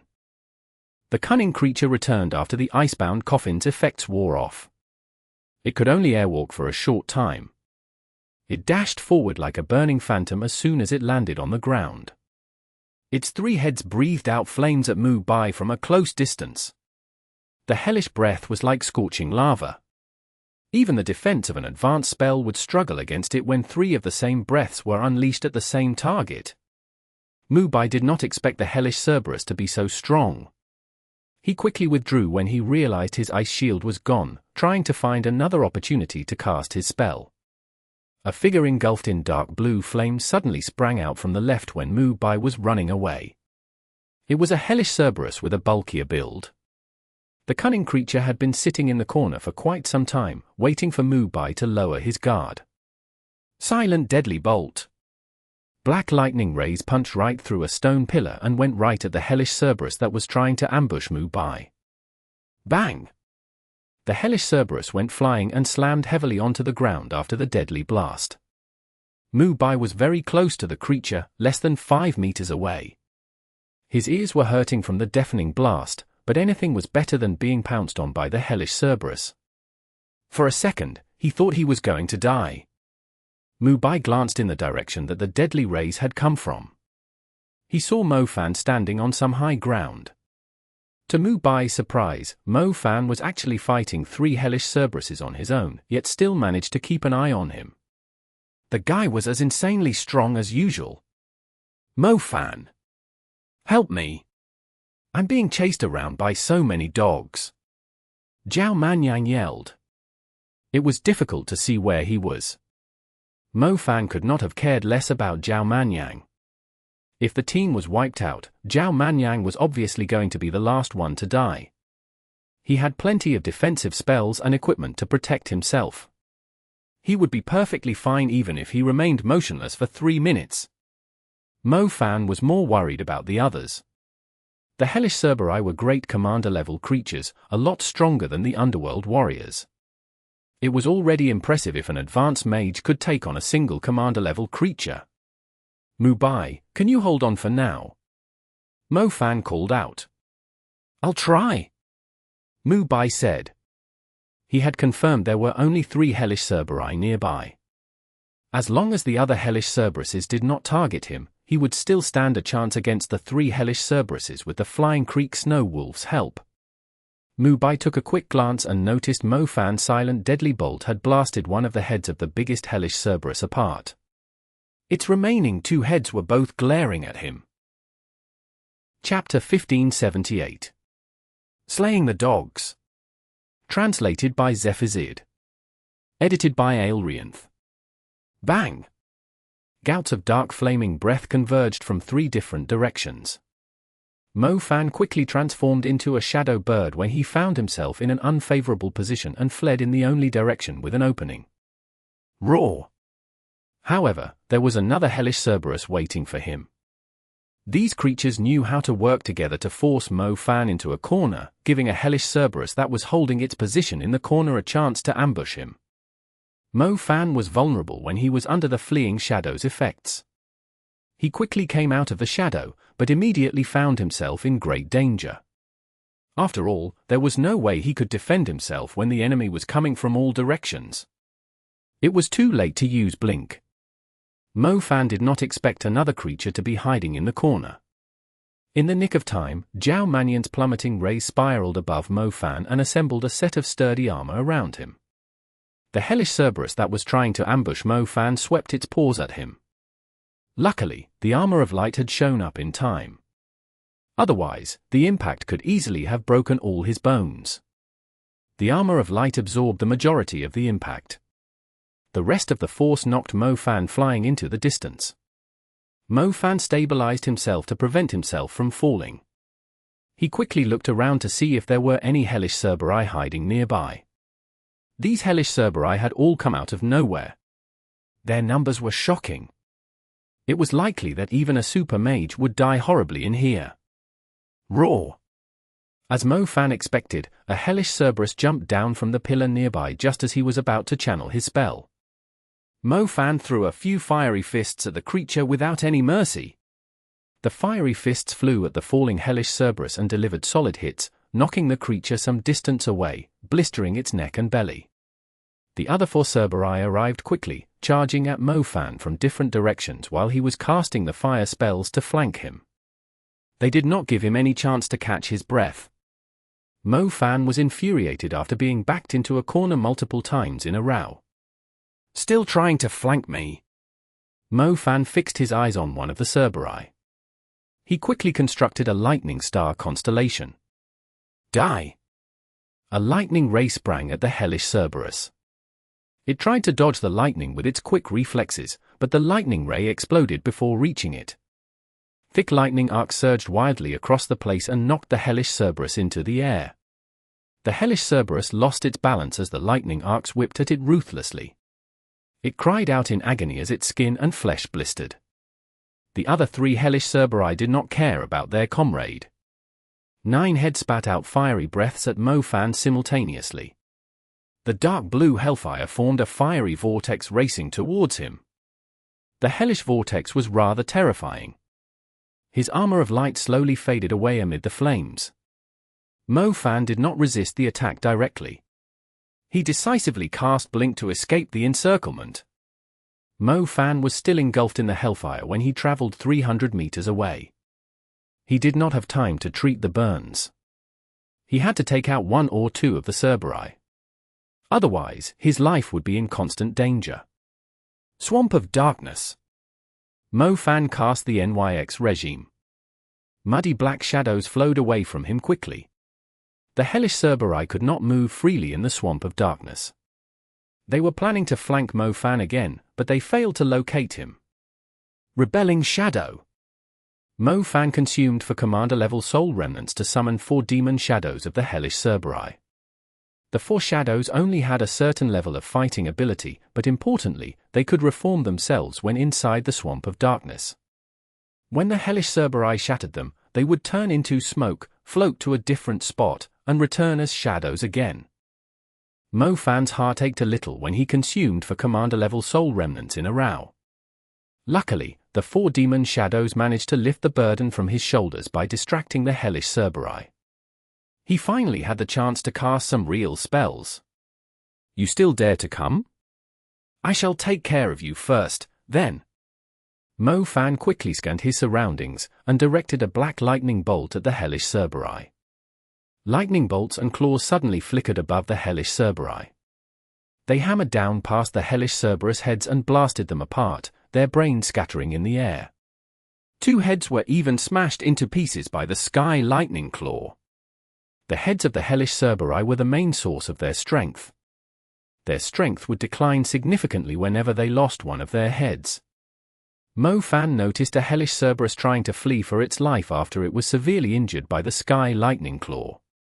He quickly followed up with telekinesis, taking the creature by surprise.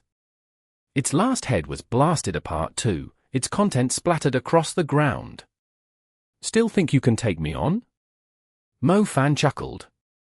The headless hellish Cerberus ran around aimlessly for half a minute before its body slowly stiffened and fell to the ground.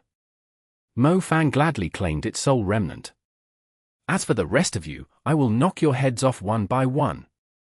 Mo Fan had secured the upper hand in the fight, finally displaying his violent fighting style. The demon shadows had earned a great deal for Mo Fan.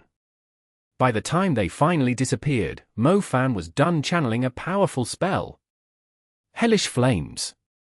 The hellish Cerberus were not the only one that could control the fires of hell. As a fire mage, Mo Fan could summon the same flames with eerie burning effects. The hellish flames descended from the sky, its area increasing continuously as it fell. The 3 hellish Cerberus trapped in the swamp of darkness sensed their lives were in danger, and immediately fled in a panic. 2 of them managed to escape the swamp of darkness, but one that was hampered by it was completely caught by the deadly flames.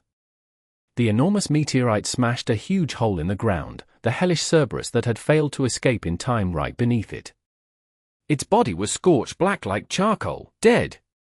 The 2 of you aren't running away, either. Mo Fan had completely lost his temper. These dogs had abused their numbers and picked on him. It was time to teach them what the consequences of messing with him were. Chapter 1579. Seizing by Force. Translated by Zephazid.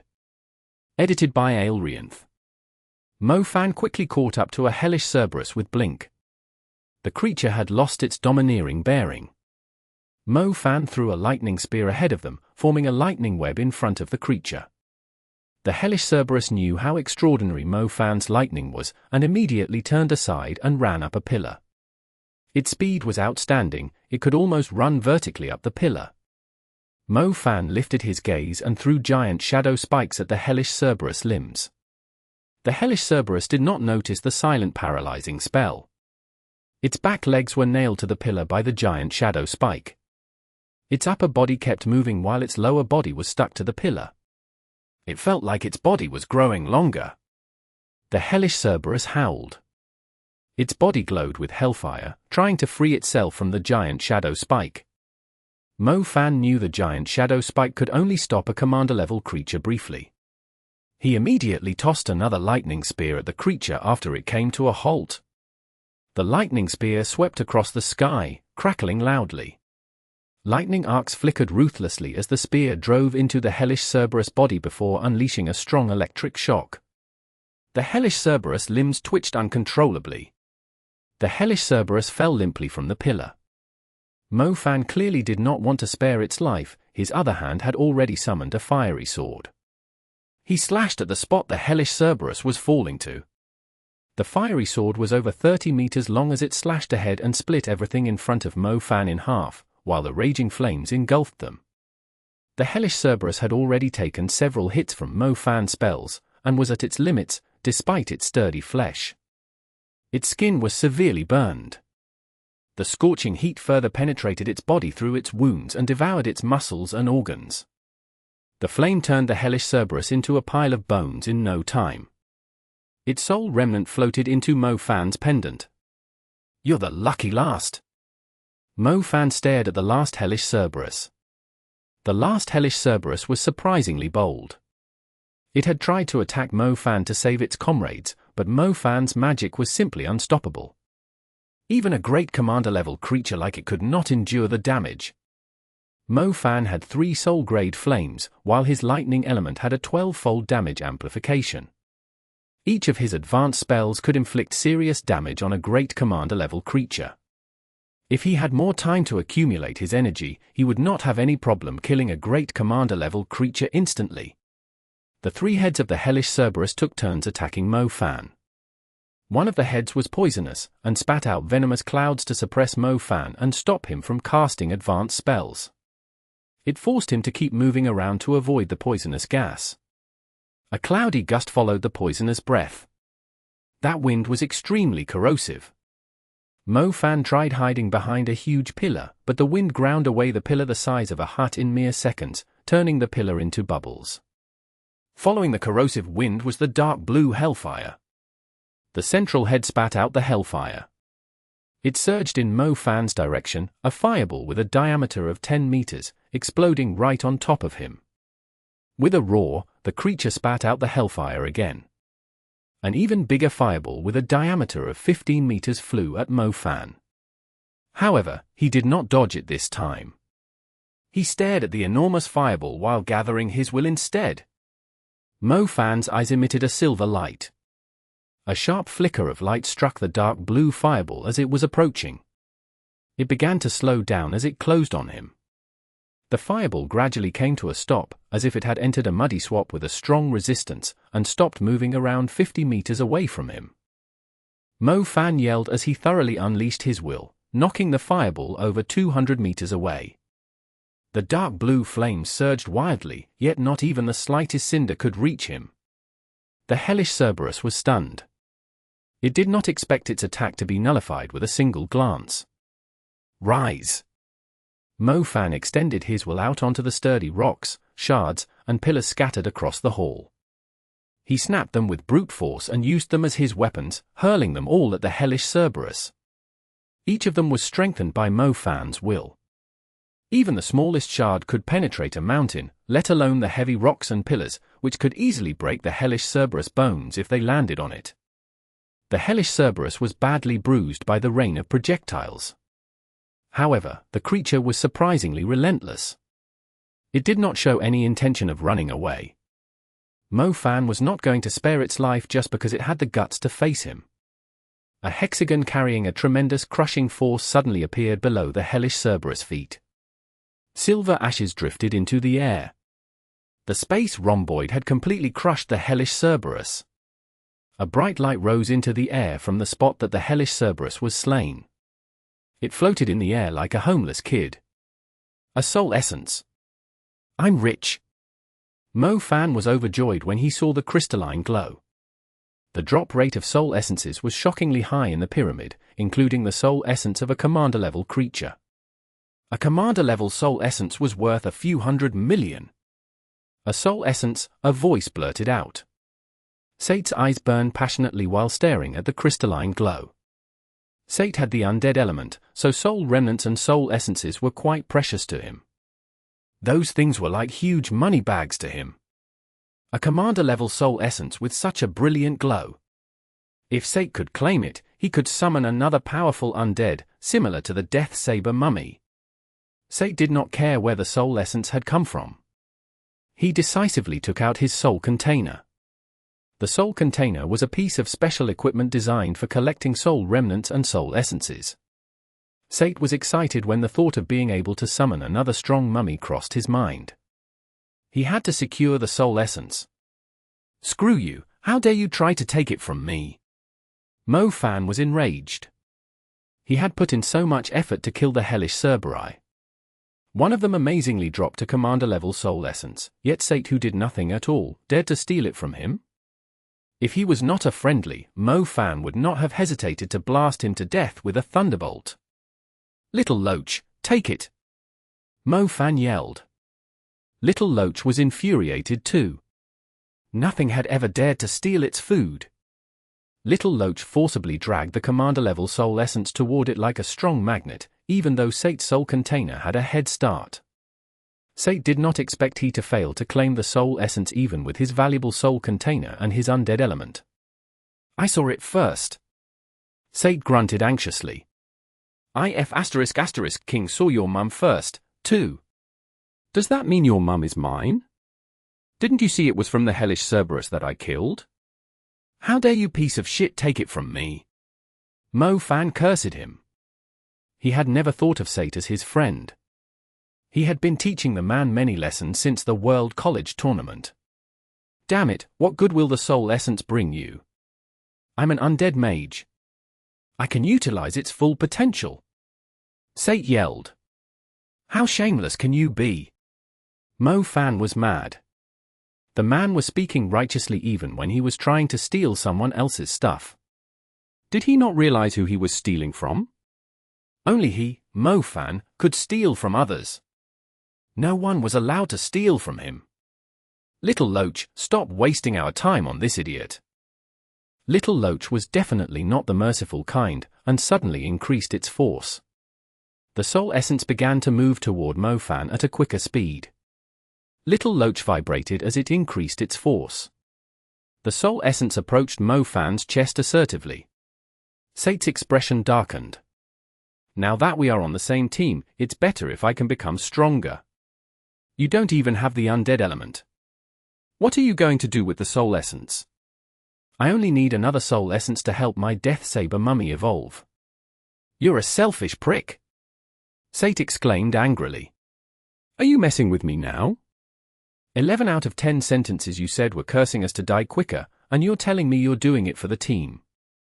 The soul essence is mine, yet you tried to claim it without even asking my permission. Let me tell you, I might not be that desperate over a commander-level soul essence, so if you behave yourself and ask nicely if you can borrow the soul essence, I wouldn't mind lending it to you. However, did you ever ask? Do you think I'm a humanitarian now?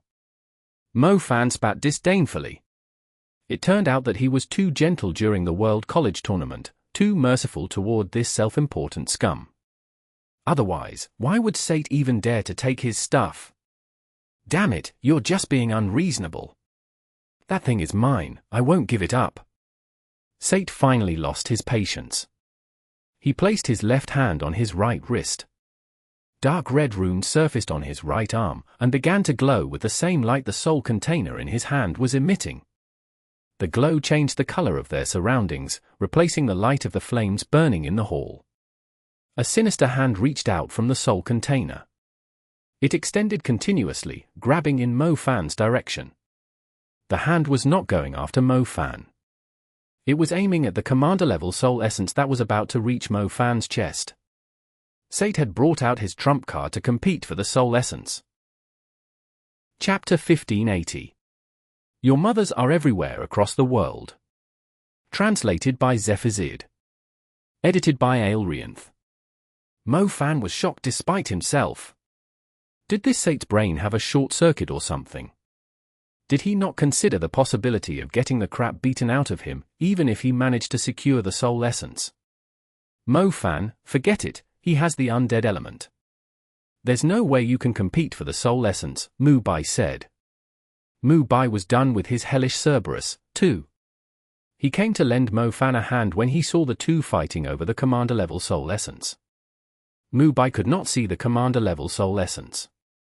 He only knew the two were competing for it from their exchange of words. I'm an undead mage, do you really think you can claim the soul essence from me?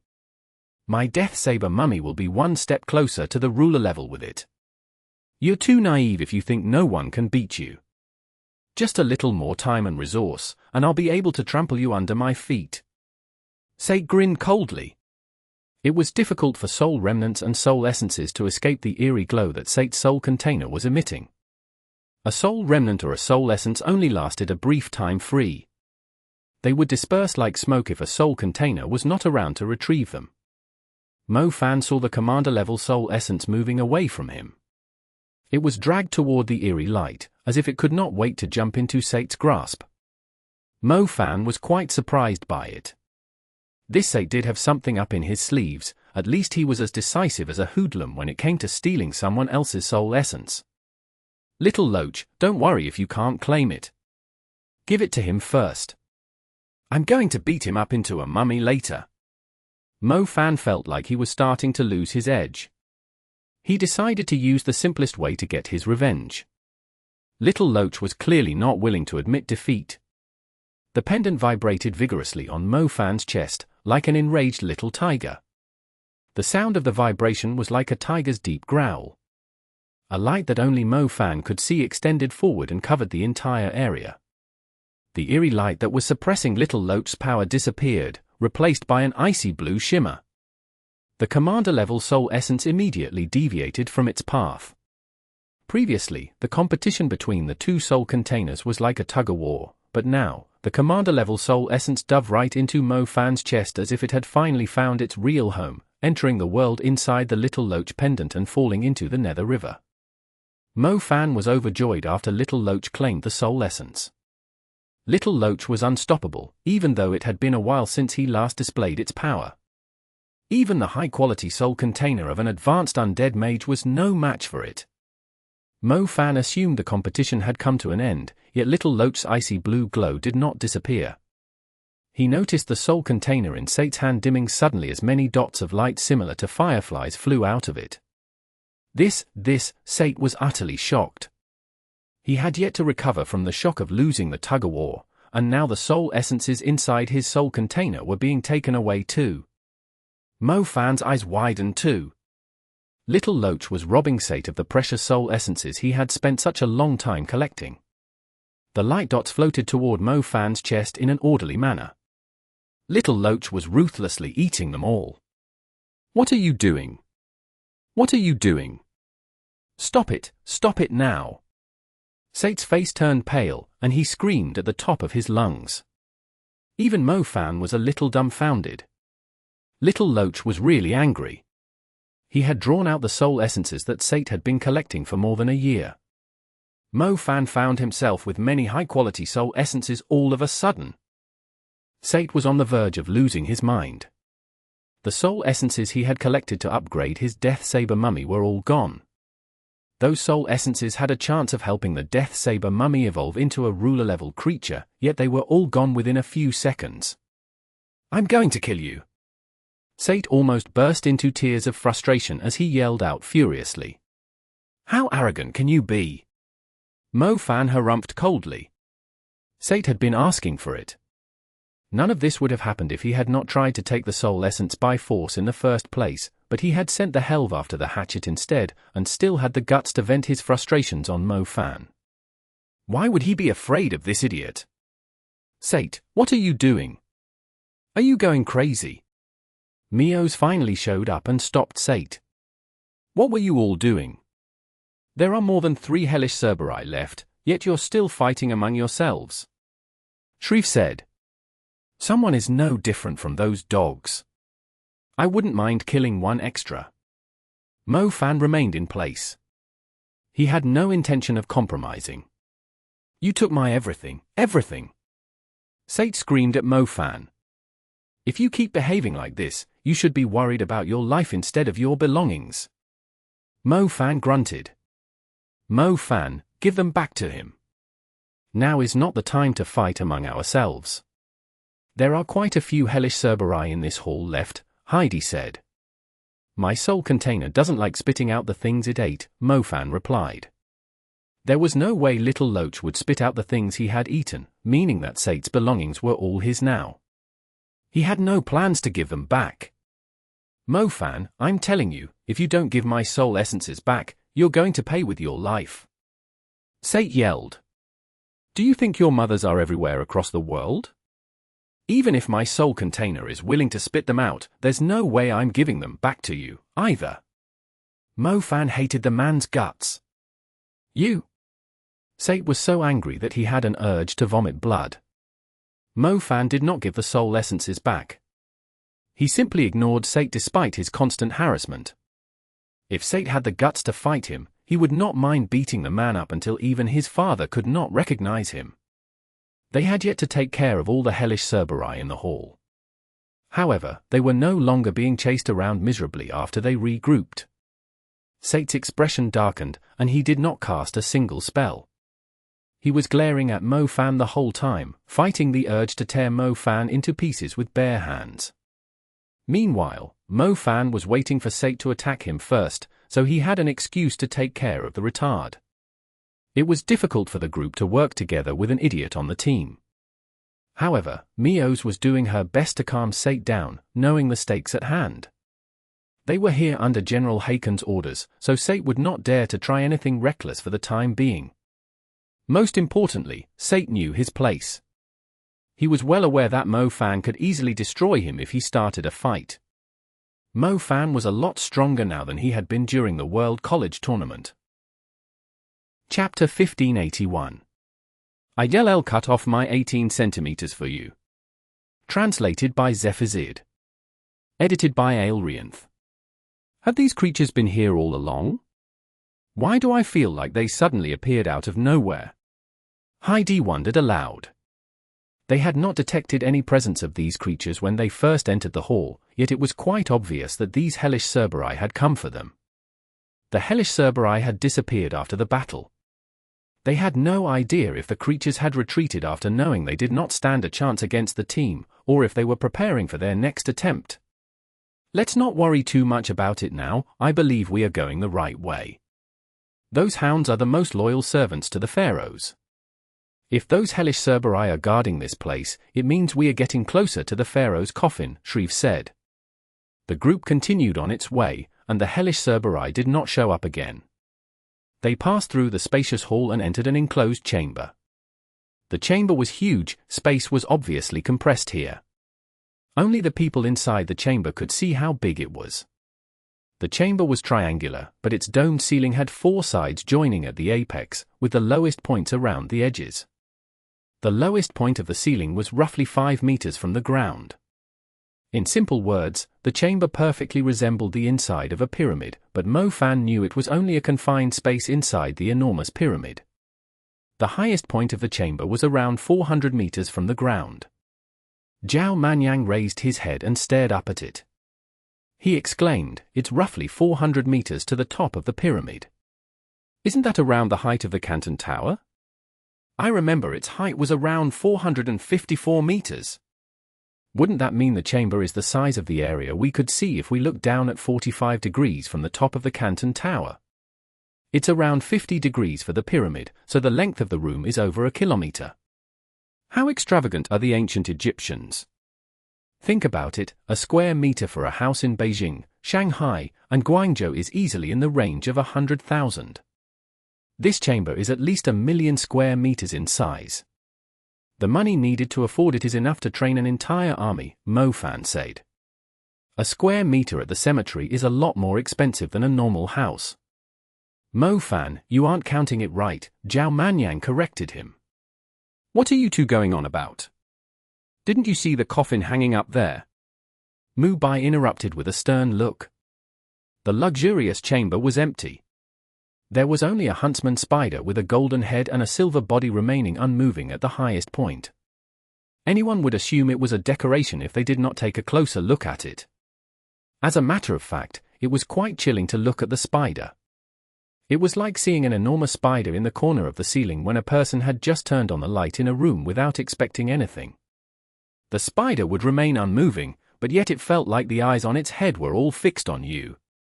The huntsman spider was a lot bigger than a palm-sized normal spider.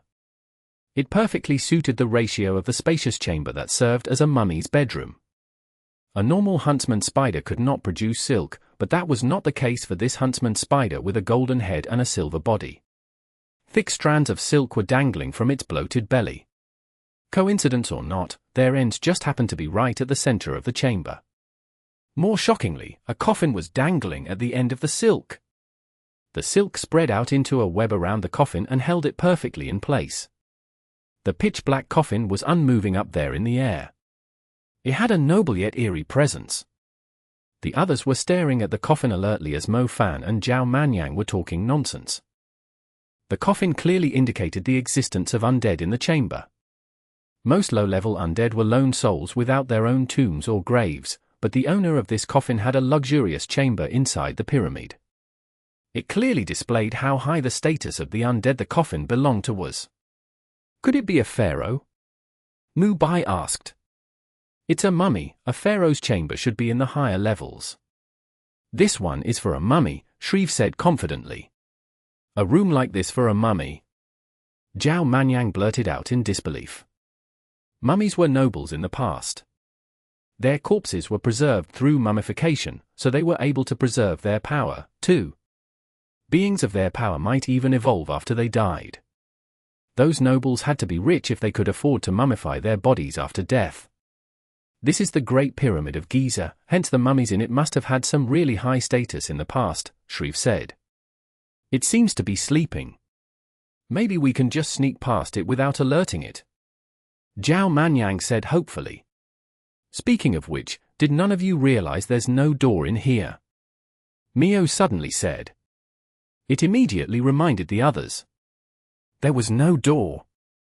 There was no exit.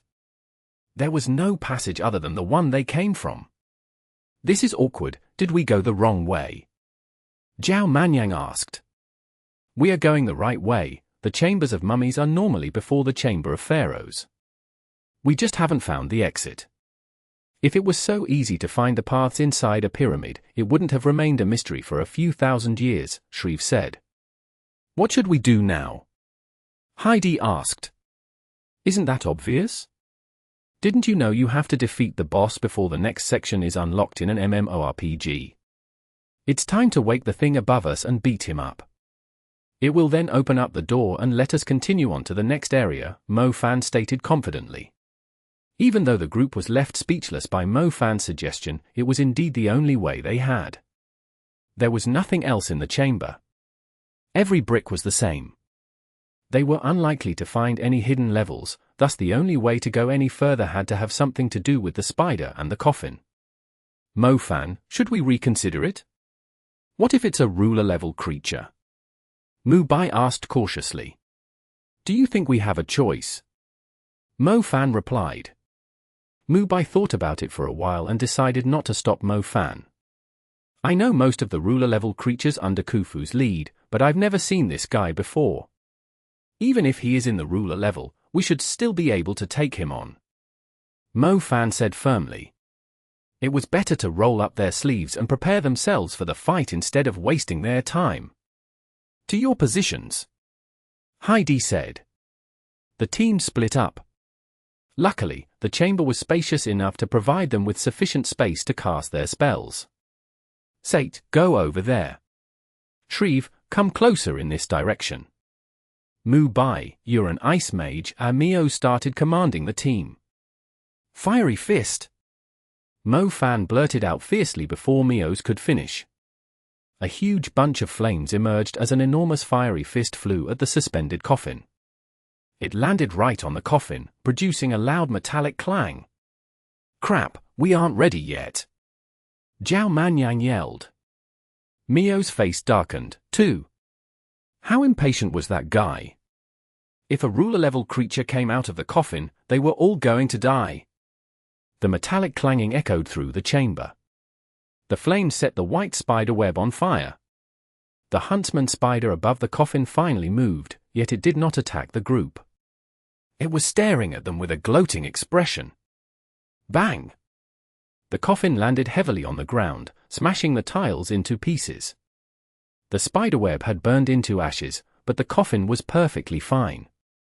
Everyone began to feel a little nervous, staring at the coffin that had landed in front of them. A little crack appeared on the coffin as a hand reached out of it.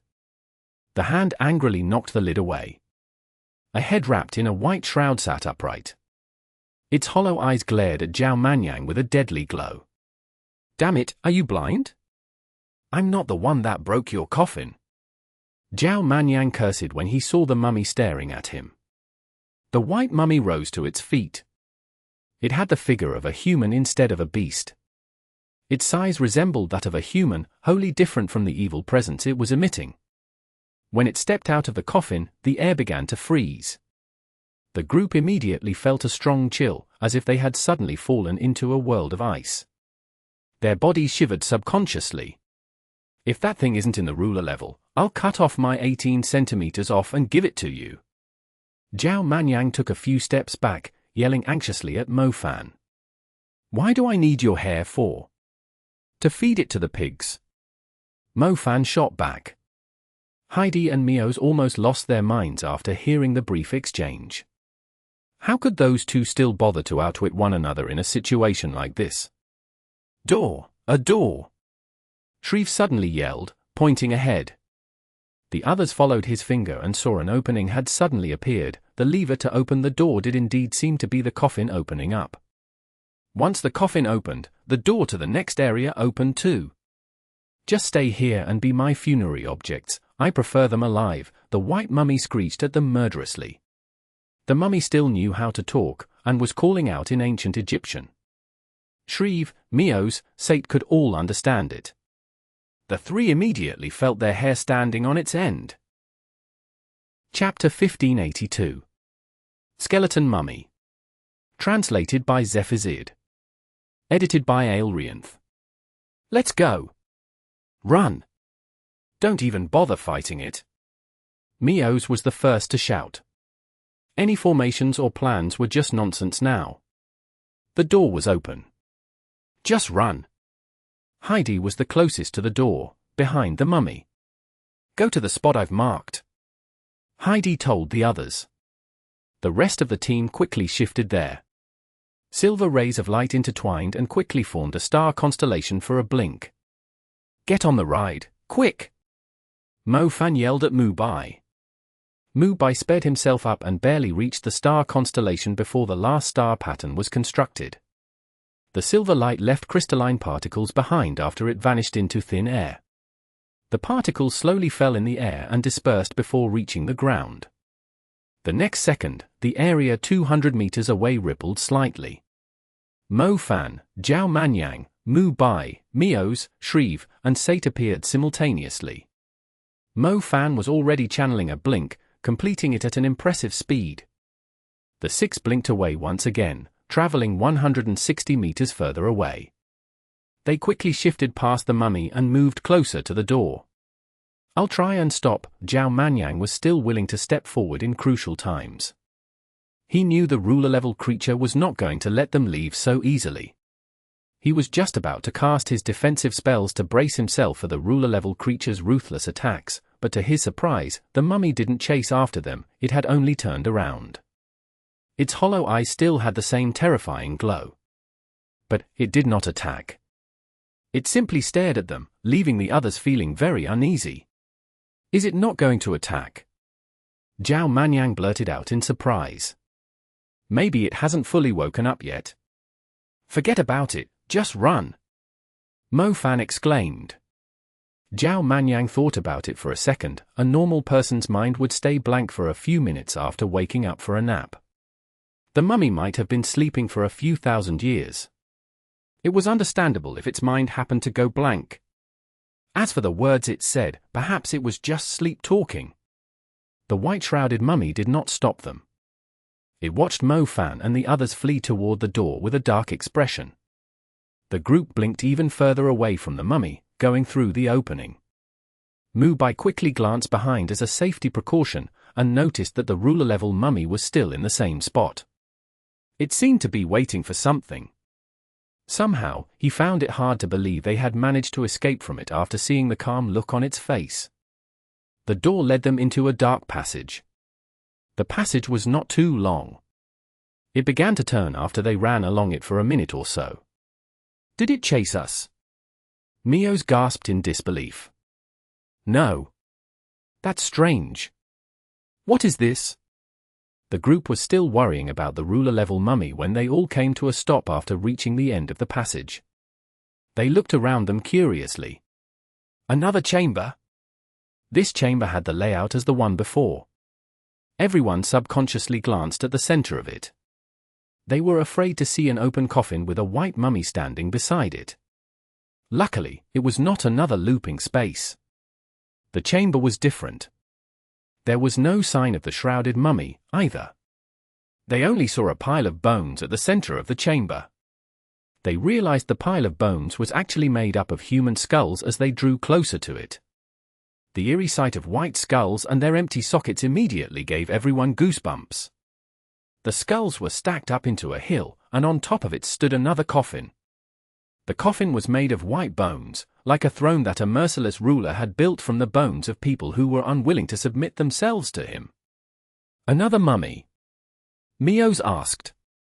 "It seems like different mummies have different hobbies, too," Mo Fan muttered. The chamber's layout was similar to the previous chamber, but the space was slightly smaller. Similar to the previous chamber, it did not have an exit. The coffin was the only thing in it. "Don't tell me it's another ruler-level creature again." Mu Bai protested. "We'll see." Mo Fan decided to stick with his straightforward approach.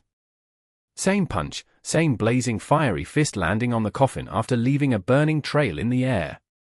The mountain of skulls collapsed rapidly. The coffin fell onto the skulls that had scattered across the ground. A loud knock was heard from the coffin. Its lid went flying as a headless mummy in bone armor jumped out from inside. "A headless mummy!" Zhao Manyang exclaimed. The headless mummy casually grabbed a skull nearby and placed it on its neck.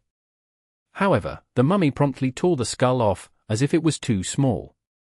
Disgusted by the skull, the mummy tossed it away, and put on another one more suitable to its size. Its body was emitting an eerie blue glow. When the skull connected to its body, the eerie glow immediately flowed up into its new head before flickering in its hollow eyes. "Is this guy a lamp?" "It's connecting the skulls to itself like a light bulb," Zhao Manyang blurted out. "Its aura isn't as strong as the one before," Mu Bai noticed astutely. "But I feel it's interested in adding our skulls to its collection," Mo Fan added. "The door is open, look, the door is open again." It's just ahead of us. Shreve blurted out. The door opens when the coffin opens. Mo Fan's glance had a confused look. Wouldn't it make more sense for the door to open when the mummy was slain? Why were these chambers designed in such a strange way? Are we going to fight it or not? Fight my ass, why fight when we can just run? The same as before, the group used blink to distance themselves from the mummy. Unlike the previous ruler-level mummy, the skeleton mummy had a wild temper and great might. It kept chasing after them, not wanting them to leave the chamber. Luckily, it was not a ruler-level creature. The group managed to escape the chamber while Zhao Manyang held it back. When the group went through the door, the skeleton mummy stood close to it and glared after them. It had an urge to tear all their heads off, yet it still did not dare leave its chamber. Don't you feel it's too easy to trick these mummies? Zhao Manyang wondered. Something doesn't feel right, Heidi agreed. Chapter 1583. Tomb of the Demon Child. Translated by Zephazid. Edited by Aelrianth. Everyone had weird expressions when they found themselves in yet another chamber similar to the previous ones after coming out of the passage. Another one. There's no exit again.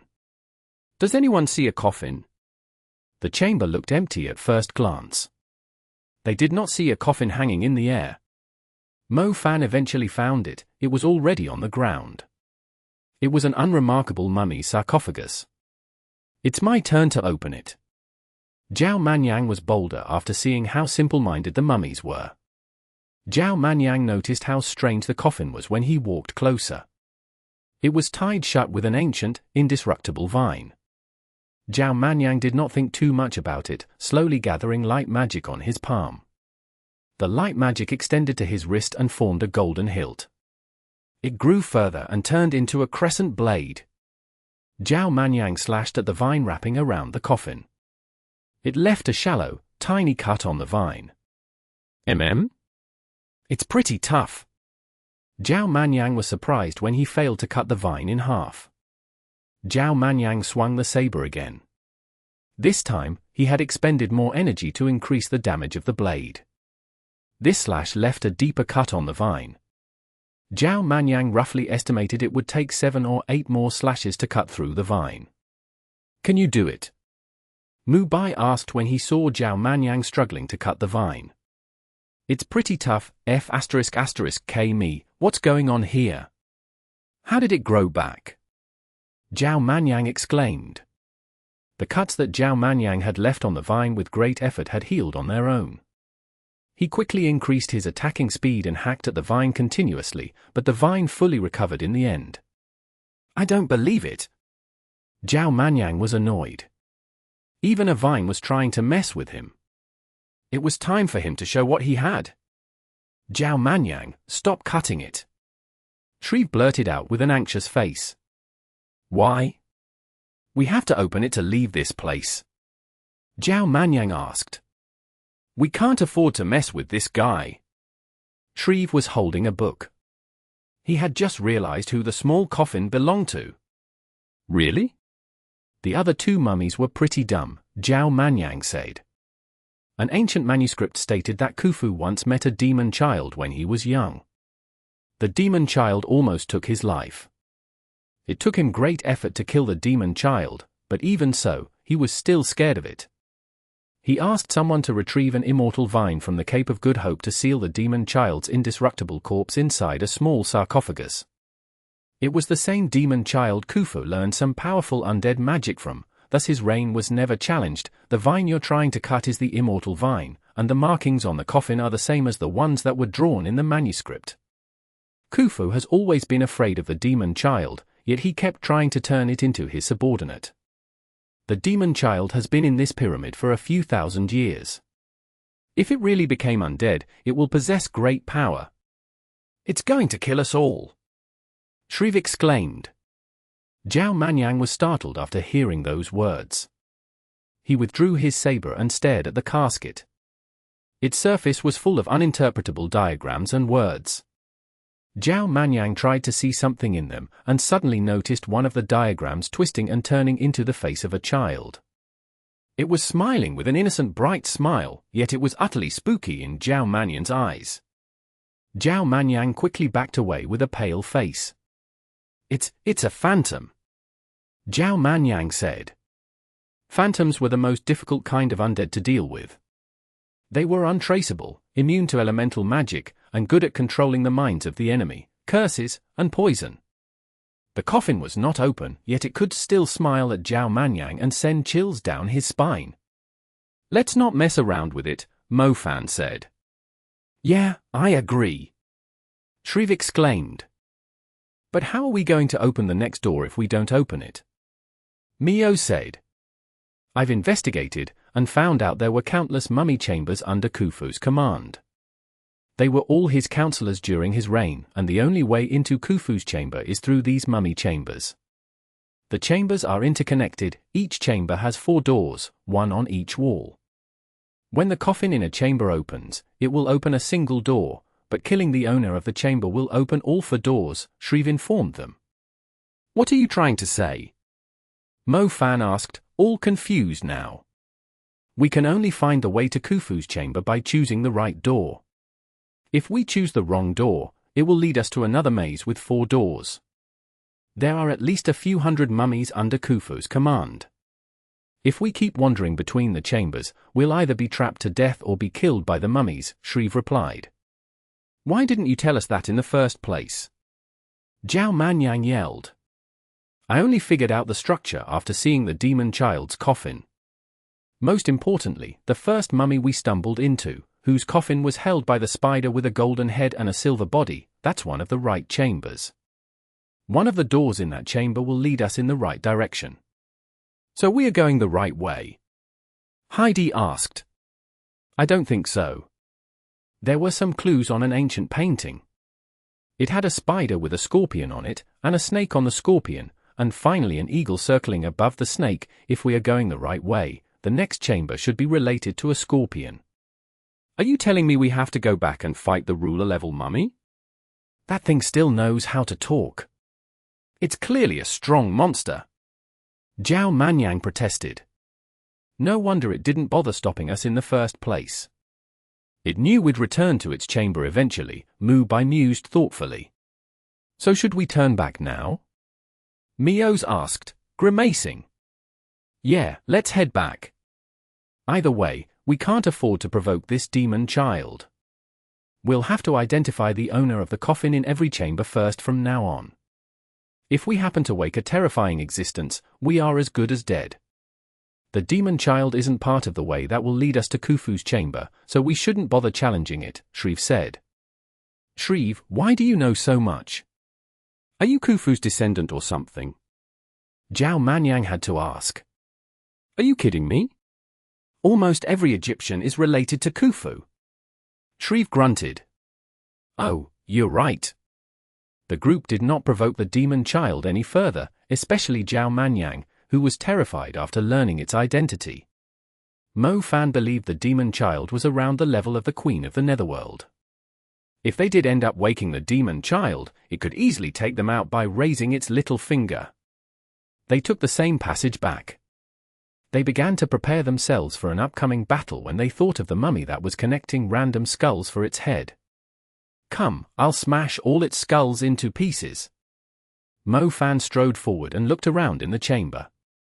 Mo Fan was ready to see some skulls, yet the chamber was completely empty. The mountain of skulls had disappeared, so had the skeleton mummy with a wild temper. The chamber seemed smaller than the one before too. What now? Zhao Manyang looked around with wide eyes, yet he failed to spot the skulls. Did we go the wrong way, even though there was only one exit? Shriv said after a brief thought, as I thought, even if we go back the same way, we won't return to the previous chambers. It will bring us to a new chamber instead. You kept giving us advice in hindsight. Why can't you just tell us all this earlier? Zhao Manyang yelled in frustration. I can only speculate based on what we've gone through. Not many people have managed to come out of the Great Pyramid of Giza alive. Even if someone knew the secret of the chambers, it's most likely lost to history. Shriv answered. The new chamber was only the size of a school stadium. Instead of a coffin, it had a tombstone at its center. The ground below the tombstone was bulging, the words on it were written in blood. The group went up to the tombstone to see if they could open the door. "We have to kill this thing and choose the door to the left of the tombstone to return to the first chamber," Shreve said. "Such a hassle. Don't forget we are in one of the greatest tombs in the world. It's a miracle that we are still alive." Mo Fan did not bother reading the uninterpretable words on the tombstone. He smashed it to pieces with a single punch. The owners of the other chambers were at least sleeping comfortably in a sarcophagus. The owner of this chamber was clearly a loser compared to the others. It only had a simple, overgrown tombstone. "Mo Fan, couldn't you wait until I find out who it belonged to?" Shreve demanded angrily. "Wait my ass, who cares about the name of a slave lord who has been dead for a few thousand years? We are not archaeologists." Mo Fan answered impatiently. Why would they bother waiting if they had to take out the mummy to open the right door? Just kill it. Chapter 1584. Magic Caster Mummy. Translated by Zephazid. Edited by Aelrianth. The ancient Egyptians were very concerned about their fame. Except for the demon child that was hated Khufu, one could easily tell the status and strength of the mummies from the sizes and appearance of their chambers. The mummy who only had a tombstone written in blood was indeed not as strong as the team expected, clearly a lot weaker than the skeleton mummy. The 7 of them had no trouble taking it out. After dealing with the tombstone mummy, the group followed Shreve's instructions to make their way back to the first chamber. "I've been investigating these mazes with 4 doors for a long time. These chambers are like a Rubik's Cube. The cubes might be disordered at first sight, but once you solve the first face and follow certain procedures, you'll be able to solve it quite easily," Shreve said confidently as he walked into the door. "If we end up in a different chamber next, I swear I'll beat the crap out of you." Zhao Manyang replied. "That's impossible." The group eventually reached a chamber.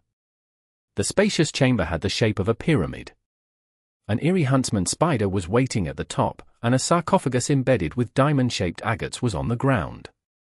The lid was open, and beside it stood a mummy wrapped in a white shroud, looking almost like a human. Its cold eyes had a hint of mockery as it stared at Mo Fan and the others after they returned to its chamber. "It really is waiting for us." Mio's was a little spooked, especially after seeing the mummy staring at them. It was like it had been watching them since they left the chamber. What they had done was utterly stupid in its eyes. It must be one of the 8 advisors during Khufu's reign. It enjoyed having huntsman spiders as pets.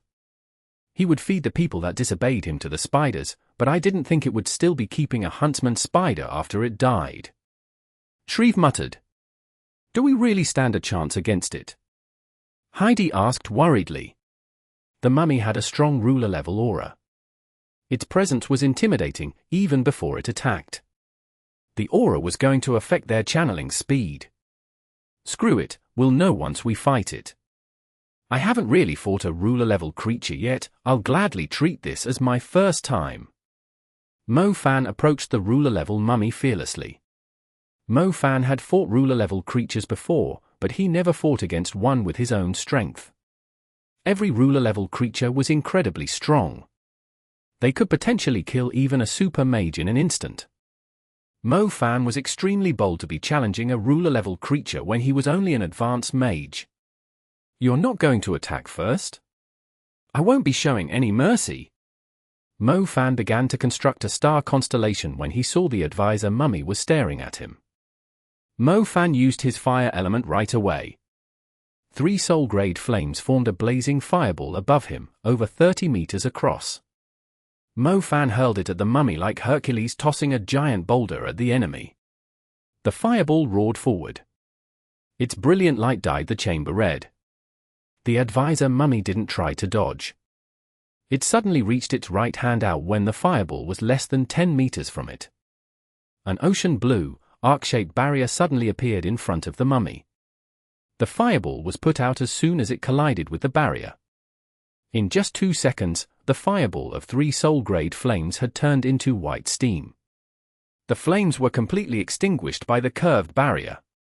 Isn't that a water spell? Zhao Manyang was startled. Even though the spell was slightly different from Water Curtain, it was obvious that the advisor mummy had cast a spell, an advanced water spell. Mo Fan was unwilling to admit defeat. He scattered his flames across the air, which turned into fiery feathers. He shoved his hand forward, firing the fiery feathers at the advisor mummy.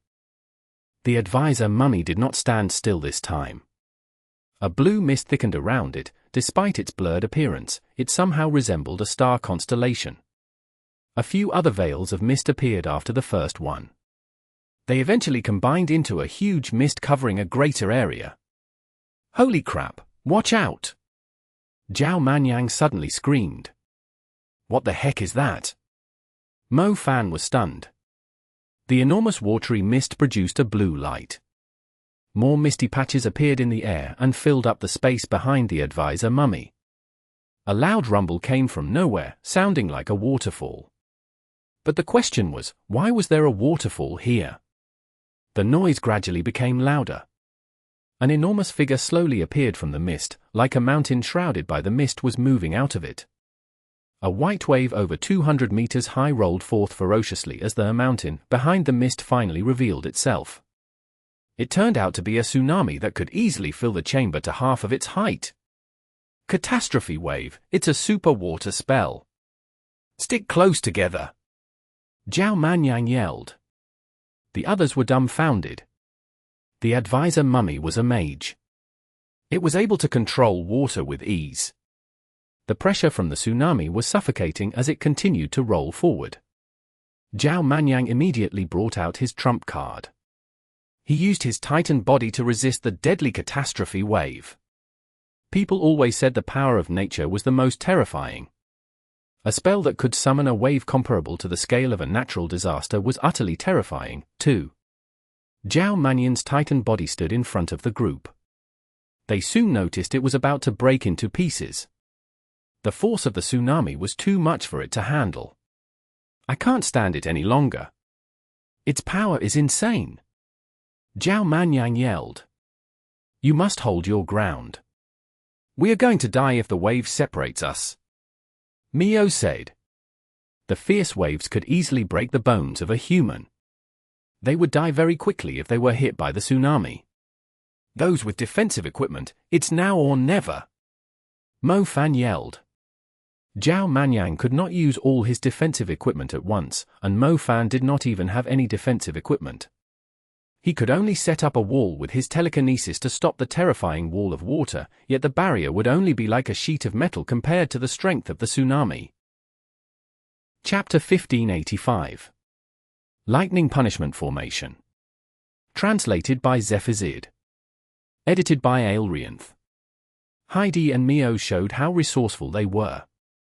They took out pieces of light equipment and ice equipment respectively, one with a golden glow, and the other icy blue.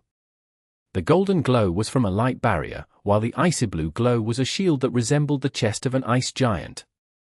The two layers of defense completely encapsulated the team. The combination of the two defensive artifacts strengthened by Zhao Manyang's Bashar seal barely stopped the catastrophe wave. The chamber was now flooded, and the team was floating on the surface. Even though the fierce tsunami had stopped rolling, the team was still battered after being thrown around by the impact. Everyone stood on the chest of the ice giant while looking for the advisor mummy. The water suddenly splashed into the air as the advisor mummy jumped out. It floated above the group, fierce lightning crackling on its body. The lightning grew stronger and formed a lightning halberd next to the advisor mummy. The lightning halberd dove right at the group. It's the lightning punishment, dodge it! Mo Fan was even more shocked when he saw the huge lightning halberd falling onto them. It was the super lightning spell, which had strong imprisoning capabilities. Once they were trapped by the 9 lightning halberds, they would have to suffer a punishment of thousands of lightning strikes. I can't block a spell of that level. Zhao Manyang broke out in a cold sweat. The lightning element was too unstoppable. They had no chance of resisting a spell like the lightning punishment. Their best bet was to dodge it. Run! The group immediately fled for their lives, but the lightning halberds were quicker than they had imagined. Each lightning halberd established a huge barrier when it landed on the ground. The lightning punishment covered a huge area. The 7 did their best to dodge the first few lightning halberds, but their routes were sealed off by the 7th and 8th lightning halberds. The 9th lightning halberd was the final piece of the lightning punishment formation. The lightning halberds activated the lightning punishment, which soon descended in the form of countless lightning strikes, painting fear on the faces of the 7 people trapped within it. "We are done for, we are screwed." They were trapped in the lightning punishment formation. They had no chance of breaking free from it until the end of its duration. The problem was that the lightning strikes were soon going to blast them into dispersing ashes. The catastrophe wave had already worn half of their defenses down. "The lightning is coming!" Mio screamed, her face pale. It was utterly terrifying for someone to be facing a power that could easily kill them. Mio saw lightning strikes that were a lot thicker than normal bolts arcing back and forth between the lightning halberds. A single lightning strike was enough to inflict serious damage to her, let alone countless numbers of them striking her at the same time. "Heidi, use your chaos element to direct some of them away. Zhao Manyang, use your earth element to resist as much as you can. The rest of you, use everything you got to weaken the lightning. Hurry up," Mo Fan said. "What difference is it going to make? Even if we weaken its strength by half of the lightning is still going to kill us." Sate screamed. "Do as I say if you don't want to die." Mo Fan swore. The others immediately followed the orders, as they did not have any better ideas, choosing to listen to Mo Fan. Mo Fan frowned, taking out the Hand of Silent Thunder. The Hand of Silent Thunder could transform other elements into the lightning element, but it could not reduce the amount of energy of a spell. If the spell was already a lightning spell, the Hand of Silent Thunder was more or less useless. Mo Fan only took it out to protect the others. This super spell could most likely kill everyone but him in an instant. The lightning strikes were extremely deadly. The mummy was obviously an experienced super mage, a true super mage, unlike Vonnie. Mo Fan was planning to receive the lightning strikes. His lightning resistance was significantly stronger than the others. He would rather challenge the limit of his demon flesh than watch the others being blasted into ashes. That being said, Mo Fan did not think his body could endure the entire super lightning spell, thus he had asked the others to weaken the lightning strikes as much as they could while he took on the rest. Chaotic Vortex. Heidi cast the most powerful chaotic vortex she could. The vortex spun slowly, its speed increasing when the terrifying lightning strikes went into it. Heidi thought her chaotic vortex could absorb quite a significant amount of the lightning magic, but the chaotic vortex reached its limit in just a few seconds. Zhao Manyang took out all his defensive equipment too, including the Venice ring. His earth element was enhanced by the blessing of the God Seal. Its defense, when further strengthened by the Bashar Seal, was strong enough to withhold the attack of a ruler-level creature. However, he was a little worn out after defending the group from the catastrophe wave. He was having difficulty resisting the lightning punishment. To his relief, the earth element was the lightning element's weakness. Otherwise, the rock demon that Zhao Manyang had summoned would not be able to hold on for too long. Mio's defense was also rather outstanding. The undead element was not that effective under the circumstances. Any undead they summoned would be torn to pieces by the lightning. Diamond Realm. Mio's took out an earth element defensive equipment. Diamonds were formed when refined under great heat and pressure. Mio's cultivation of the earth element was quite impressive. A bunch of diamonds burst out of the ground around the group and joined together to form a large crystal encapsulating the group. Icebound Coffin. Mubai altered the spell slightly by applying the strong frost on the outside of the crystal, as if he was putting a layer of armor on the sturdy defense.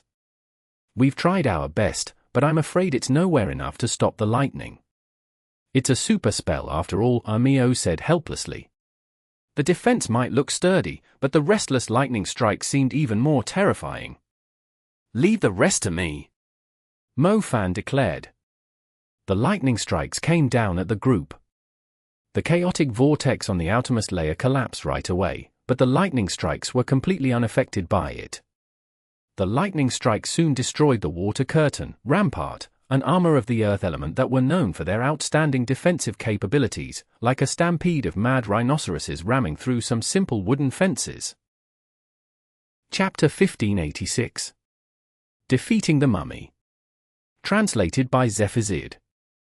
Edited by Aelrianth. Only Mio's defense managed to weaken the lightning, as they clearly saw the dense lightning dissipating significantly when it struck the diamonds. However, the lightning could still kill them easily. Mo-Fan, Heidi was worried. The smell of death had filled her nose. "Come here." Mo-Fan activated the Hand of Silent Thunder. It summoned an enormous palm that extended to cover the rest of the team. As the lightning was about to hit Mio's and Heidi, the Hand of Silent Thunder quickly redirected it to Mo-Fan. The higher the cultivation of a lightning mage, the higher the lightning resistance they would have. In addition to that, some special soul-grade seeds could further increase a mage's lightning resistance. The Lightning Tyrant was a great example, providing a huge boost to lightning resistance. On top of that, Mo-Fan's Demon Flesh provided Mo-Fan with extra resistance. Mo-Fan remembered the first time seeing the lightning super spell, the Lightning Punishment Formation, at West Lake. The Black Totem snake had been trapped by an enormous lightning punishment formation that several super mags had established together. Mo-Fan was dumbfounded when he watched the terrifying lightning strikes landing on the Black Totem snake. Even though the lightning punishment formation he was currently trapped inside was nowhere close to the huge lightning punishment formation at West Lake, it was his turn to endure its torture. Loud buzzies flashed in Mo-Fan's head. His skin cracked from the lightning while his arteries and veins burst from shock. The lightning he had absorbed was too much of a burden for him. It felt as if they could see all his bones right through his skin and his flesh. "Mo-Fan!" Heidi cried out. She was scared. Death was so close to them, and even though the lightning was not hitting her, she could feel the pain from Mo-Fan's expression. "It's going to finish soon, it's about to end, hang in there." Zhao Manyang blurted out. The lightning punishment finally weakened. Although Mo-Fan was covered in random arcs of lightning, he was still in one piece. His flesh had a sturdy appearance, like it had just been refined. The lightning punishment was powerful, but it could not last forever. After Mo-Fan absorbed the lightning strikes, the lightning halberds eventually dissipated. The others saw the lightning strikes weakening, then looked at Mo-Fan, who had a ghastly expression on his face.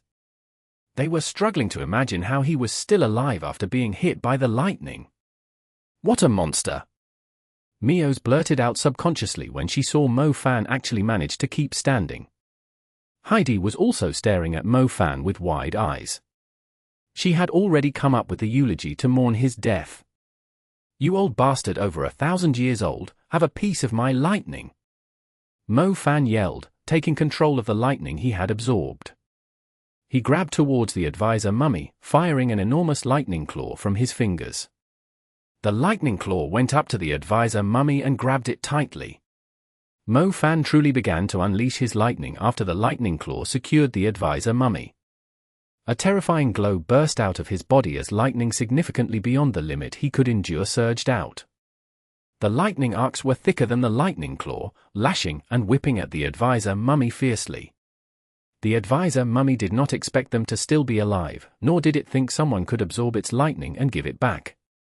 The defense that it had quickly set up had no chance of resisting the penetrating attack. The advisor mummy might have possessed an impressive cultivation, but its resistance was nowhere close to Mo-Fan's.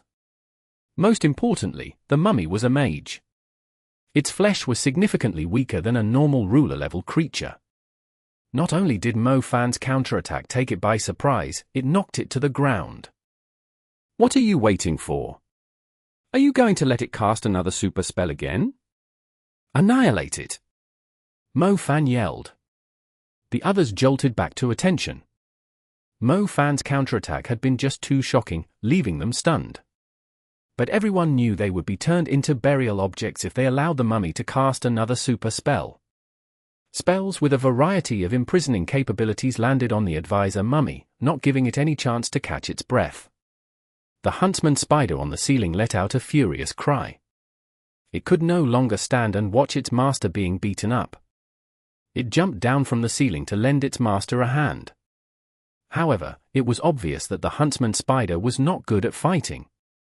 Even with it joining the fight, the human still had the upper hand.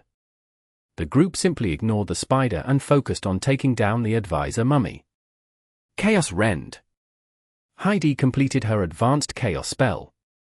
As she lifted her hand, a shocking crack suddenly appeared in the air. The crack had torn space apart. Everything that the crack caught would instantly disappear from the world. Heidi's Chaos Rend extended across the advisor mummy's shoulder and chest. It separated the mummy's left shoulder and chest from its body. "Well done!" Mu Bai exclaimed. It was Mu Bai's turn to attack. Deadly icicles danced wildly like an icy storm.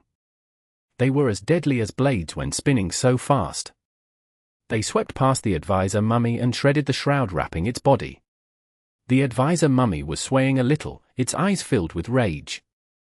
It did not expect to find itself in such a miserable position when fighting against a bunch of human whelps. Even though it had not been long since it achieved the ruler level, there was no way it would lose to these humans either. Die! Mo Fan was engulfed in flames. Flame Bell's fiery aura rippled behind him and gathered into an imperious silhouette. His fists were burning now. He stomped the surface of the water and set it on fire. The vigorous flames almost reached the ceiling. Hidden dragon rising from the abyss. When Mo Fan threw his fists around, mighty flames erupted from the burning water as a lengthy form burst out of it. A fiery serpent soared into the sky.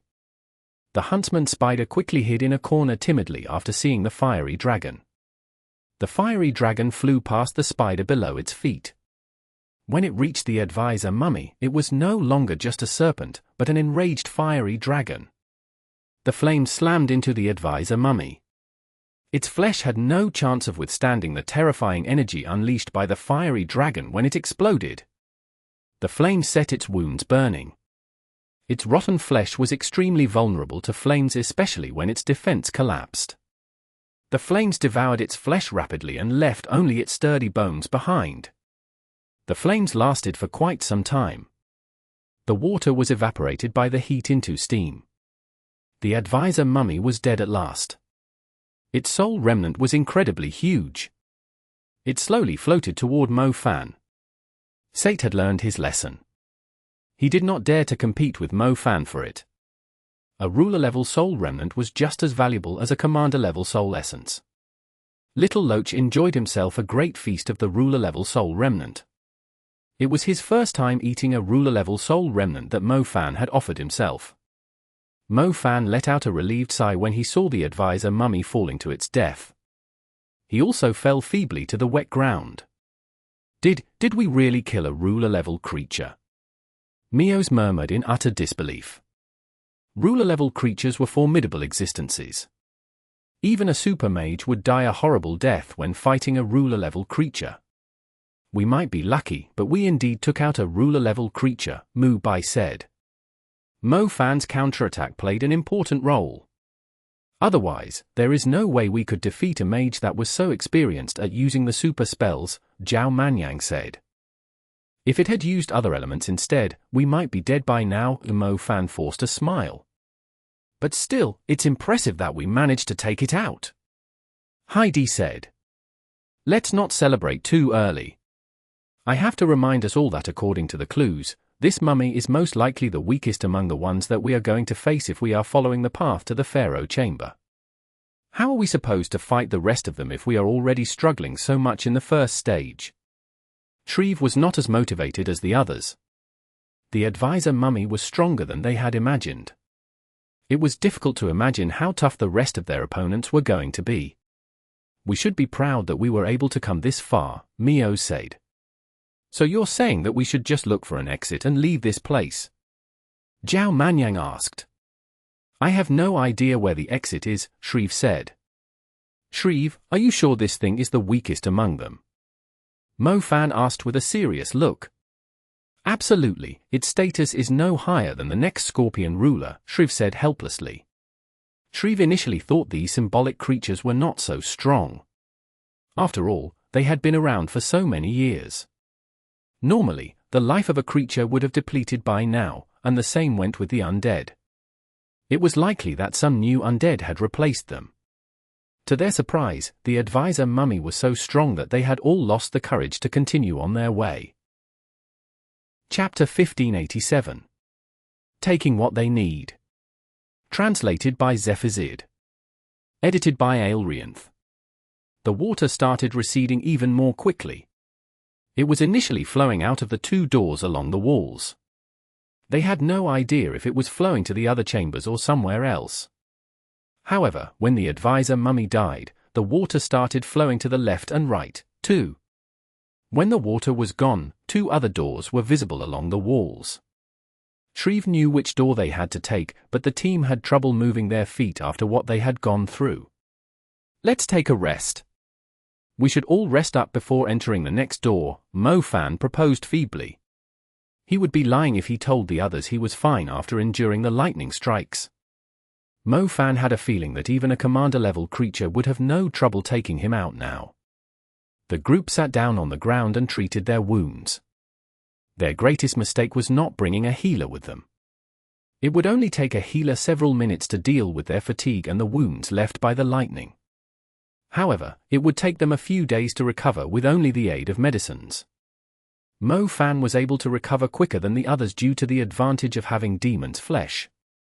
In addition, he also had the medicines that Xinxia had lovingly made for him. He already felt restless after a day and a half of recovery.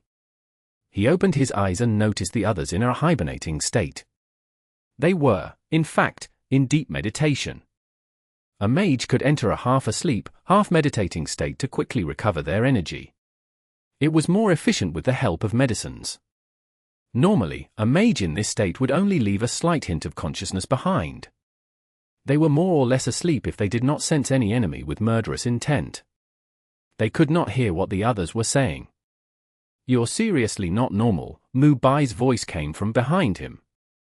Mo Fan had thought he was the only one awake. "Why didn't you take a rest?" Mo Fan asked. "I wasn't injured," Mu Bai replied. "True. It's so boring to wait for them all to recover," Mo Fan said. "Don't you feel it's worth our time to take a look at the creature up there?" Mu Bai pointed at the huntsman spider above them. The huntsman spider was extremely weak and timid. The others did not bother wasting their time on it. The creature did not dare to avenge its master, either. It was, in fact, quite rare to see such a timid demon creature, despite its menacing appearance. "It's just a useless spider, why should we waste our time on it?" Mo Fan asked. "Didn't Shreve mention that the pyramids have a strong level of hierarchy? The numbers of the low-level servants are in the tens of thousands, and they have to serve the nobles for eternity," Mu Bai replied with a stern look. 99% of the people were servants of the nobles during the era of the pharaohs. Isn't it normal for the pharaohs and nobles to rule the same way after they became undead? Mo Fan said. They can just enjoy their status in peace. Why did they keep attacking living cities? Wouldn't they be losing their undead soldiers for nothing? Mu Bai countered. The undead are ruthless and savage. Killing is like drinking and eating for them. It's their basic need, Mo Fan replied. That might be the case for the undead in the ancient capital, but I'm afraid it's different for the undead in Egypt, especially after seeing their strict hierarchy in this pyramid. It's true that deaths might inject new blood into the undead army, but it's only a matter of time before living creatures die. The rulers of the undead could just wait for that to happen. It is totally unnecessary for them to waste their undead attacking the cities, Mu Bai corrected him. Mo Fan listened carefully to Mu Bai's analysis. He initially thought Mu Bai was just sharing his thoughts, but when he thought about it logically, it did seem like the undead in Egypt were trying to achieve different goals with their wars. You saw the pool when we first came in. It's the essence that the pyramid has refined after gathering lots of vengeful spirits, lone souls, and hatred from the outside world, Mu Bai went on. This pyramid is like a factory. There must be quite a number of the hidden chambers we saw. The one we fell into was only one of them. How is it possible that such a huge ashen storm of hatred only consisted of the few vengeful spirits we saw in the hidden chamber? Mo Fan admitted. Lone souls, vengeful spirits, hatred, these are the products of mass killings. The pyramids will take in a huge amount of them regularly, and so do most of the undead, which means it's the reason why the pyramids keep waging war against the humans, to supply them with high-quality air for them to breathe. If the fresh air of death is filtered by the low-level creatures, wouldn't that mean the servants and the underworld warriors are only taking in the residue, thus the essence of it is given to these mummies in their own chambers? Mu Bai theorized. You're saying that the pyramid is treating the deaths caused by the wars as fertilizer, with different irrigation levels. Mo Fan stared at Mu Bai. He finally realized how smart the guy was. Yes, irrigation levels. Those higher in the hierarchy get to enjoy the more refined air. Their corpses did not rot, even after a few thousand years, because they are constantly being nurtured, granting them even greater power, Mu Bai agreed. So that's why they keep waging war against the living. Mo Fan realized, but at the same time, a great chill ran down his spine. Humans relied on reproduction to live on, but the undead relied on killing to live forever. Such a detestable old society, such detestable pharaohs. Didn't Shreve mention before that the essence is transported to the chambers? I have already searched the chamber, and I didn't find any channels, Mu Bai continued. It must be hidden somewhere. Mo Fan offered unhelpfully. This structure is built by the old civilization. It is unlikely it could set up a hidden channel without any traces. Besides, the structure of the pyramid strictly adheres to standard conventions. I learned some architecture in the past, and I'm sure that there is no special channel in this chamber, Mu Bai said confidently. Aren't you knowledgeable? Mo Fan jibed. Every time my cultivation got stuck at a certain level, I would spend some time learning something new. New discoveries in other areas helped me clear the doubts about my cultivation, Mu Bai explained. So, when did you learn how to make an aphrodisiac? Mo Fan had to ask. Mu Bai's expression sank, as if he was going to fall out with Mo Fan if he mentioned it again. I'm just kidding, tell me what you think, Mo Fan smiled. I believe something is fishy about the huntsman spider. It's not a low-level creature, yet it's extremely weak. It's completely useless, apart from its annoying screeches. It's also very timid. If it's that useless, why did the advisor mummy bother keeping it? Just for decoration? I find it hard to believe it kept the spider for so long, even if it was only treating the spider as decoration, Mu Bai conjectured.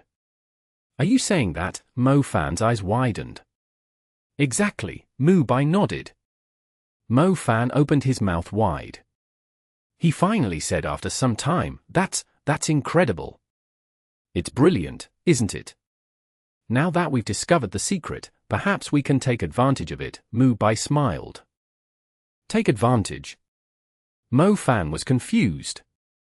He had a strange look after seeing the smile on Mu Bai's face. He said, this world is seriously messed up. I personally think since the Medusa are quite similar to humans in some way, it's still acceptable if we ignore their snake bodies, but a spider that is incompatible with a human in every way, holy crap, how did they do it? Through its abdomen. Mu Bai did not understand what Mo Fan was talking about at first. However, he eventually realized what he was up to. His lips started twitching subconsciously.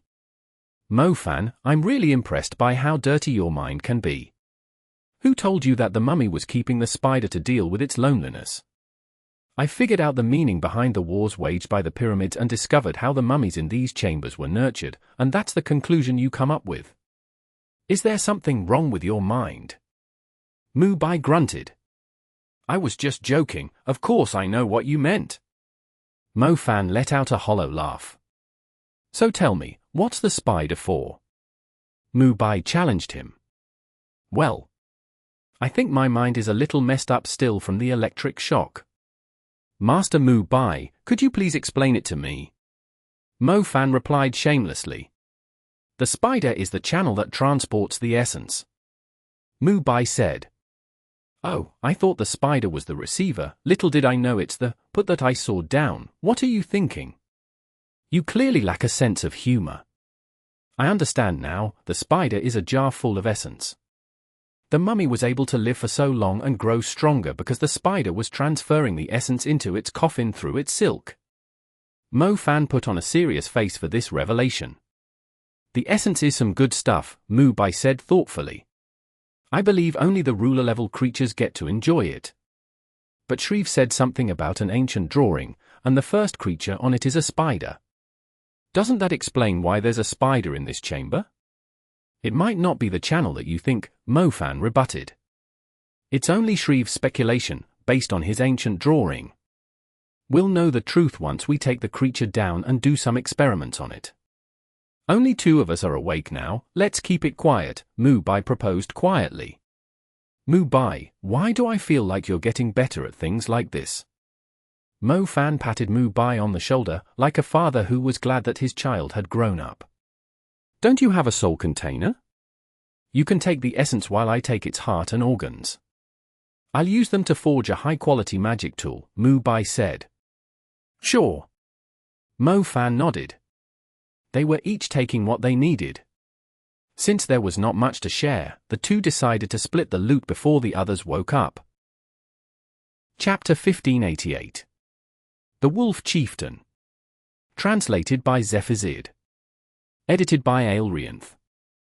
Mo Fan already had an impressive magic tool to support his cultivation, so he was not interested in getting another one.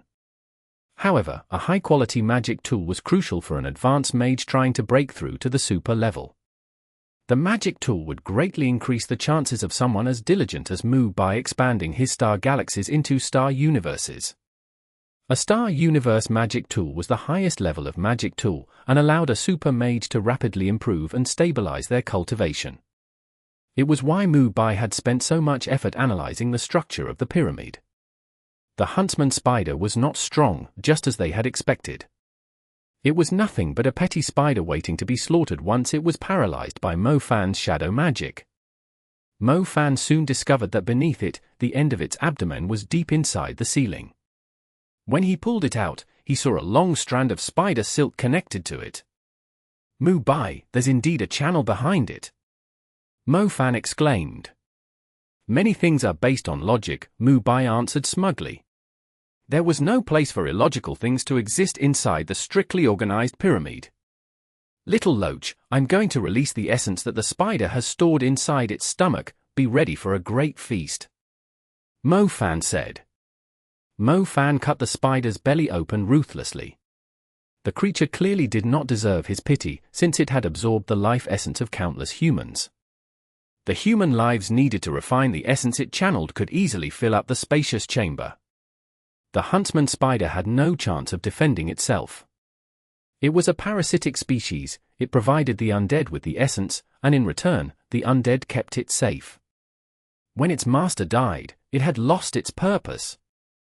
It had stored a huge amount of the essence. The evil energy that the underworld executioners collected from the vengeful spirits and the hatred of the dead was refined into pure energy equivalent to soul essences before being stored in the belly of the huntsman spider. However, the amount it was storing was many times greater than the energy of a soul essence. Soul essences were the purest energy in the world, yet the mummies were constantly being fed an energy equivalent to it. It was not a surprise they would become as strong as monsters. Mo Fan and Mu Bai were clearly in luck. The huntsman spider had stored a huge amount of energy for the advisor mummy before it was slain. No wonder the creature did not dare to jump down from the ceiling and fight them. It was concealing the treasure in its belly. Little Loach absorbed the energy crazily, enjoying this more than the contents of Sate's soul container. Mo Fan kept noticing new soul essences popping up in the nether river like dazzling little gems, each with a unique glow that showed their value. Mo Fan had already earned a fortune from claiming Sate's possessions, but Little Loach was still not satisfied, like a starving baby craving more milk. 7 Commander-level soul essences, 79 Warrior-level soul essences, 8 Commander-level soul essences, TSK, I'm really going to have my own army of wolves. Mo Fan blurted out in joy. 8 Commander-level soul essences, how insane was that? It meant Mo Fan could summon 8 extra Commander-level summoned beasts. How significant was having 8 extra Commander-level summoned beasts under his command? A super mage could easily die when being attacked by 8 commander-level creatures at the same time if it was careless. On top of that, even if 8 commander-level creatures were unable to defeat a ruler-level creature, they could still keep it busy for quite some time. Most importantly, apart from having 8 extra commander-level creatures, Mo Fan now had a total of 190 wolves in his army. Imagine 190 warrior-level enormous white wolves and white-marked wolves rushing out of the summoning gate. They could easily fill up the streets of an entire city.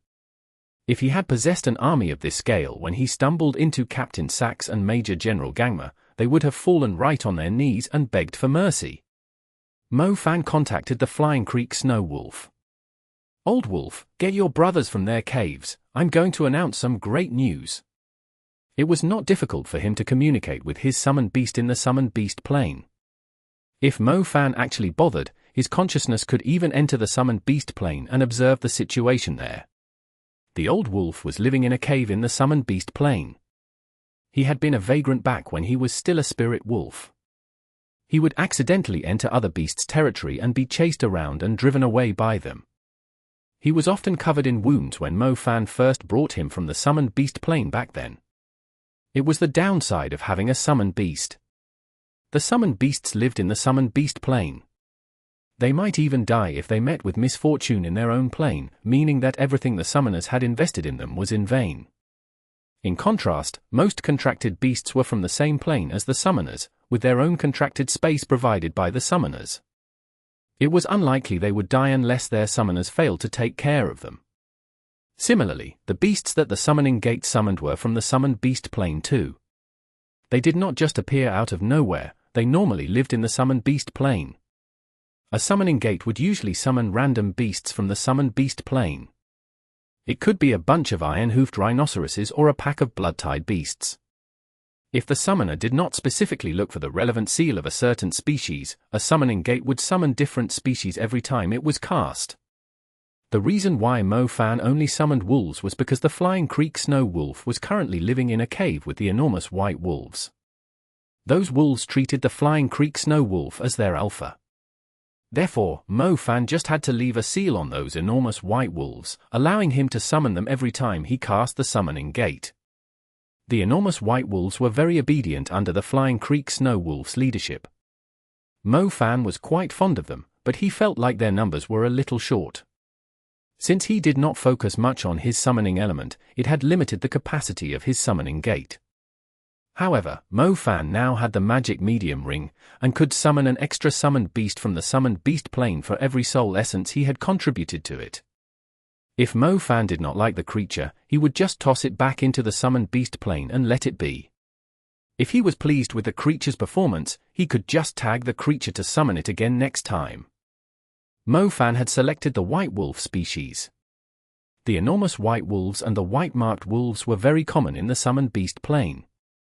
Therefore, whenever he increased the capacity of the summoning gate with the magic medium ring, he would tag a wild wolf and recruit it to join the Flying Creek Snow Wolf's army. The Flying Creek Snow Wolf had once been a lone fighter wandering aimlessly. He finally got to enjoy a stable life after Mo Fan took him in. He was able to grow a lot stronger, too, so most of the wolves who were wanderers like him were willing to join his pack. This established a sense of trust between the summoned beasts and the summoner. The Flying Creek Snow Wolf had just woken up. He was worn out and injured after fighting 2 hellish Cerberus not long ago. He had yet to get enough rest when his boss called him, so he was in a bad mood. "Show me some spirit. You're the wolf chieftain of more than 100 wolves now. A bunch of rookies are going to show up soon. Don't embarrass me, do you understand?" Mo Fan scolded him. "A woo." The Flying Creek Snow Wolf did not understand Mo Fan's words. He lifted his gaze and looked at Mo Fan's blurred face high up in the dim sky in the summoned beast plane. The scene was similar to an office worker watching his boss blabbering in a video conference. The worker was worn out from all his strenuous work, yet his boss kept on talking nonsense. "Why don't you just transform into a pig instead? What did you not understand?" "Listen," Mo Fan said. The Flying Creek Snow Wolf looked around him and noticed some movements. He stared at a hill in front of him alertly. A white-marked wolf was standing on the hill. It seemed a little cautious, and only dared to move closer after observing its surroundings for some time.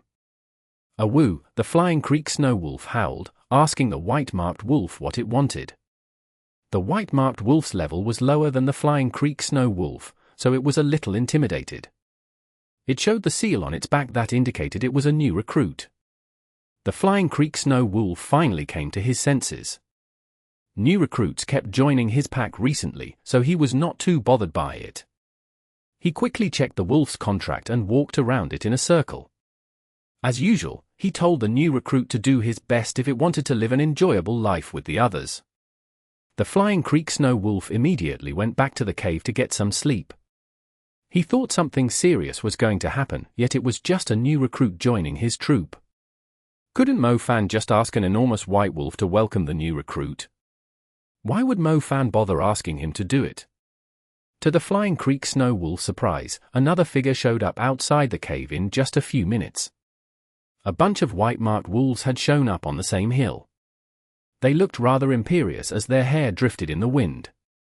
The Flying Creek snow wolf quickly rose to his feet and gathered his brothers to prepare themselves for an attack. The Flying Creek snow wolf thought a battle over the ownership of the cave was about to happen, but he was surprised when he discovered that the white-marked wolves were all new recruits that had signed a temporary contract. The cave initially had around 100 wolves, but there were suddenly another 50 new recruits joining them. The Flying Creek snow wolf did not expect his pack to grow so much so suddenly. Ha ha ha, surprised? There are a few stubborn ones among the new recruits. You better teach them to behave themselves. Also, there are more coming. Mo-Fan was enlightened when he saw the old wolf's reaction. The old wolf was utterly confused, but he was quite excited, too. He suddenly had so many new recruits. His little cave was nowhere enough to hold them all. I have another 8 commander-level soul essences. I'm choosing some impressive commander-level wolves. They will report to you once I'm done, Mo-Fan said. He had to choose the commander-level wolves wisely. It was going to take him some time. Chapter 1589. Scorpion Lord Medusa, Part 1. Translated by Zephazid. Edited by Aelrianth. Awoo tilde, the Flying Creek snow wolf let out excited cries when he heard Mo-Fan had commander-level soul essences. Why are you even so excited? They are not for you, you are already at the great commander level, it's a waste to give them to you, Mo-Fan scolded. Awoo tilde, the Flying Creek snow wolf uttered a series of cries with a wronged look. Unfortunately, Mo-Fan did not understand a single word. Little Flame Bell, can you please interpret what your Uncle Wolf is trying to say to me? Mo-Fan asked. Yeah, do. Woo tilde, Little Flame Bell was grade 10 in interpreting the wolf language. She immediately understood what the Flying Creek snow wolf was trying to say and relayed the message to Mo-Fan. Mo-Fan was able to understand Little Flame Bell with the help of the soul contract. He had no idea what she was saying, but he could roughly interpret it through his soul. So the old wolf is saying I shouldn't use the commander-level soul essences to recruit more wolves, but use them on the enormous white wolves to help them evolve instead. Ling tilde, Little Flame Bell nodded. Awoo tilde, the Flying Creek snow wolf almost burst into tears. The little creature clearly knew him better. He's right. If I recruit more of them, the strength of the army might not be balanced, and if the new recruits are from a different species, it's going to be troublesome if they aren't willing to take orders from the old wolf. Mo-Fan nodded agreement. The enormous white wolves had been obedient, and they had worked for him for a long time. The enormous white wolves were all warrior-level creatures in the advancing period, one step away from reaching the commander level. In fact, a few of them were already as strong as a commander-level creature. It was indeed a better choice to help them evolve than recruiting new commander-level creatures. These enormous white wolves would have no trouble evolving, judging by their strength. All right, old wolf, you go ahead and choose 8 of them who are ready to evolve. I shall turn them into commander-level creatures. Mo-Fan made up his mind. The enormous white wolves had been serving him well. He enjoyed having the simple-minded and violent enormous white wolves around, so it made sense to be giving the good stuff to them. If he used the soul essences to help the enormous white wolves evolve, it did mean he was not increasing the capacity of the summoning gate. In other words, he had lost a chance at 8 more warrior-level creatures, but that was negligible compared to the current size of his army. It was more important for the wolves to be united. When the veterans like Big Wolf, Second Wolf, and Third Wolf became real commander-level creatures, they would have more say in the army. Speaking of which, Old Wolf, isn't your base a little too small for your pack? Mo Fan noticed that the new white-marked wolves did not have any space to stay in the cave. They were crowding outside the cave like a white rug. Awoo, Tilda the Flying Creek Snow Wolf did not expect to have so many new brothers all of a sudden. How about this? I won't be summoning you guys for a while, so you can go ahead and find yourself a mountain to expand your territory. Seriously, don't you feel ashamed to be living in a cave? You should at least have your own mountain. Otherwise, aren't you just embarrassing me if you tell the other summoned beasts that you are taking orders from me? Mo Fan shared his plan with the Old Wolf. The Old Wolf was excited once again. He had long planned to expand his territory, but his pack was not strong enough to do so. The mountains with comfortable environments and plenty of resources were usually occupied by powerful beasts. They were asking to die if they tried to take over another beast's territory when they were not strong enough, but that was no longer the case. Not only was his pack close to 200 strong, he would even have 8 extra commanders under his lead. The untouchable mountains were now within his reach. The Flying Creek Snow Wolf was overwhelmed by excitement when he imagined himself standing on top of the mountain and lifting his head under a moon that was within inches of him. His sexy howls would easily attract the attention of the female wolves nearby, while intimidating the restless male wolves, too. Any wolf packs weaker than his pack were going to submit to him. Wasn't that exactly what he had been looking for when he was licking his own wounds and hiding in the corner of a cave when he was still a spirit wolf? The tomb was deadly quiet. The echoes of a few coughs lasted for some time in the chamber. Zhao Manyang opened his eyes. He immediately had a miserable face when he glanced around. Why was he not lying on a comfortable bed with naked women lying on his sides when he woke up? Why did he have to wake up in a goddamn tomb beside the dark-faced, ugly Shreve? Zhao Manyang stood up and walked around to loosen his bones. He had fully recovered. He looked at Mo Fan and saw the guy staring at the light of his summoning element instead of meditating. Mo Fan, what are you doing? Zhao Manyang asked with a confused face. I'm helping my summoned beasts evolve, Mo Fan replied. Is Little Flame Bell about to reach the ruler level? Zhao Manyang asked curiously. It's not Little Flame Bell, Mo Fan said. Oh, so it's the Flying Creek Snow Wolf, then? You're really something. How did you even manage to help him grow from a spirit wolf to his current level? Other summoners wouldn't bother wasting so many resources on a summoned beast. Zhao Manyang exclaimed. It's not him, either. I'm strengthening the summoned beasts of my beast hide, Mo Fan explained. What? Zhao Manyang was dumbfounded. Didn't you already see the enormous white wolves I summoned before? I'm helping them to evolve, Mo Fan expounded. Mo Fan, is your mind flooded by the catastrophe wave from before? Zhao Manyang asked. No. Crap, are you out of your mind? How valuable are commander-level soul essences? Are you seriously wasting them on a bunch of summoned beasts that are living in the summoned beast plane? Zhao Manyang yelled. The yell was so loud that it woke the others, especially Sate. He had been listening to their conversation all along. A***** hole, you son of a b***** ch, I'm going to kill you. Sate lost his calm right away. Mo Fan had used the soul essences he had collected to strengthen the beasts he summoned with the summoning gate. How likely was Mo Fan treating the soul essences? He had sweated blood just to collect the soul essences. Ling, Tilda. Little Flame Bell was lying on Mo Fan's head.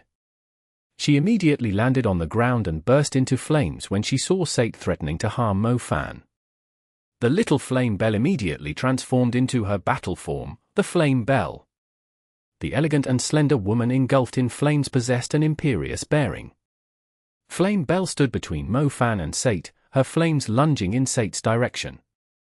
He immediately halted in his tracks and had no choice but to withhold his anger.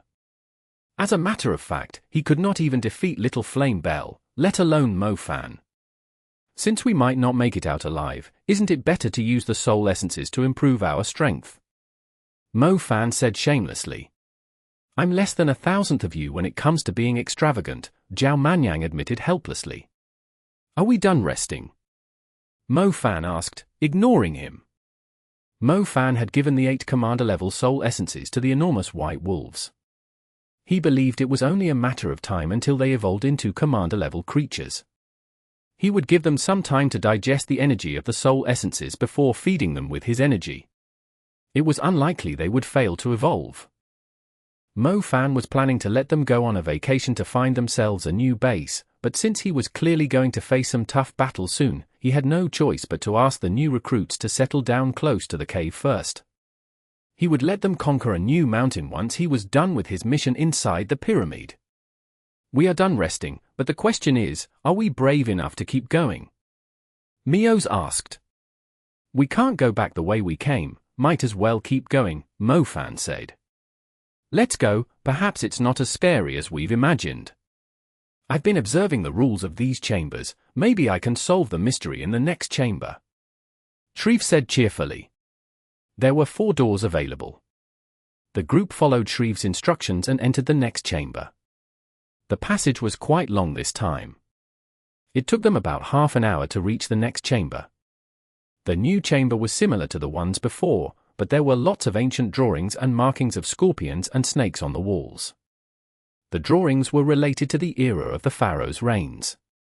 They were not difficult to understand, but the marks of snakes and scorpions were all over the walls.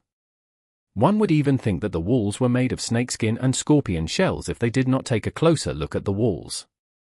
That's strange, there isn't any sarcophagus in here, oh my, Zhao Manyang was going forward when he almost stepped on an empty space and fell into it. Luckily, he managed to react and turn around in time. Zhao Manyang pulled his leg back and saw a giant hole in the ground. To make things worse, even the walls in the hole were full of scorpion and snake runes. They had completely merged with the walls and the ground. It was very difficult to spot the hole from afar, and it was surprisingly deep, too. Zhao Manyang looked into the hole and saw the bottom was pitch black. It felt like he was going to be devoured by the darkness in the bottomless chasm. Can you see a sarcophagus at the bottom? Mios asked. I don't see it, but I can see something moving down there, Heidi said. It looks like sea grass, it's wriggling, Mu Bai agreed. Don't you feel like they are slowly rising in the hole? Mo Fan asked softly. The others quickly observed the things that were wriggling in the dark, and noticed they were indeed moving towards them. They finally realized the sea grass was actually a bunch of blue snakes. The tails of the snakes seemed to be fixed to a certain spot. Their bodies and heads were constantly writhing around like seaweed. It was utterly terrifying once they were able to see the snakes. It was spooky to see the snakes bundled up in such great numbers. The group soon realized something scarier as the snakes kept rising from the hole. Below the snakes was an enormous head. The wriggling snakes were only hairs on that head, able to move their own. They were lunging fiercely in the direction of the living humans. The head slowly rose. Its triangular glowing yellow eye stared at the group above the hole, sending great chills down their spines. Chapter 1590. Scorpion Lord Medusa, Part 2. Translated by Zephazid. Edited by Aelrianth. The snake-haired head slowly rose from the darkness. Its enormous dark red scorpion body slowly filled up the group's vision. Gods! Mios was slowly backing away in fear. The others were terrified, too. Even though they were mentally prepared to face a ruler-level creature in the chamber, they did not expect it to be a Scorpion Lord Medusa. A Scorpion Lord Medusa was a great ruler-level creature. A Scorpion Lord Medusa was equivalent to 7 or 8 Dark Swordmasters. The advisor mummy was only as strong as 1 Dark Swordmaster. The only reason the advisor mummy had lost was because it used the lightning element on Mo Fan. If it had used another element, it could easily have wiped out the entire group.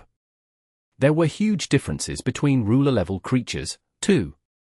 The Scorpion Lord Medusa was obviously above average among the ruler-level creatures, one that could easily enter the limelight during a battle. What do we do now? What do we do now? Should we just kill ourselves? Zhao Manyang blurted out as his mind went blank. Shreve, are you trying to set us up? Why is there a Scorpion Lord Medusa in a mummy chamber? Are you trying to get us all killed? Sate yelled. How do I know? I'm in despair, too. Shreve answered, his face twisted. The group immediately retreated to the entrance. They did not want to fight this ruler-level creature, nor did they want to end their lives. It seemed like going back to the previous chamber was the only choice they had. The Scorpion Lord Medusa had climbed out from the hole. It was staring at the group. Look out for it, Heidi quickly reminded the others when she sensed an energy sweeping at them. However, her body was painted grey in the middle of her words. Heidi did not even have the chance to finish her sentence. Her attractive face turned into a statue, together with her slender body. It happened so quickly that Heidi did not even have time to think, let alone trying to defend herself. Mios was just about to set up her defense after seeing what happened to Heidi. She had brought quite a lot of defensive equipment, as many as Zhao Manyang had, but she had just activated the seal in her soul to summon her magic equipment when her body swiftly turned into stone after the Scorpion Lord Medusa set its eyes on her. Normally, it would take some time to cast Petrify on a target and for the spell to turn it into a statue. However, the Scorpion Lord Medusa had turned Mios into a statue in a second with just a quick glimpse. Even super mags were unable to withstand a single blow from the Scorpion Lord Medusa, let alone a bunch of young mags that had not reached the super level. She had an indifferent look. Her eyes were sharp and cold, as if a bunch of ants that did not know their place had intruded on her palace. She was a little annoyed, yet it was nowhere enough to make her angry. I don't want to turn into a statue. Mo Fan, quick, think of a plan. Zhao Manyang yelped. The Scorpion Lord Medusa found Zhao Manyang's voice too annoying. It quickly shifted its gaze onto him. When the petrifying energy swept at Zhao Manyang, the seal of a tortoise shell suddenly burst out from him. The seal formed a tiny shell to prevent the spell from sealing his soul. The Scorpion Lord Medusa's stony gaze had failed. Zhao Manyang was overjoyed when he realized he was not petrified. That old tortoise kept saying how he did not care if Zhao Manyang was dead, since he could move on and look for a stronger and more talented successor. However, he still stepped forward and saved Zhao Manyang's life when it mattered. Zhao Manyang was so touched that he was on the verge of bursting into tears. The Scorpion Lord Medusa was even more annoyed. Its indifferent gaze turned into a glare. A stronger petrifying energy swept at Zhao Manyang like an invisible tide. Zhao Manyang did not realize the Scorpion Lord Medusa was not even using its true power. The seal inside the totem container could only protect Zhao Manyang briefly when his life was in danger. It had managed to nullify a ruler-level creature's attack, but Bashya was not omnipotent. It was already quite impressive that he had protected Zhao Manyang once when he was miles away. It was impossible for him to keep protecting Zhao Manyang. Zhao Manyang's feet soon stiffened. The energy slowly reached his waist and his chest. Not like this. Zhao Manyang uttered his last words. The expression on Zhao Manyang's face as he was turning into a statue was displaying his regret of not being able to fulfill his ambition of spreading his seed across the world. A certain level of force could easily smash him into dust. Please, spare my life, I didn't mean to trespass into your palace. Let me go, Sate was utterly terrified. He started to beg for his life. He was already suffocating under the overwhelming presence of the Scorpion Lord Medusa. He did not have the slightest intention to fight it. He was totally unaware of how idiotic his decision was, begging a demon creature for mercy? The Scorpion Lord Medusa had no mercy for humans. It hated the voices of humans the most. Sate turned into stone as he was kneeling on the ground. He looked so petty. One by one, the group was petrified. Mubai and Shreve could not escape the imperious eyes. The chamber fell silent. The only ones alive in it were Mo-Fan and the Scorpion Lord Medusa. So? Aren't you going to use the magic on me? Mo-Fan chuckled when he saw he was the last one standing. The Scorpion Lord Medusa was the size of a hill. It was like a deity staring down at Mo-Fan, who was as tiny as a toy, yet it did not use the Medusa's stare on Mo-Fan.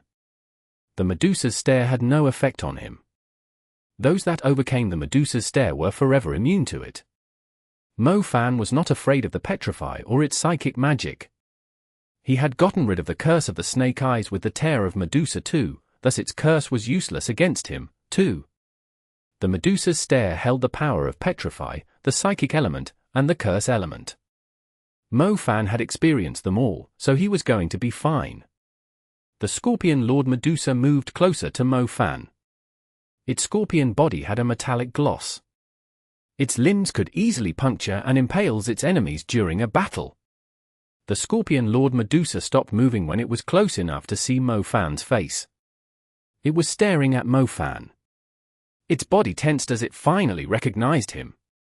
How could the Scorpion Lord Medusa not remember Mo-Fan? It was the same Scorpion Lord Medusa that attempted to trample through China's Beijing under Khufu's lead. It was leading the Red Scorpion Gorgons and an army of Gorgons as the main force during the invasion when it stumbled into a devil halfway. The Scorpion Lord Medusa still had the burning scars left by Mo-Fan's demonic flames, especially on its neck and its chest. The burns had yet to recover after so long. It could still feel the burns whenever it was asleep. The man that had inflicted so much pain and shame on it was standing right in front of it. The Scorpion Lord Medusa was sensitive to presence. There was no way it was mistaken. The human's presence might be a lot weaker now, but it was sure that this was the guy who had injured it.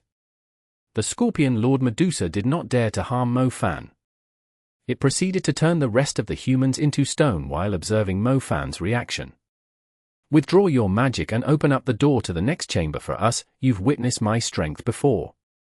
You don't have your army of Gorgons with you now, nor are the Sphinx and the Dark Pharaoh of Serpents around to help you. No one is going to save you if I insist on killing you. Mo-Fan faced the strong Scorpion Lord Medusa fearlessly. The Scorpion Lord Medusa was furious. To think that a human dared to provoke a ruler-level creature. It let out a scream while the snakes on its head wriggled wildly. 6 statues were scattered around Mo-Fan. They might have turned into stone, but they had retained their consciousness. They could still see, hear, and even smell. Petrify was normally used to torture its target. The enemy would eventually lose their minds after being conscious for a few dozen, or even 100 years, without being able to move. The others heard the conversation between Mo-Fan and the Scorpion Lord Medusa. If their eyes could move, they would have widened multiple times. Was Mo-Fan out of his mind? Didn't he see them being turned into statues? Shouldn't he just keep quiet and turn into a statue too? Perhaps someone would come and save them in 10 or 20 years. However, if he continued to provoke the Scorpion Lord Medusa, it might smash everyone to pieces in a rage. The Scorpion Lord Medusa was trying to earn its dignity back. Its eyes were brimming with hostility. The snakes on its head were screeching to vent its anger. I didn't want to use it here, but I have no choice but to since you've asked for it. Mo-Fan's gaze sharpened. His eyes emitted a blood-red light. A demonic aura burst out from the boiling blood in his veins. His presence shifted tremendously, as if a devil had descended upon the area and taken over Mo-Fan's flesh. He might still look human, but the demonic aura was clearly inhuman. It was sweeping wildly about the Scorpion Lord Medusa's chamber. The power of the demon element. Mo-Fan knew he would eventually have to use it against these formidable creatures, but it had happened quicker than he had expected. Chapter 1591. It's all about appearances. Translated by Zephazid. Edited by Aelrianth. He could only use the demon element once, and he had no idea if it would last until he found the day and dusk compass. What if he spent too much time here in the chambers and ran out of time later? There were 2 more chambers after this. If Mo-Fan had to use the demon element now, he would have to end the fights as soon as possible. The Scorpion Lord Medusa sensed the presence of the demon element growing on Mo Fan. The burns left by the demonic flames began to hurt all of a sudden. It was him for sure. The Scorpion Lord Medusa was even more enraged. How dare he come to her nest? He was clearly crossing the line. I didn't have enough time to kill you before, but this time, you're clearly going to die and rot in your own chamber. Blood-red runes spread across Mo Fan's body, followed by a shadow with an overwhelming aura emerging from his back. The Scorpion Lord Medusa tensed. Its aura began to fluctuate wildly. Mo Fan's breathing intensified. He could feel the blood boiling inside him. He knew the other him was going to take over his body once the demon blood spread throughout his body. However, the feeling was not that strong. Somehow, the demon blood did not boil as quickly as he had imagined. It was flowing a lot slower, too. It felt strange, but Mo Fan was not bothered by it. He continued to activate the power of the demon element. His heart pounded heavily all of a sudden, followed by a sharp pain. His forehead was covered in sweat now. The boiling blood in him began to cool down. The shadow on his back shuddered. He froze for half a second, too. What just happened? Why is the power of the demon element fading away? Mo Fan was utterly shocked. Normally, the power of the demon element would be awakened by now. He was activating it the same way as before. It never faded away halfway like it was doing now. Does this mean old Bao was right? My cultivation is nowhere strong enough to support frequent usage of the demon element. I can only use it when the essence orb is filled. Mo Fan was a little lost now. The first time he used the demon element was in the abandoned Jinlin city. He had a long rest after then, until he had a breakthrough during the calamity of the ancient capital, which awakened the demon element on its own. The third time he had used it was at the Parthenon temple. The essence orb was filled, so he did not experience any side effects from using the demon element apart from being worn out by it. The fourth time was at the Northgard fortress. It had been more than half a year since then, but he had used the demon element when the essence orb was not filled. In other words, even after half a year, his demon element was still on cooldown. Holy crap, even a forbidden spell doesn't have such a long cooldown. F***K, I'm done for. Mo Fan was about to lose his mind. He had only dared to intrude on the pyramid because he was counting on his demon element. He could escape from the place with the demon element if the plan went south. He would have no trouble running away if he was not surrounded by a bunch of ruler-level creatures, or even caught by Khufu. Little did he know, his body had yet to fully recover. The demon element was still not available. Meanwhile, the essence orb was only a third full. What was he thinking all this time? Mo Fan broke out in a cold sweat when he recalled how idiotic he had been lately. He was leaning so heavily on the demon element while it was still on cooldown. Why did he even bother provoking the Egyptian army? Why did he kill the young Medusa? Why did he even come to the Great Pyramid of Giza? Couldn't he have just stayed in Shanghai and behaved himself? The Scorpion Lord Medusa let out a cry once again. The wounds left by the demonic flames were hurting it even more. It recalled how Mo Fan had humiliated it in the past. Mo Fan glanced at the Scorpion Lord Medusa. To be honest, he already had the thought of committing suicide. How could he possibly stand a chance against the Scorpion Lord Medusa without the demon element? The creature could kill him now more easily than cutting vegetables. The Scorpion Lord Medusa moved a little closer. It was planning to take the initiative. The power of the demon element was still fading away, yet it was not too obvious. Mo Fan pointed at the Scorpion Lord Medusa and said coldly, "It looks like the Great Pyramid of Giza will have one less Scorpion Lord Medusa today." The Scorpion Lord Medusa immediately froze in its tracks. It would be lying if it argued that it was not afraid of Mo Fan. When their army of undead was advancing like a rolling wave, Mo Fan was able to fend them off for a long time all on his own. He had even injured the Sphinx. Most of the ruler-level creatures under Khufu's lead had first-handly experienced how terrifying Demon Mo Fan was. The mummy chamber was sealed off, meaning that the other mummies were not allowed to come to the chamber. The Scorpion Lord Medusa was the sole guardian of the second chamber, isolated and without help. When it imagined facing the terrifying human on its own, when it thought about the possibility of dying here, it tried to put on an intimidated look, yet it dared not show it too obviously. The snakes on its head were still screaming angrily. It was staring at Mo Fan closely. It suddenly sensed his power weakening slightly. The Scorpion Lord Medusa's eyes glittered. It began to think otherwise. If you are like the rest of the low-level creatures that blindly believe what they see, I guess your death won't be far off. I didn't come here to take your life. I'm just passing by.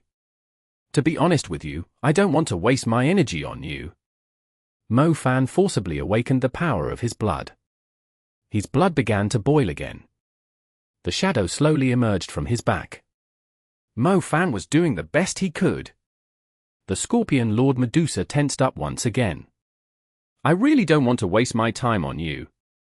I'm giving you one last chance. Withdraw your magic, and open the door, you stupid, weak Medusa that can't withstand even a single blow from me. Mo Fan yelled furiously. The Scorpion Lord Medusa backed away a little. Its arrogance and its urge to reclaim its dignity was just a ruse. If it had not witnessed Mo Fan's strength, and if its wounds were not still hurting, there was no way it would be intimidated by a human. However, it clearly knew that it was going to die if it dared to fight this human alone. A ruler-level creature had made it to the ruler level not only because of how strong they were, but because they knew how important it was to stay alive. The Scorpion Lord Medusa backed away, its upper human body still facing Mo Fan. It was staring at him, but its scorpion body was slowly moving backward. It was retreating back to the hole. The Scorpion Lord Medusa felt humiliated, but this was necessary for it to stay alive. It knew it was not wise to fight the human to the death. Open the door. Mo Fan harumphed coldly, a menacing look on his face. Chapter 1592. The Sequence of the Chambers. Translated by Zephazid. Edited by Aelrianth. Mo Fan stared at the Scorpion Lord Medusa, his eyes wide and aura dangerous. Most importantly, he was grinning at all times, displaying his disdain for the creature.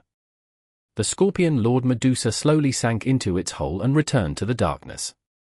If its wounds were not constantly reminding it of how humiliating the fight in the past was, it was unlikely it would have backed away from the fight today. Luckily, the chambers were secluded. Even if they made it to the Pharaoh chamber, Khufu would never know it had gone easy on these humans. Would it make a difference if it tried to fight the human? The guy even beat the crap out of the Sphinx. It knew how much weaker it was than the Sphinx. Humph! Mo Fan was still grinning coldly.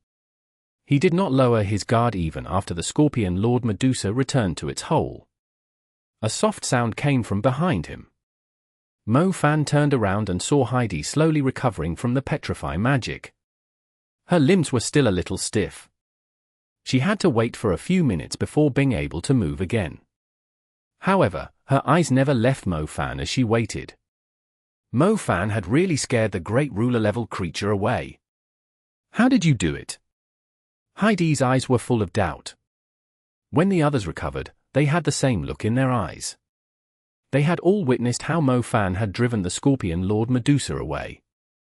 To their disbelief, the Scorpion Lord Medusa acted as if Mo Fan did indeed beat it up in the past. How was that even possible? Despite how strong Mo Fan was, he was still as insignificant as a bug to the Scorpion Lord Medusa. Was the Scorpion Lord Medusa the kind that would scream and run around the house like a little girl after seeing a little spider or caterpillar? The group remained silent for a long time.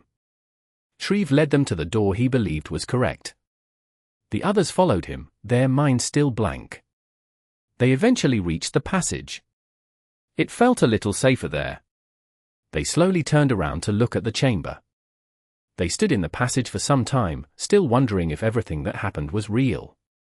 Did they really just walk out of the chamber of the Scorpion Lord Medusa perfectly unharmed?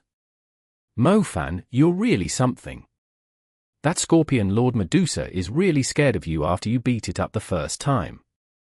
It actually let us pass.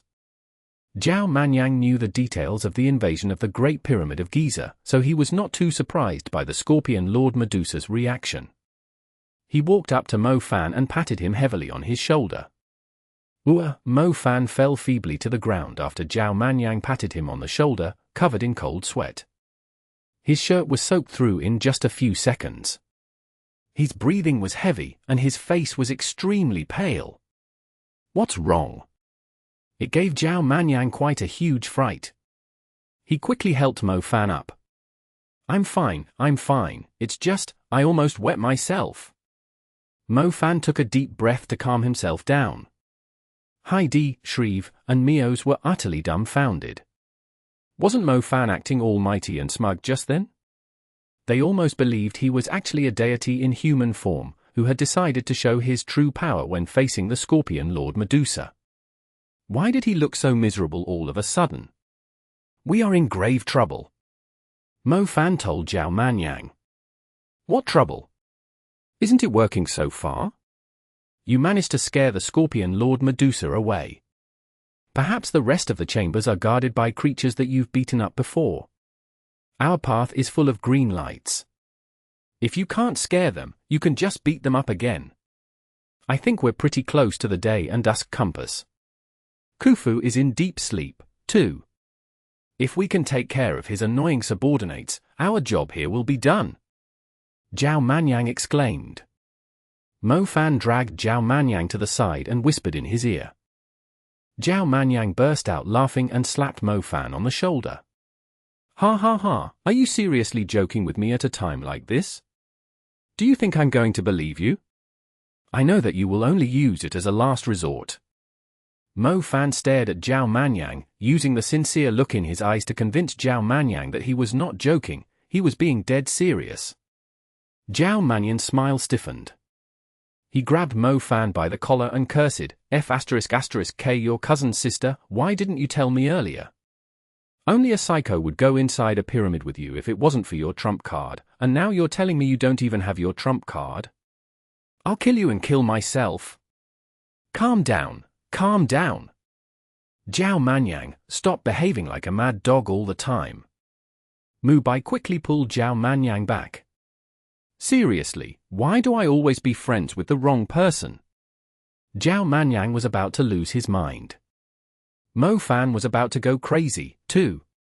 It turned out that his demon element had been unavailable all along. Xinxia did remind him that he would not be able to use the demon element for a year or two. If he forced himself, it would only result in greater consequences. Mo Fan had not thought much about it. He thought Xinxia was just worried he was overburdening his body. To his surprise, the demon in his body was indeed hibernating. He could feel his organs trembling when he recalled how reckless he had been throughout the journey. Mo Fan, so what was that when you were facing the Scorpion Lord Medusa? Mu Bai asked. He roughly guessed what was going on. I was just acting, Mo Fan replied, a trembling voice. Life was but a show that relied heavily on a person's acting skill. Mo Fan knew he was dead for sure when he realized he could not use the demon element. However, he happened to notice the fear on the Scorpion Lord Medusa's face. He decided to go with the flow, using the presence of the demon element that might deflate at any second, to pretend that he was going to fight the Scorpion Lord Medusa to the death. It was indeed thrilling now that he recalled what had happened. If the Scorpion Lord Medusa doubted him just a little, the Scorpion Lord Medusa would be picking its teeth by now, and it was his meat that would be stuck between them. So you're saying we don't even have a backup plan? Mu Bai asked. There's none, Mo Fan admitted with a wry smile. They initially had the Queen of the Netherworld as their backup, but she was now busy handling the Snake Scorpion horde. If the second chamber was guarded by the Scorpion Lord Medusa, the next two chambers. Mo Fan seriously thought they should consider ending their lives peacefully while they still had the chance. Old Zhao, can't you summon your tortoise over? Mo Fan asked after giving it some thought. It was most likely the only thing they could rely on. Summon my ass, we are in a pyramid protected by magic formations. Why don't you give the Black Totem Snake a satellite call and ask him to come over instead? Zhao Manyang grunted back. It was a mistake, I miscalculated, Mo Fan admitted. As a matter of fact, even provoking a super mage was a foolish act when Mo Fan's demon element was not available. He could not help but wonder where he had found his courage to challenge a higher-level mage. Mo Fan, if we can survive this, can we just break off with one another? Zhao Manyang sighed. Old Zhao, don't be like that, we've overcome the most difficult situations. Do you think it's going to be harder the next time? Mo Fan reassured him. I believe there wouldn't be a last time or this time if I wasn't with you. Mo Fan, we are just advanced mags. The others might even think we are King Forbidden Mags if they knew what we've been through. Zhao Manyang snarled. You're right, Mo Fan humbly accepted the condemnation. Mo Fan agreed he should be more humble and stay lower profile when his demon element was still hibernating. If there was a way to leave the Great Pyramid of Giza, Mo Fan would surely be the first to leave now. Damn it, he was going to pay for this with his life. He was still so young. He had yet to have a lot of babies with Xinxia and Xuexue. He did not want to die. What are you all talking about? Shreve was confused. Mios and Sate had no idea what Mo Fan and Zhao Manyang were yelling about, as they were talking in Chinese. Heidi did not understand them either, but she remembered how they had mentioned the Great Pyramid of Giza had shown up in China's Beijiang. She could not help but think that Mo Fan had indeed fought against these powerful creatures before. But the question was, how did he do it? He was only an advanced mage. Were the accusations from the Holy Judgment Court and Heresy Judgment Court real? Did the guy really have some forbidden power in him? Actually, we don't have to be so depressed, Shreve spoke up after he felt a different atmosphere from the group. We aren't depressed, we just lost our will to live. Zhao Manyang sighed. Shreve noticed how low-spirited everyone was. He said, didn't I mention before? There are certain patterns to the 4 doors. It's like a Rubik's Cube, it might seem complicated, but once we find the right patterns, we will be able to solve the mystery. We've taken a few correct doors, so I should be able to deduce the sequence of the chambers. What difference is that going to make? Zhao Manyang said. Of course it makes a difference to us. Once we know the sequence, we can easily avoid the chambers with powerful guardians. For example, we've reached the chamber of the Scorpion Lord Medusa from the Advisor Mummy's chamber, but if we know the sequence, we can take the right door, next the front door, then the back door, and finally the front door to reach the correct chamber by skipping the Scorpion Lord Medusa's chamber, Shreve said. We can skip them. Mo Fan's eyes glittered. Yes, if we go inside a chamber and realize the mummy is too strong for us, we can just skip it, even though it would mean passing through more chambers and encountering more mummies. Well, it's still better than fighting a strong creature like the Scorpion Lord Medusa, right? Shreve asked brightly. Chapter 1593. The Empty Chamber. Translated by Zephazid. Edited by Aelrianth. Are you sure that's going to work? Mo Fan asked, feeling very surprised. Yes, these doors might be complicated, but they do have certain loopholes.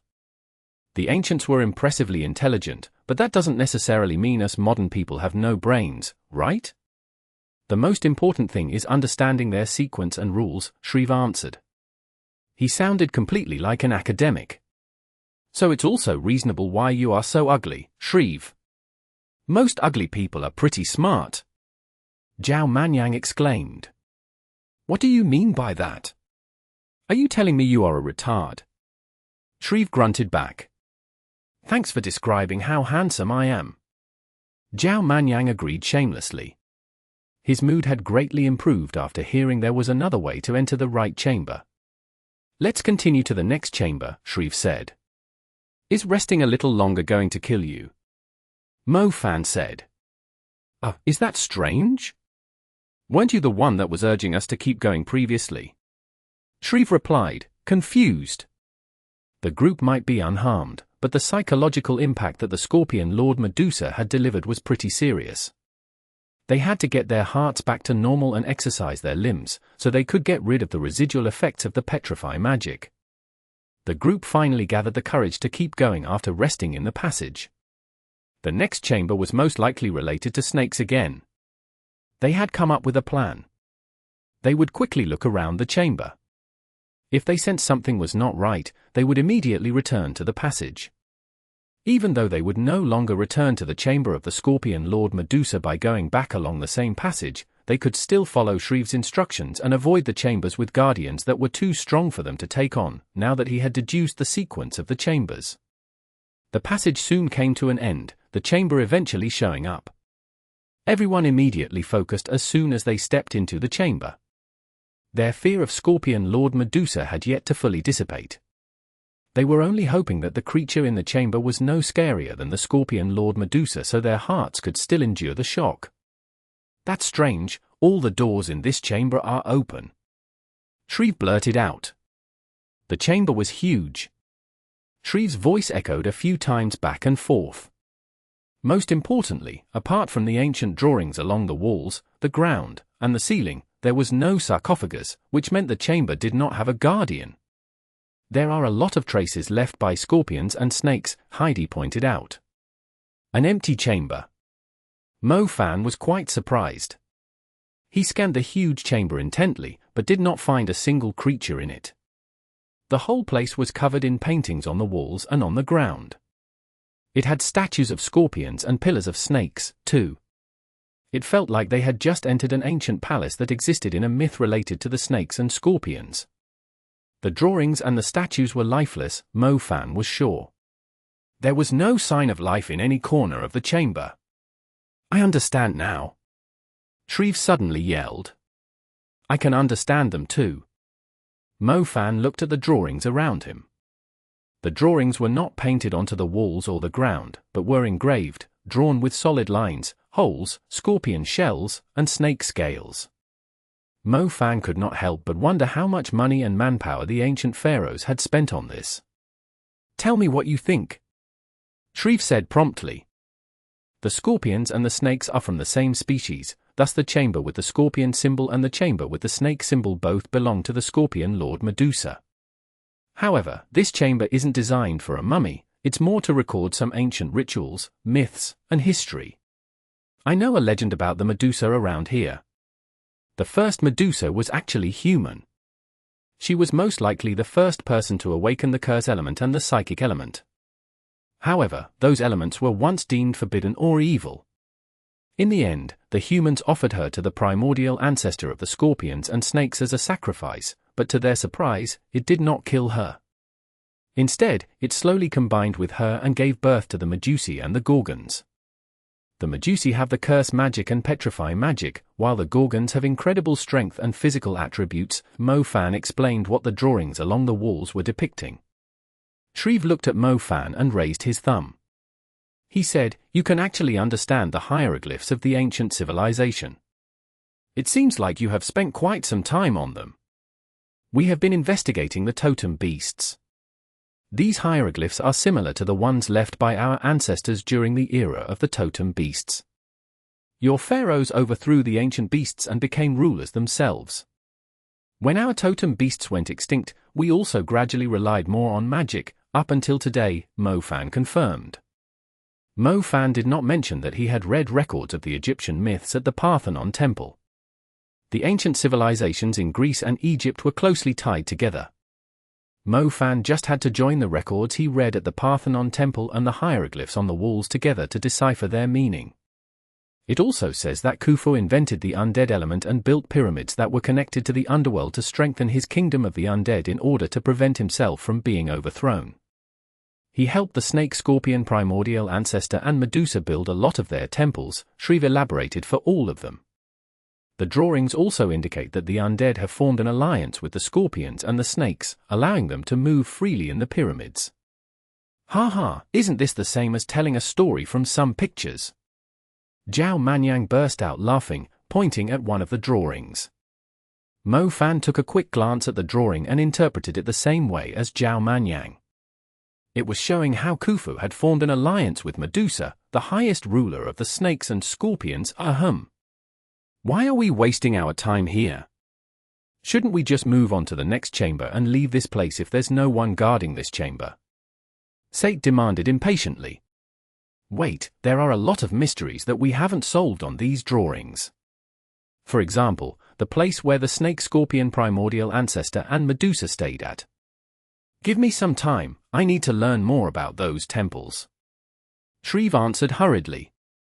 The drawings indicated that Khufu had not built only the pyramids, but also the evil temples for the snake scorpion primordial ancestor and Medusa.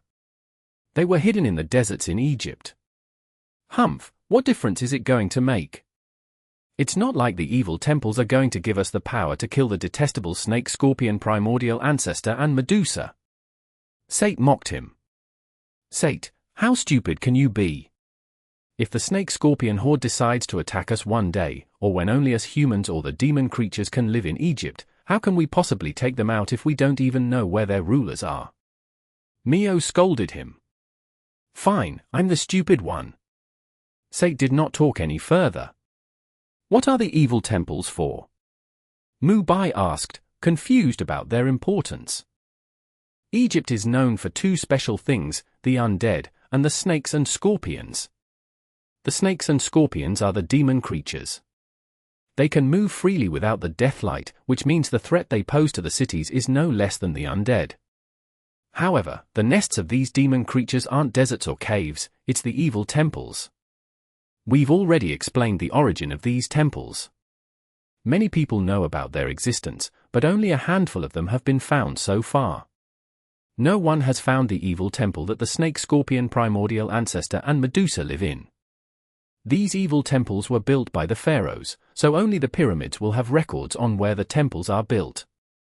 On top of that, the evil temple that the Great Pyramid of Giza has records on is most likely the one that Medusa lives in, Mo Fan explained to him. I see. So if we found the evil temples and destroyed them all, the snakes and scorpions would no longer bother us. Mu Bai said. More or less, but I'm afraid it's unlikely that the army is strong enough to raise the evil temples to the ground. We can find out where the temples are first. It's not too late to deal with them later, once we have grown strong enough. Shreve is doing his country a huge favor. Mo Fan said. While Shreve was recording the drawings, Mo Fan took a closer look around since he was bored. The chamber was surprisingly huge, with lots of drawings all over the place. They contained a huge amount of information. It was rather confusing to look at them without knowing the background to the stories. Mo Fan ignored the drawings that he had no clue about. He focused on the drawings that he could understand. Mo Fan, there's a drawing here. The snakes are eating humans. I think they are eating little girls, Heidi said timidly, pulling Mo Fan's sleeve while pointing at a drawing. The drawing alone was just an abstraction, but it was totally different when they recalled Apis mentioning how the little girls were eaten alive by the higher-level Gorgons and Medusae. Mo Fan glanced at the drawing and let out a sigh. What does the second half mean? Heidi asked. Perhaps it's saying how the Medusae can keep their youthful looks by eating the little girls. Mo Fan guessed. Mo Fan remembered how the young Medusa began to look like Apis after swallowing her alive.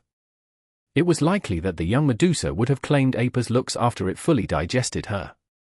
It was quite terrifying now that he thought about it. What about the part after it? Heidi asked. Well, I don't really understand it, I'm not a professional, Mo Fan said. Shreve had finished recording the information he needed while the two were conversing. He came over with the smile of a reputable person whose discovery was going to benefit the whole of mankind. His smile had almost a sacred brilliance to it. You can smile after we make it out of this place alive, Mo Fan poured some cold water on him.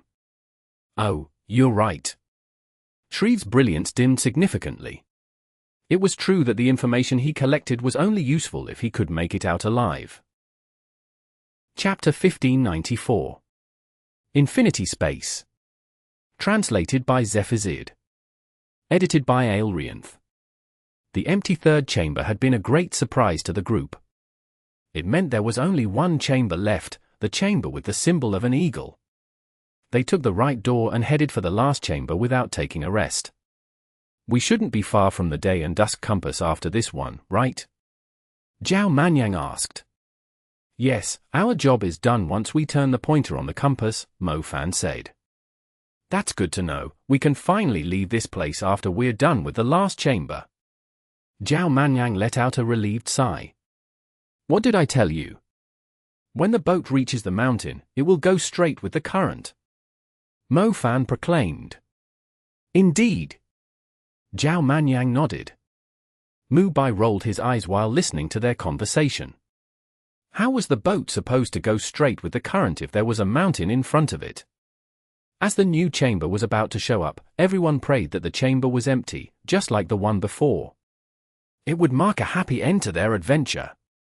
However, was the Great Pyramid of Giza really that easy to overcome? Either way, it was still the most dangerous golden tomb in the world. The group was shocked by how spacious the last chamber was as soon as they set foot inside it. It was no chamber, it was the whole sky. The chamber did not have a ceiling. There was no wall apart from the passage they had come from. If the floor had not been built with bricks like the previous chambers, they might even think they had left the pyramid and arrived in a valley outside. Do any of you see a sarcophagus? Mios asked. I don't even see a door, let alone a sarcophagus. Zhao Manyang answered cautiously. The chamber was oddly huge. It was difficult to tell to what extent the space had been compressed. Only a space mage close to reaching the forbidden level could construct such a space. What do we do now? Do we go inside or turn back? Shreve struggled to decide. This chamber, forget it, if this place is a chamber, we are living in funerary urns instead. I believe the space might be empty too, Mo Fan ventured. There was nothing but golden brown bricks along the floor within their field of view. The spacious area seemed to be empty. There was no sign of the guardian that was supposed to be related to an eagle. How about this? The two of you with the space element take a look around. The rest of us will wait here. If anything happens, it's easier for you to escape with your space element, Shreve suggested. The others immediately looked at Mo Fan and Heidi. The two exchanged glances with one another. It was the only viable option under the circumstances. The two of them would scout the area first. If the chamber was empty, they could just look for the door and proceed to their destination. If there was any danger, they would make their way back to the passage. Mo Fan bravely took a few steps forward. He reached his hand out to signal Heidi to grab his hand so they could move together. Heidi ignored his gesture and boldly traveled a few dozen meters ahead. Mo Fan had no choice but to stick his hand into his pocket and follow her. Look out, it might be an infinity space. Heidi soon noticed that something was not right. What's an infinity space? Mo Fan asked naturally. If you place a mirror in front of you and another mirror behind you, you will discover a series of reflections in the mirror that appear to recede to infinity. The chamber isn't as spacious as we think. It only feels that way because of the endless reflections, Heidi explained. I sort of get it, Mo Fan nodded. He did not really try to understand it. The principles of the space element were the most complicated ones to understand. Take a look behind you, Heidi said. Mo Fan looked behind him and noticed how far Zhao Manyang, Mu Bai, and the others were from him. They were like a few tiny dots in his eyes. Mo Fan was quite surprised. He and Heidi had only traveled around 500 meters away, yet the others looked like they were a few kilometers away. That's the effects of an infinity space. If you are in a confined space surrounded by mirrors, you will feel like the space has enlarged significantly. This place is made up of several infinity spaces. We might only be looking at a distance of 100 meters, but because of the continuous reflections, the distance feels like 1,000 meters to us, Heidi said. Oh, I think I understand now, Mo Fan nodded. Mo Fan was about to keep going when he noticed Heidi stopping abruptly. She was staring into the sky. Mo Fan followed the direction she was looking into and saw a golden dot. It was as tiny as a sand particle. He might not have seen it if he was not born with good eyesight. I think it's time for us to leave, Heidi said with a weird expression. We're leaving? Can you already see what it is? Why are we in a rush to leave? Mo Fan said. Feel free to stay until you can see it clearly. Heidi did not waste any time further. She turned around and ran back towards Zhao Manyang and the others. Mo Fan was utterly confused. When he looked up again, he noticed that the tiny dot had grown to the size of a thumb. Mo Fan subconsciously thought the tiny dot was at least a few dozen kilometers away at first glance. He believed it was not too late to leave until he could get a closer look at it. To his surprise, it was suddenly a lot closer within an instant. Mo Fan was still wondering what the golden dot was when he noticed the thing enlarging significantly. It was now as big as a bird. He could see it beating its wings, lifting its gold claws, turning its head, and its sharp gaze. Mo Fan still had some brains, and realized it was better for him to start running. Heidi had no reason to lie to him. He started running, but he had only taken a few steps when a strong gust swept at him from behind.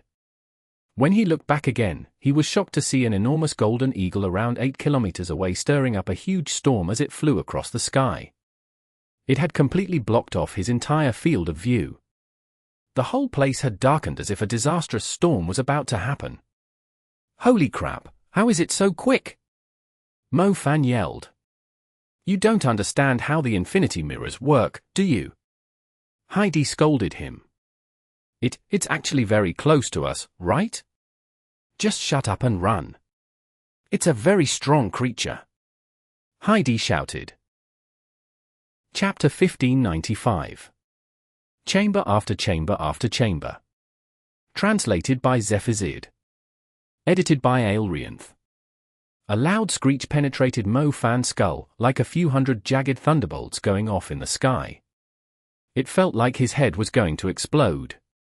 Mo Fan's head was buzzing, and his consciousness faded away slightly. He almost fainted from the piercing cry, recovering slowly only after the cry faded away. Mo Fan turned around and glanced at the golden bird, and almost fell to the ground. The golden bird was now an enormous beast the size of a cloud.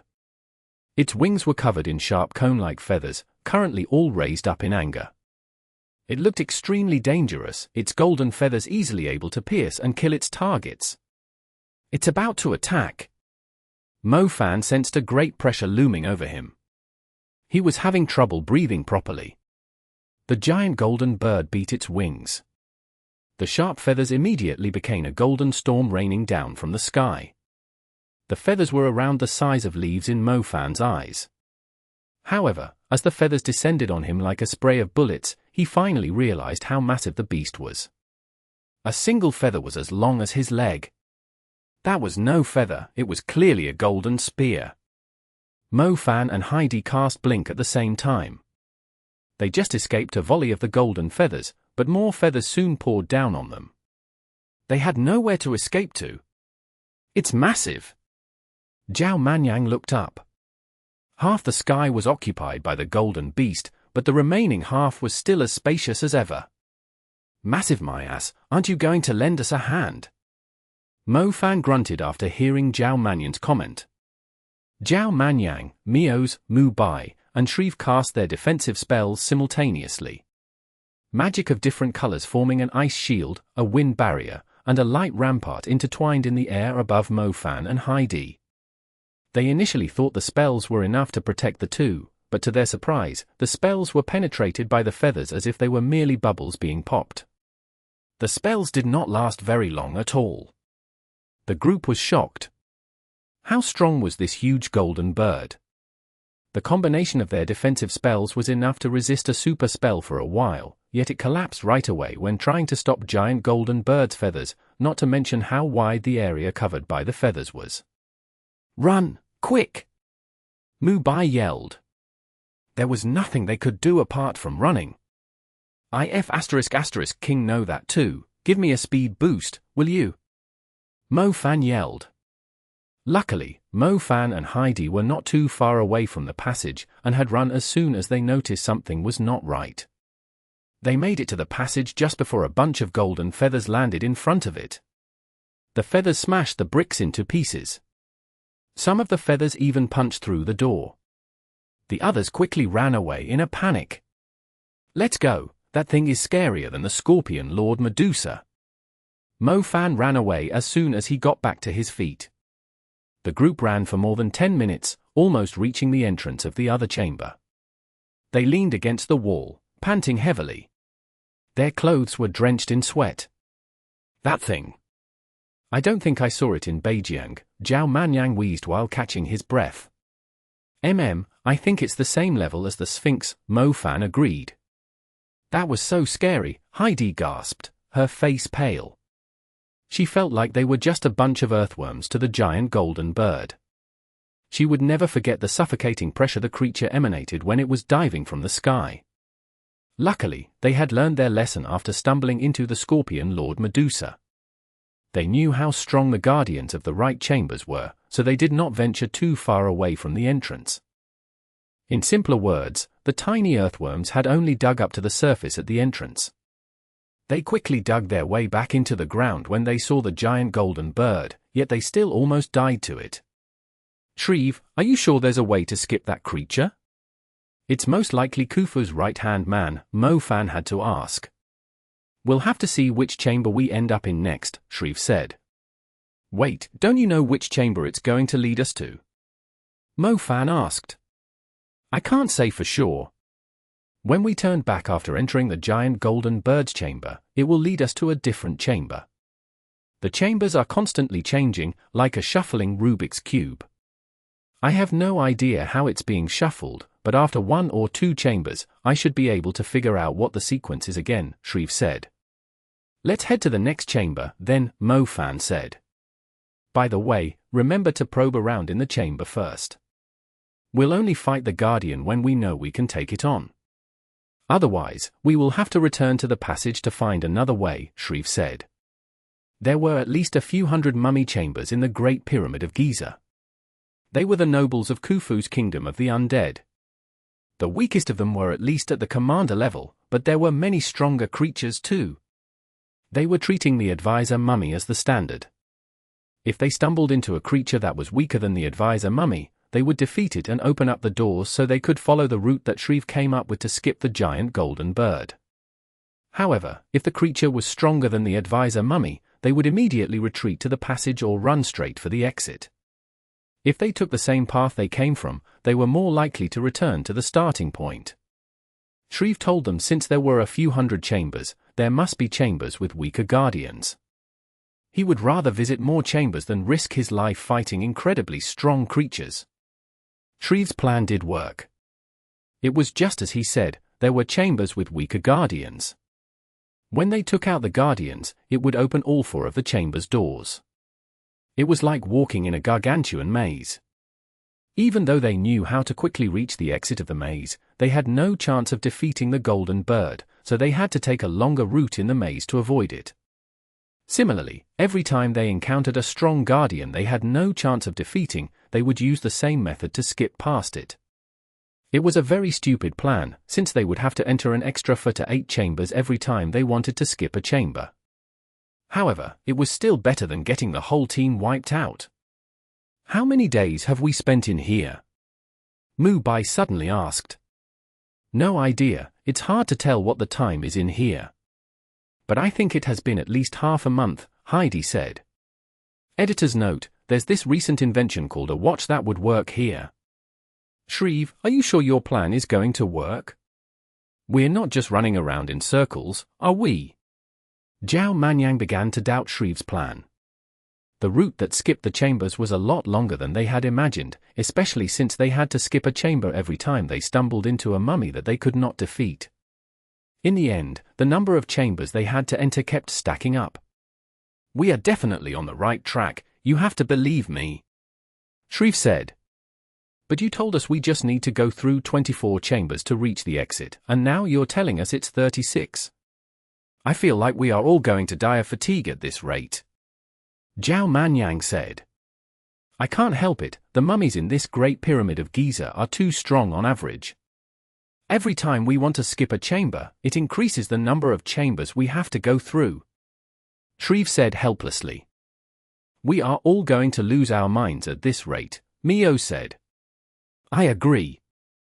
Let's keep going, we don't have a choice. Fatigue.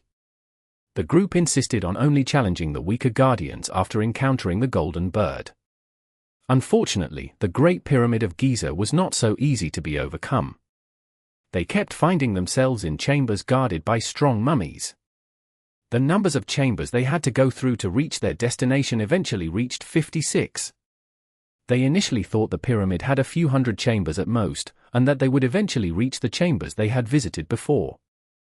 That way, they could just go through them without fighting a guardian. However, they had clearly underestimated Khufu's influence. A few hundred chambers?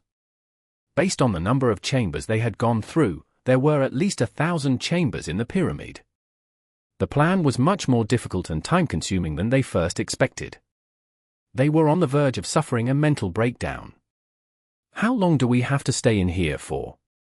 Every time a person asked the question, it showed that their determination was shaken again. By measuring the length of my mustache, I believe we've spent 2 months in this place. Zhao Manyang leaned against the wall. He was so dispirited that he looked like a mummy himself. Why don't we try our luck against the golden bird? I would rather kill myself here. I'm going crazy, F***K these mummies.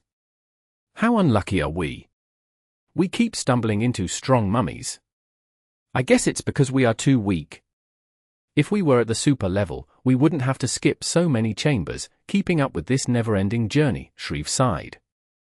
Just treat it as a way of training, get yourself together. Mo Fan was more optimistic than the rest of the team. It was torture for the team. Mo Fan was still motivated because he was able to claim the soul essences from the mummies they killed.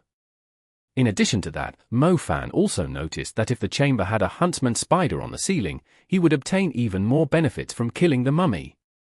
It was the only thing that had kept him going for 2 months. Chapter 1596. Electro Cannon. Translated by Zephazid. Edited by Aelrianth. Mo Fan and Heidi were both space mags, so they had an abundant supply of water and food with them. They could easily last a long time in the pyramid. However, the longer they spent in the pyramid, the more mentally worn out they were. Regardless of how spacious the chambers were, they were still constantly stuck in a confined space. It was easy for someone to be driven mad in such an environment, not to mention the fatigue from their never-ending fights. Let's go, only 13 chambers remaining, we can finally make it out of here if we don't encounter a strong creature, Shreve said. I remember when you said that there were only 9 chambers left around a month ago, Mio said. What can I do? We somehow went into a pharaoh's tomb, then a dark swordmaster's chamber after that, Shreve said. We are asking for our deaths if we actually fought the pharaoh, but I still think we should have tried our luck against the dark swordmaster. Mo Fan said. A dark swordmaster was about as strong as the advisor mummy. The group believed there was a certain level of luck involved when they defeated the advisor mummy, thus they chose to avoid it instead. It ended up increasing the number of chambers they had to go through. It's useless to dwell on it now, Mio said. What I meant was, we should be a little more confident. We don't necessarily have to skip the chambers with a ruler-level mummy. Perhaps we don't stand a chance against the ruler-level ones, but we definitely can try our luck against ruler-inferior creatures like the Dark Swordmaster, Mo Fan encouraged them. The group had no choice but to keep going, no matter how worn out they were. Perhaps the heavens were finally willing to bless them, and they would not encounter any ruler-level creature in the remaining 7 chambers. And now, there were only 6 chambers away from reaching the exit. Only 6 left. Mubai confirmed again. Only 6 left, we can finally leave this place if we don't stumble into a ruler-level creature for the next 6 chambers. Shreve blurted out excitedly. Don't celebrate too early, didn't we only have 3 chambers left 2 weeks ago? What happened then? Mio said fatalistically. They went through the passage and arrived at the next chamber. The chamber had a simple pattern. The bigger the chamber, the stronger the mummy residing in it. Therefore, the group would always observe the size of the chamber first. A tiny one. We are in luck. Zhao Manyang smiled. The chamber was extremely small. Judging from their experience over 2 months, the owner of the chamber was at most a great commander-level creature. Anyone in the group could easily deal with it. Only 5 left, let's keep it up. Now who's going to deal with this guy? Mu Bai asked. We don't have to do it ourselves. Let my mummy handle it. Mio said. After fighting in the pyramid for 2 months, Mio's, Shreve, and Sate's undead had grown a lot stronger. They were no longer afraid to face a commander-level creature in the advancing period. Similarly, Mo Fan, Mu Bai, and Zhao Manyang had all reached the peak of the advanced level. Heidi had achieved the peak advanced level long ago. She just needed an opportunity to break through to the super level. Unfortunately, she had been stuck at the peak advanced level for half a year. Her cultivation was still the same despite everything they had gone through. Apart from being more experienced in fighting, her cultivation did not improve by much. On the other hand, since Mo Fan had quite a few elements to work on, he had been nowhere close to reaching the peak advanced level before. However, all 5 of his elements had now reached the peak advanced level. He had also improved the advanced spells of his lightning, fire, and shadow elements to the 4th tier. The advanced level was represented by galaxies, each made up of 343 stars. In other words, Mo Fan could only improve an advanced spell to the 4th tier by enhancing all 343 stars with servant-class soul essences. Luckily, he had currently an endless supply of undead to provide him with the soul essences. As long as he was fighting in here, he would never run short on soul essences. Mo Fan had stopped feeding soul essences to the magic medium ring to increase the capacity of the summoning gate. He had been using them to strengthen his Skyflame Funeral, Silent Deadly Bolt, and NYX regime instead. The 4th tier Skyflame Funeral and Silent Deadly Bolt were almost as strong as super spells. They actually had an advantage over a super spell, since they took a shorter time to channel and required a lower amount of energy. If Mo Fan could find a way out of the Great Pyramid of Giza, not only could he easily beat the crap out of a bunch of advanced mags at the same time, he would even dare to fight 1 or 2 super mags on his own now. A series of metallic clanks were audible. Mo Fan was trying to estimate his strength when he noticed a familiar skeleton mummy standing in front of him. Isn't this guy the lampstand? Zhao Manyang blurted out. He also recognized the skeleton mummy. The skeleton mummy was emitting an aggressive aura. It grabbed a skull of a deer from the pile of bones. It looked extremely weird when it was connected to the skeleton mummy's body. I'll do it, Mo Fan said, stepping forward. Don't lower your guard. It's a great commander-level creature, Heidi reminded him. Mo Fan nodded. He walked a little closer to the skeleton mummy. His lightning was flickering like dense spider webs under his feet, rumbling deeply. Silent Deadly Bolt. Mo Fan quickly connected the 343 stars. He could not be more familiar with the process now. The stars had a blinding glow. Since Mo Fan had enhanced the stars multiple times, the purple star constellations of the stars were a lot brighter than other mags' star constellations too. The lightning magic's urge to fill the world was a lot stronger than before too. Electro cannon. Lightning coils around his arms in an exaggerated way, while his body released a strong magnetic field. The lightning accumulated into the dark deadly bolt. He snapped his arms forward. He was like a huge electromagnetic cannon priming a massive load. His arms were the barrels of a cannon.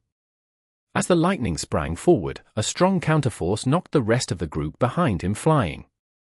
It felt like the force produced from the exhaust of an electromagnetic jet. The lightning fired by the electro cannon was even quicker than the silent deadly bolt. It flew horizontally above the bricks, breaking them into pieces even though the lightning never touched them. What on earth? What the hell is that? Zhao Manyang exclaimed after stabilizing himself. The electro cannon was clearly not a normal spell. It was something that Mo Fan had modified with his outstanding control. However, the electro cannon's power was clearly higher than the silent deadly bolt. Chapter 1597. Leaving the Chambers. Translated by Zephazid. Edited by Aelrianth. The energy of the electro cannon exploded inside the skeleton mummy. The deadly ray sparkled like an eerie glimpse of light during a solar eclipse. The lightning surged across its bones and turned them into ashes. The skeleton mummy was knocked into the air by the great force, struck by countless lightning strikes as it tumbled wildly in the air. Not every part of its body was as sturdy as it seemed. The vulnerable parts were soon destroyed by the energy of the electro cannon. Sections of its body collapsed and scattered across the ground. Ash from its bones drifted into the air. The rest of the group stared at the destruction that the electro cannon had brought upon the chamber. It took them some time to recover from the shock. The skeleton mummy might not be a ruler-level creature, yet it was easily one of the strongest commander-level creatures in the pyramid. Even so, Mo-Fan had crippled it with a single lightning spell. Normally, only a super spell had the chance of killing a commander-level creature in the advancing period with a single blow. Mo-Fan's lightning magic was clearly very close to the strength of a super spell. They could still sense its destructive energy a kilometer away from the impact. The skeleton mummy was seriously injured. The team did not have any trouble taking it out afterwards, and the chamber was soon cleared. All its doors appeared. Mo-Fan, did you apply the blessing of the god seal to your lightning element?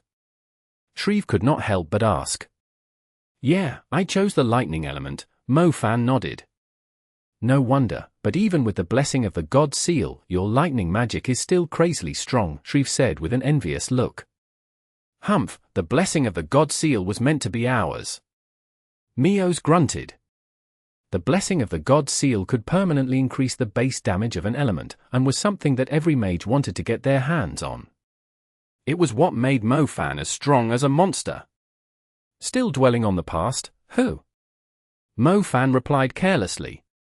But I didn't think your lightning magic would be this strong, even with the blessing of the god seal and a top-quality soul-grade lightning seed, Shreve went on. It's because I'm using the 4th tier advanced lightning spell. I've strengthened the silent deadly bolt further, Mo-Fan explained. Who?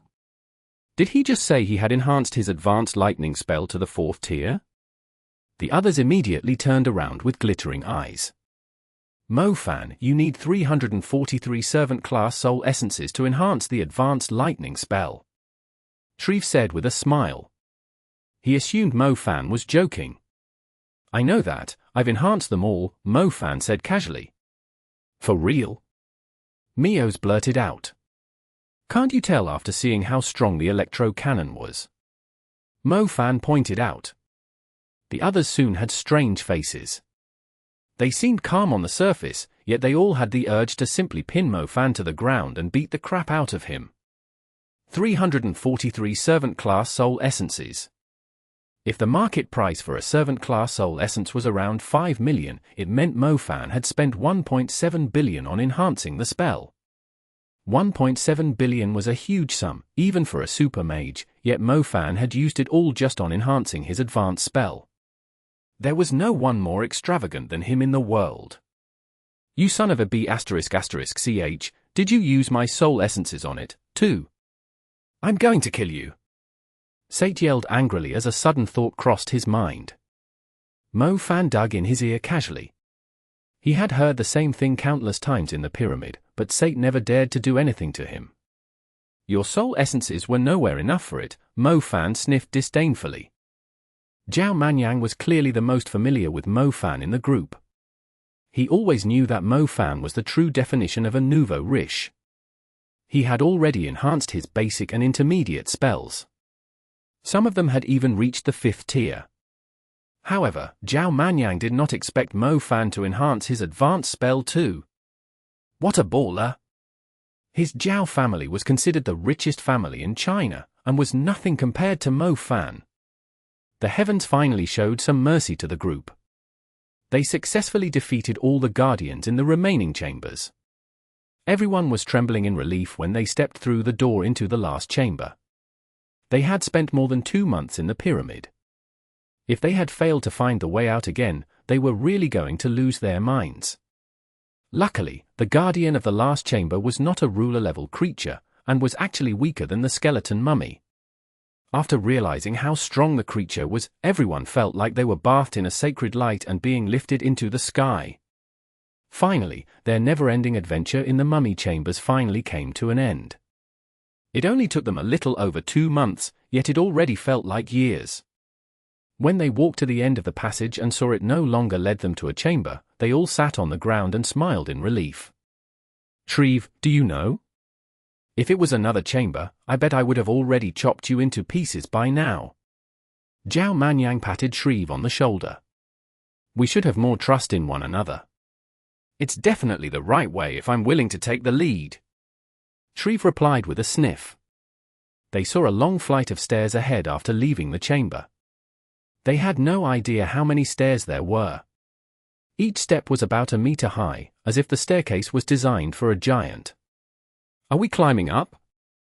Are you sure Khufu's chamber is up there?" Mo Fan asked. "It must be," Shreve said confidently. The group climbed up the stairs. The stone flight felt like an enormous mountain. They did not reach the top after climbing it for some time. "Don't tell me it's an endless loop again?" Zhao Manyang asked worriedly. He still could not see the top. "It shouldn't be, I'm sure it's going to lead us to Khufu's chamber," Shreve insisted. After climbing for a few minutes, they suddenly noticed an unusual white object, the color of snow. They could only see a corner of the object from their angle. It emitted a serene blue light. "The day and dusk compass, it must be," Shreve exclaimed. The others were overjoyed too. They knew the journey was going to be dangerous, but they did not expect it to be such torture. Either way, they had still made it in the end. Chapter 1598. Shadow Sword vs. Flame Sword. Translated by Zephazid.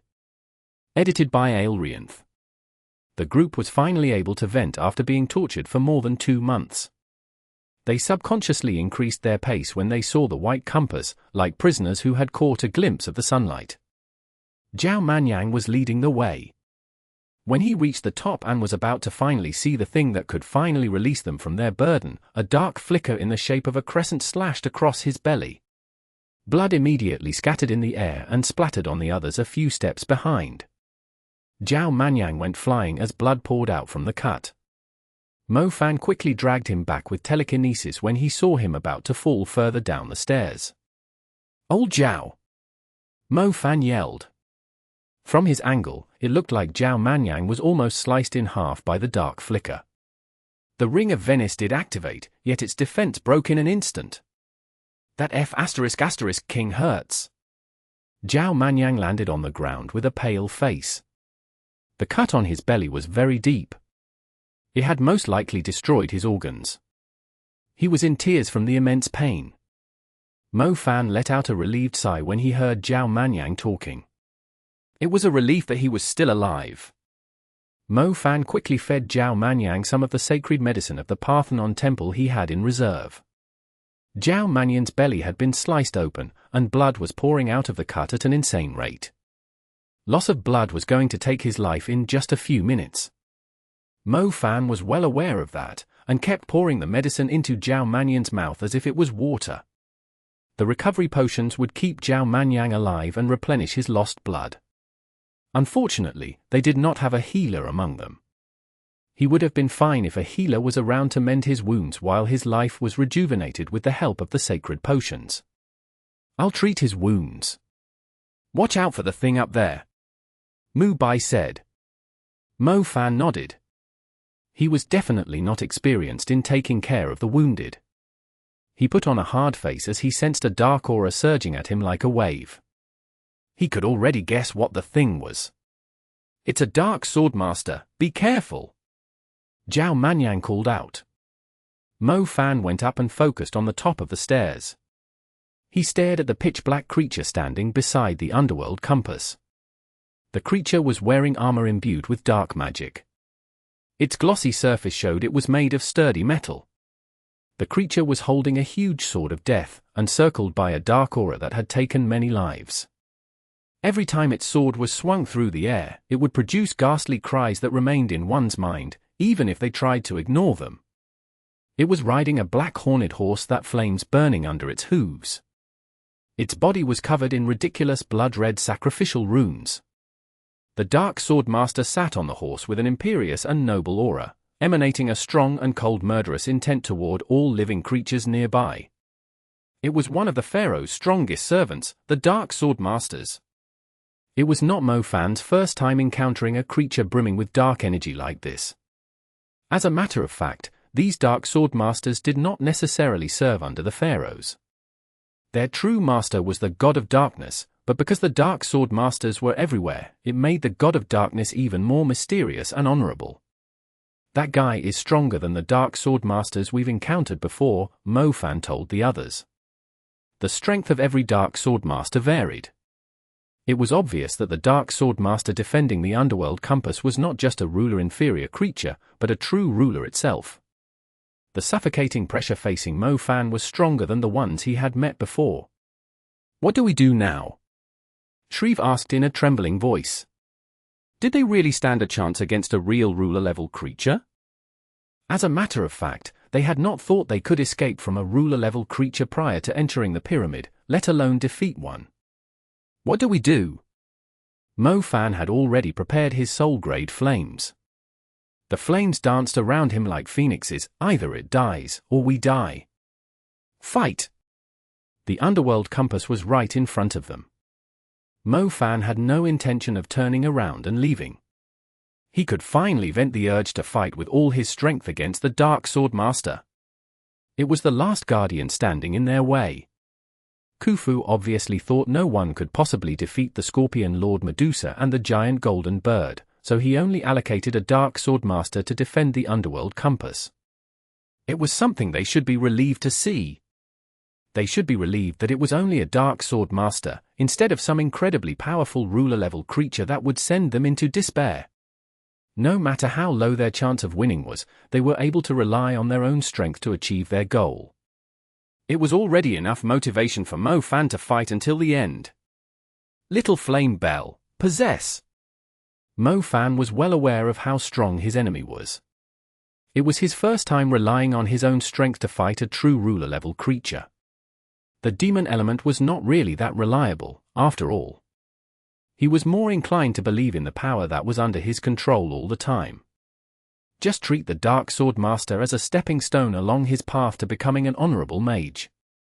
The huge sword swung through the air again. The eerie screech sounded inside Mo Fan's mind. The screech would make a person feel like they were surrounded by vengeful spirits. The spirits that had been slain and tortured by the Dark Swordmaster were trying to inflict fear on Mo Fan. However, Mo Fan was no longer harassed by these petty spirits once he had made up his mind. The figure of Flame Bell, as transparent as a veil, appeared behind Mo Fan. His control of the fire element maximized when he was possessed by Little Flame Bell.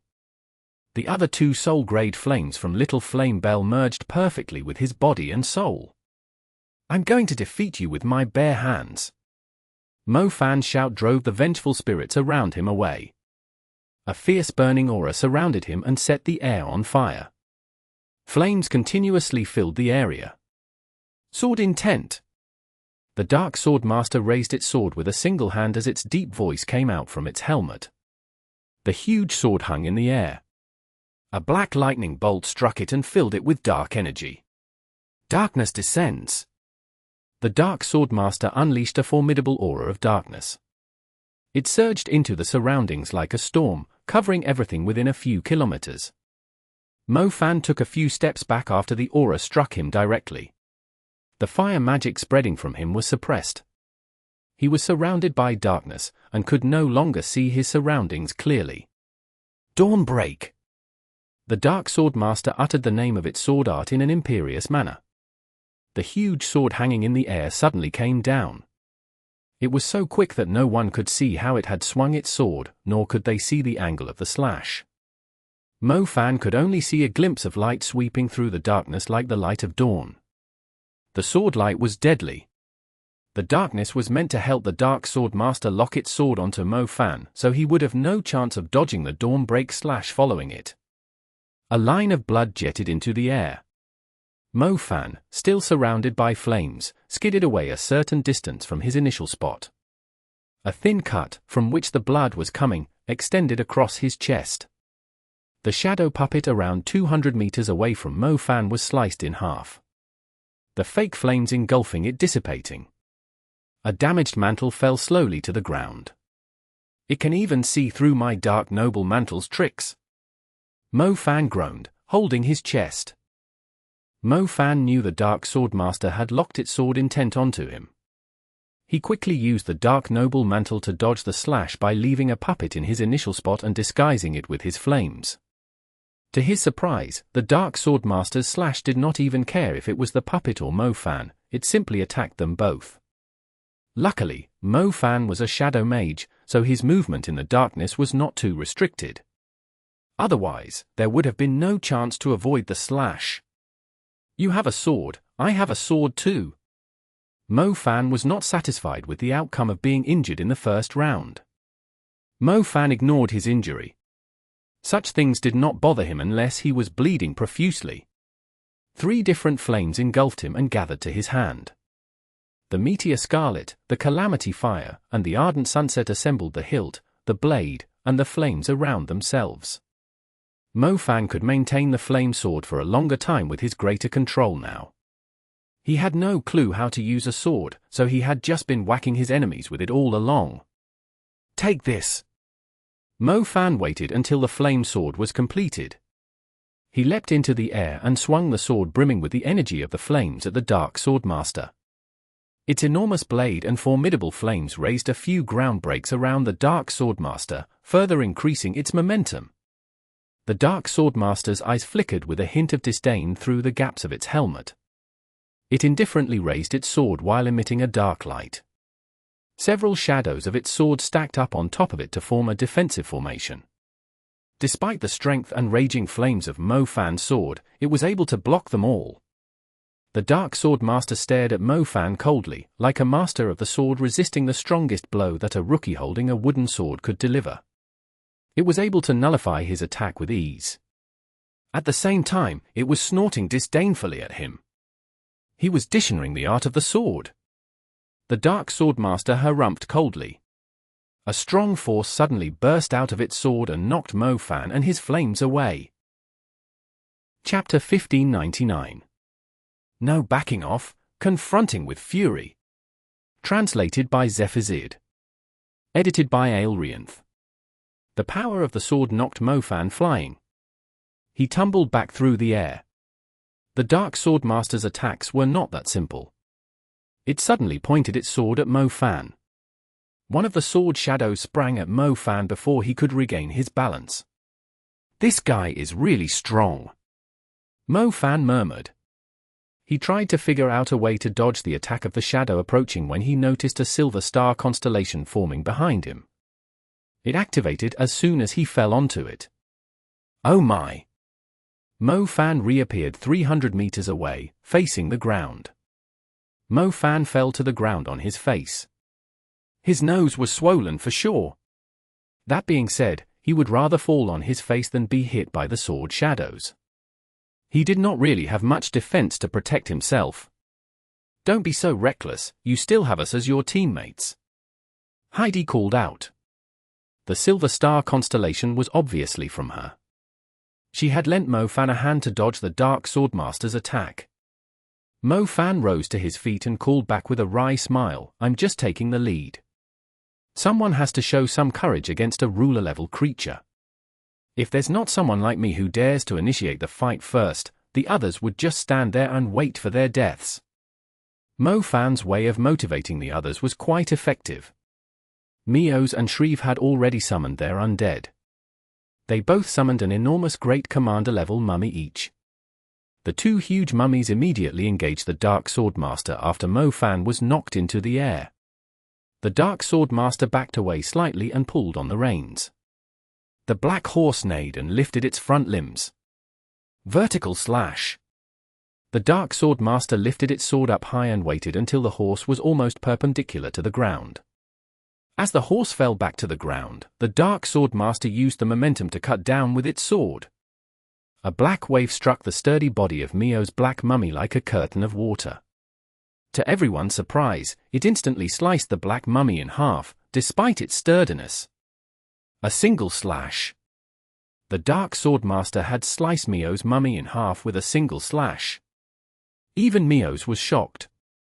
The black mummy might only be a commander-level creature, yet she had refined it with all kinds of resources. Its defense greatly surpassed that of an average commander-level creature, but it was still sliced in half so easily. Luckily, it was possible to summon her undead again. Otherwise, this would be a painful loss to her. Shrieve's mummy was the same kind. It was meant to be a tank he mainly used to defend himself and stop powerful demon creatures from advancing on him. Just like Mio's mummy, Shrieve's mummy also died to a single slash. The two huge mummies could not withstand even a single blow from the Dark Swordmaster. Mio's and Shrieve did not have just the one mummy. They knew they had reached the final stage, so they decisively brought out everything they had, summoning a bunch of undead. These undead might not be as strong as the mummies, but they had no trouble delaying the Dark Swordmaster. They just needed to buy Mofan some time, since he was the only person strong enough to inflict damage on the Dark Swordmaster. Fiery Dragon Roar. Mofan was engulfed in flames once again. He was like a burning train, heading straight at the Dark Swordmaster. The Dark Swordmaster saw Mofan charging at it as soon as it killed off the undead. It quickly thrust its sword at the ground. The huge sword struck the ground in front of the horse, and formed a black barrier encapsulating the Dark Swordmaster and its horse. Mofan slammed heavily into the barrier while screaming the cry of a fiery dragon. The sword in the ground skidded back from the enormous impact. Both the Dark Swordmaster and its horse were knocked back by the collision. Sparkles scattered across the place. The power of Mofan's charge lasted for a long time and managed to leave some cracks on the barrier. The barrier finally broke as the flaming charge was coming to an end. The remaining flames lunged at the Dark Swordmaster and its horse. Their armor reddened in the scorching heat. The Dark Swordmaster took the initiative to back away. It did not pick up the sword still stuck in the ground. It rode its horse and escaped from the flames instead. It didn't really do much to it. Mio stared at the Dark Swordmaster. She did not see any sign of its armor breaking. Its defense is pretty crazy, too. It was extremely difficult to injure a ruler-level creature. After all, even a super spell could only inflict minor injuries on a ruler-level creature, and Mofan spells had yet to reach the super level. "You're asking for your death," the Dark Swordmaster uttered coldly, staring at the flaming Mofan. Mofan was extremely close to the Dark Swordmaster. When it raised its hand, the huge sword stuck to the ground immediately shuddered. The sword clanked like a hammer had struck it. It shot out of the ground on its own and flew toward the Dark Swordmaster. The Dark Swordmaster, Mofan, and the sword happened to be on a straight line. The sword was heading right at Mofan's back as it was flying back to the Dark Swordmaster. Mofan turned around and quickly dodged to the side when he saw the huge sword, but the sword surprisingly split into several shadows to seal off his escape. Two sword shadows swept past Mofan's arms. Blood poured out from cuts that were close to reaching the bone. Damn it, I can't dodge them at all. Mofan knew the direction and angle the sword was coming from, but he had still failed to dodge it. The attacks were too quick. Mofan did not have time to use blink. On top of that, the attacks were sealing off his escape by approaching from certain angles, so he could not use the fleeing shadow either. He tried his best to land in a safe spot, yet he was still injured. The cuts did not just bleed. A black substance was rising from them, too. Mofan knew it was the darkness corruption. It would nullify all healing magic and worsen the injuries over time. It was important to treat the wounds right away. If the darkness infiltrated his body, his organs would fail rapidly. Unfortunately, Mofan did not have time to deal with the deadly injuries. He turned into a lightning ray and forcibly approached the Dark Swordmaster. Mofan was tiny compared to the Dark Swordmaster. However, he knew backing away was not an option. The massive sword that could move on its own had already sealed off his escape. He would be sliced to pieces if he took even a step back. Since withdrawing was not an option, he had no choice but to attack. The Dark Swordmaster did not expect such a bold move from a human. Take this! Mo Fan accumulated the power of the 3 soul-grade flames and threw a fist forward with a raging roar. Not only did lava erupt from the fist, it even triggered a terrifying explosion when it landed on the horse. Mo Fan knew his punch might not be strong enough to injure the Dark Swordmaster, but its horse did not necessarily have the defense of a ruler-level creature. Taking out its mount was equivalent to breaking its leg. Unfortunately, it was not easy to trick the Dark Swordmaster. It tightened its legs around the horse as a substance like mercury quickly spread across the horse, significantly strengthening its defense. Clang! The fist landed right on the horse's chest, yet it felt like it had hit a thick metal sheet. The horse remained standing even though it skidded quite a distance away from the impact. Mo Fan's attack failed to leave a scratch on the horse. Even the flames had no effect on it. Mo Fan was stunned when he saw his attack fail to injure the horse. He looked at the Dark Swordmaster, whose eyes once again flickered with a hint of disdain. However, there was an extra hint of murderous intent this time. Imbecile, the Dark Swordmaster grunted. The huge sword had returned to its hand. It was pointing straight at Mo Fan.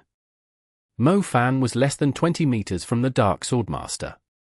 It was no different than standing right under the ruler-level creature's sword. Mo Fan, you should back away for now. Shriv yelled. Mo Fan obviously wanted to back away. However, as soon as he turned around, the Dark Swordmaster could easily slice his head off, considering how quick its attacks were. He could not back away now. He was going to die if he did. Mo Fan quickly gathered the flames nearby into a flame sword before they dissipated. He took the initiative to swing the burning sword at the Dark Swordmaster's head. The Dark Swordmaster raised its sword, too. The black sword and the blazing red sword collided with one another. A strong black energy swept in Mo Fan's direction like a fierce tornado. Opposite it, the flames charged forward like raging beasts. They were not willing to surrender to the black aura emitted by the sword. Chapter 1600. Father-level protection, Hug of the Sacred Bear. Translated by Zephazid. Edited by Aelrianth. The Dark Swordmaster was in a rush to set up its defense. It assumed Mo Fan was going to back away, so its ruthless sword shadows were aimed in the direction Mo Fan was supposed to escape to. Mo Fan's flame sword took it by complete surprise. The Dark Swordmaster was forced to back away from Mo Fan's raging flames. Mo Fan made use of the chance to distance himself from the Dark Swordmaster. The Dark Swordmaster quickly recovered. It was greatly ashamed by Mo Fan managing to land a hit on it. It held the sword in a different stance as both it and its horse turned around while they were skidding away. Moonback Slash. The Dark Swordmaster was a master of sword arts and still managed to attack even when Mo Fan forced it to back away. A sharp flicker of light swept at Mo Fan. Luckily, Mo Fan did not impatiently follow up with another attack, mainly because he had fought a Dark Swordmaster before. It gave him more space to dodge the Moonblack Slash. Blink! A silver star constellation encapsulated Mo Fan before the slash arrived. He instantly moved 200 meters away, escaping from the Moonback Slash range. Phew! Mo Fan let out a relieved sigh. He had to be focused at all times while fighting the Dark Swordmaster. He had a feeling that he would die horribly if he lowered his guard even the slightest. Mo Fan, let us help you. Mu Bai said. Damn it, how dare it ambush me? I swear I'm going to make it pay. Zhao Manyang said. Mu Bai and Zhao Manyang remained well back. They clearly knew that the rest of them would be killed instantly if the Dark Swordmaster attacked them with its full strength. They had no choice but to keep their distance from the Dark Swordmaster and let Mo Fan fight it head-on.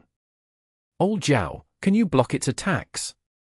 Mo Fan glanced at Zhao Manyang.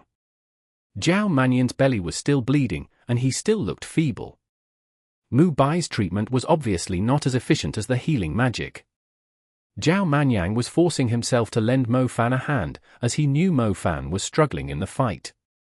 Zhao Manyang had almost died just a moment ago, yet he was already forcing himself to lend Mo Fan a hand. He was a true brother, indeed. Don't forget that my primary element is actually the light element. Zhao Manyang yelled back. Light was strong against darkness.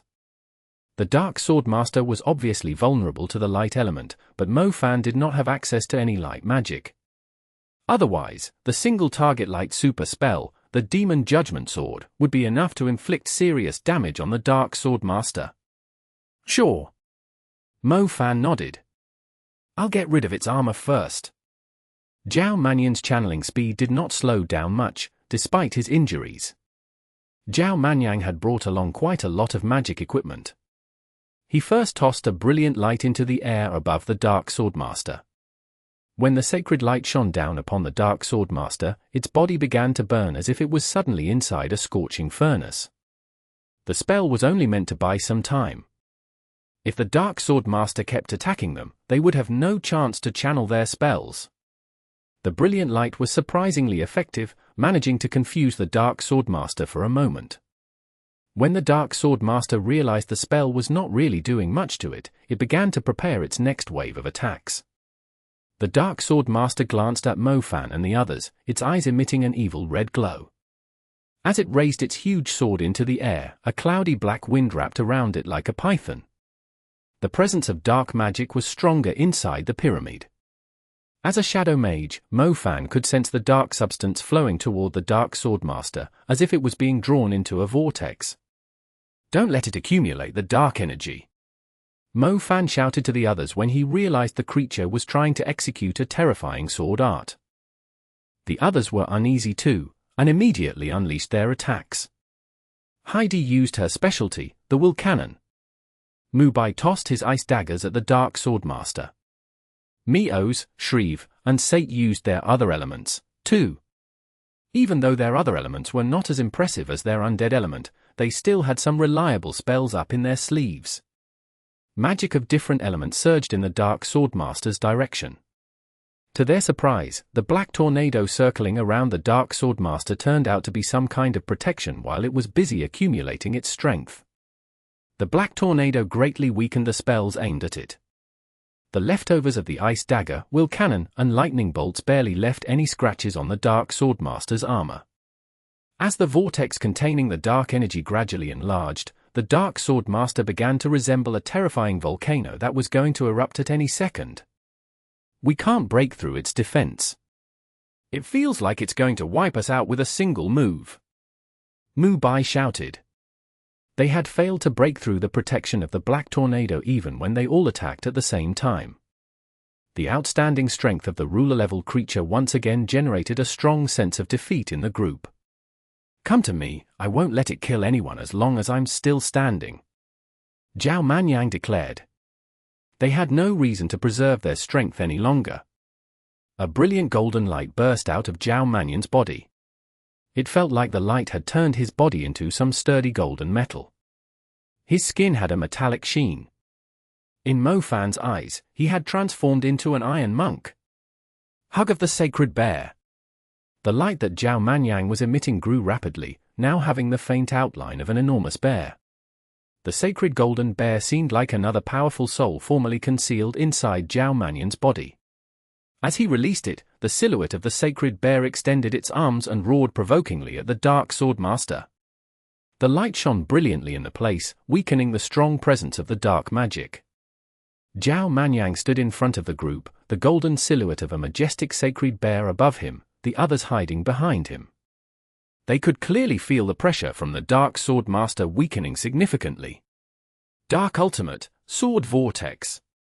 The Dark Swordmaster finished accumulating its strength. It waved its sword with extraordinary might. It was treating the sword as a medium to unleash the dark energy it had accumulated. The huge sword rapidly transformed the huge amount of dark energy into a destructive force, a vortex covering a distance of around 200 meters. The vortex was made up of thousands of black swords spinning at insane speed, continuously firing sword shadows in all directions.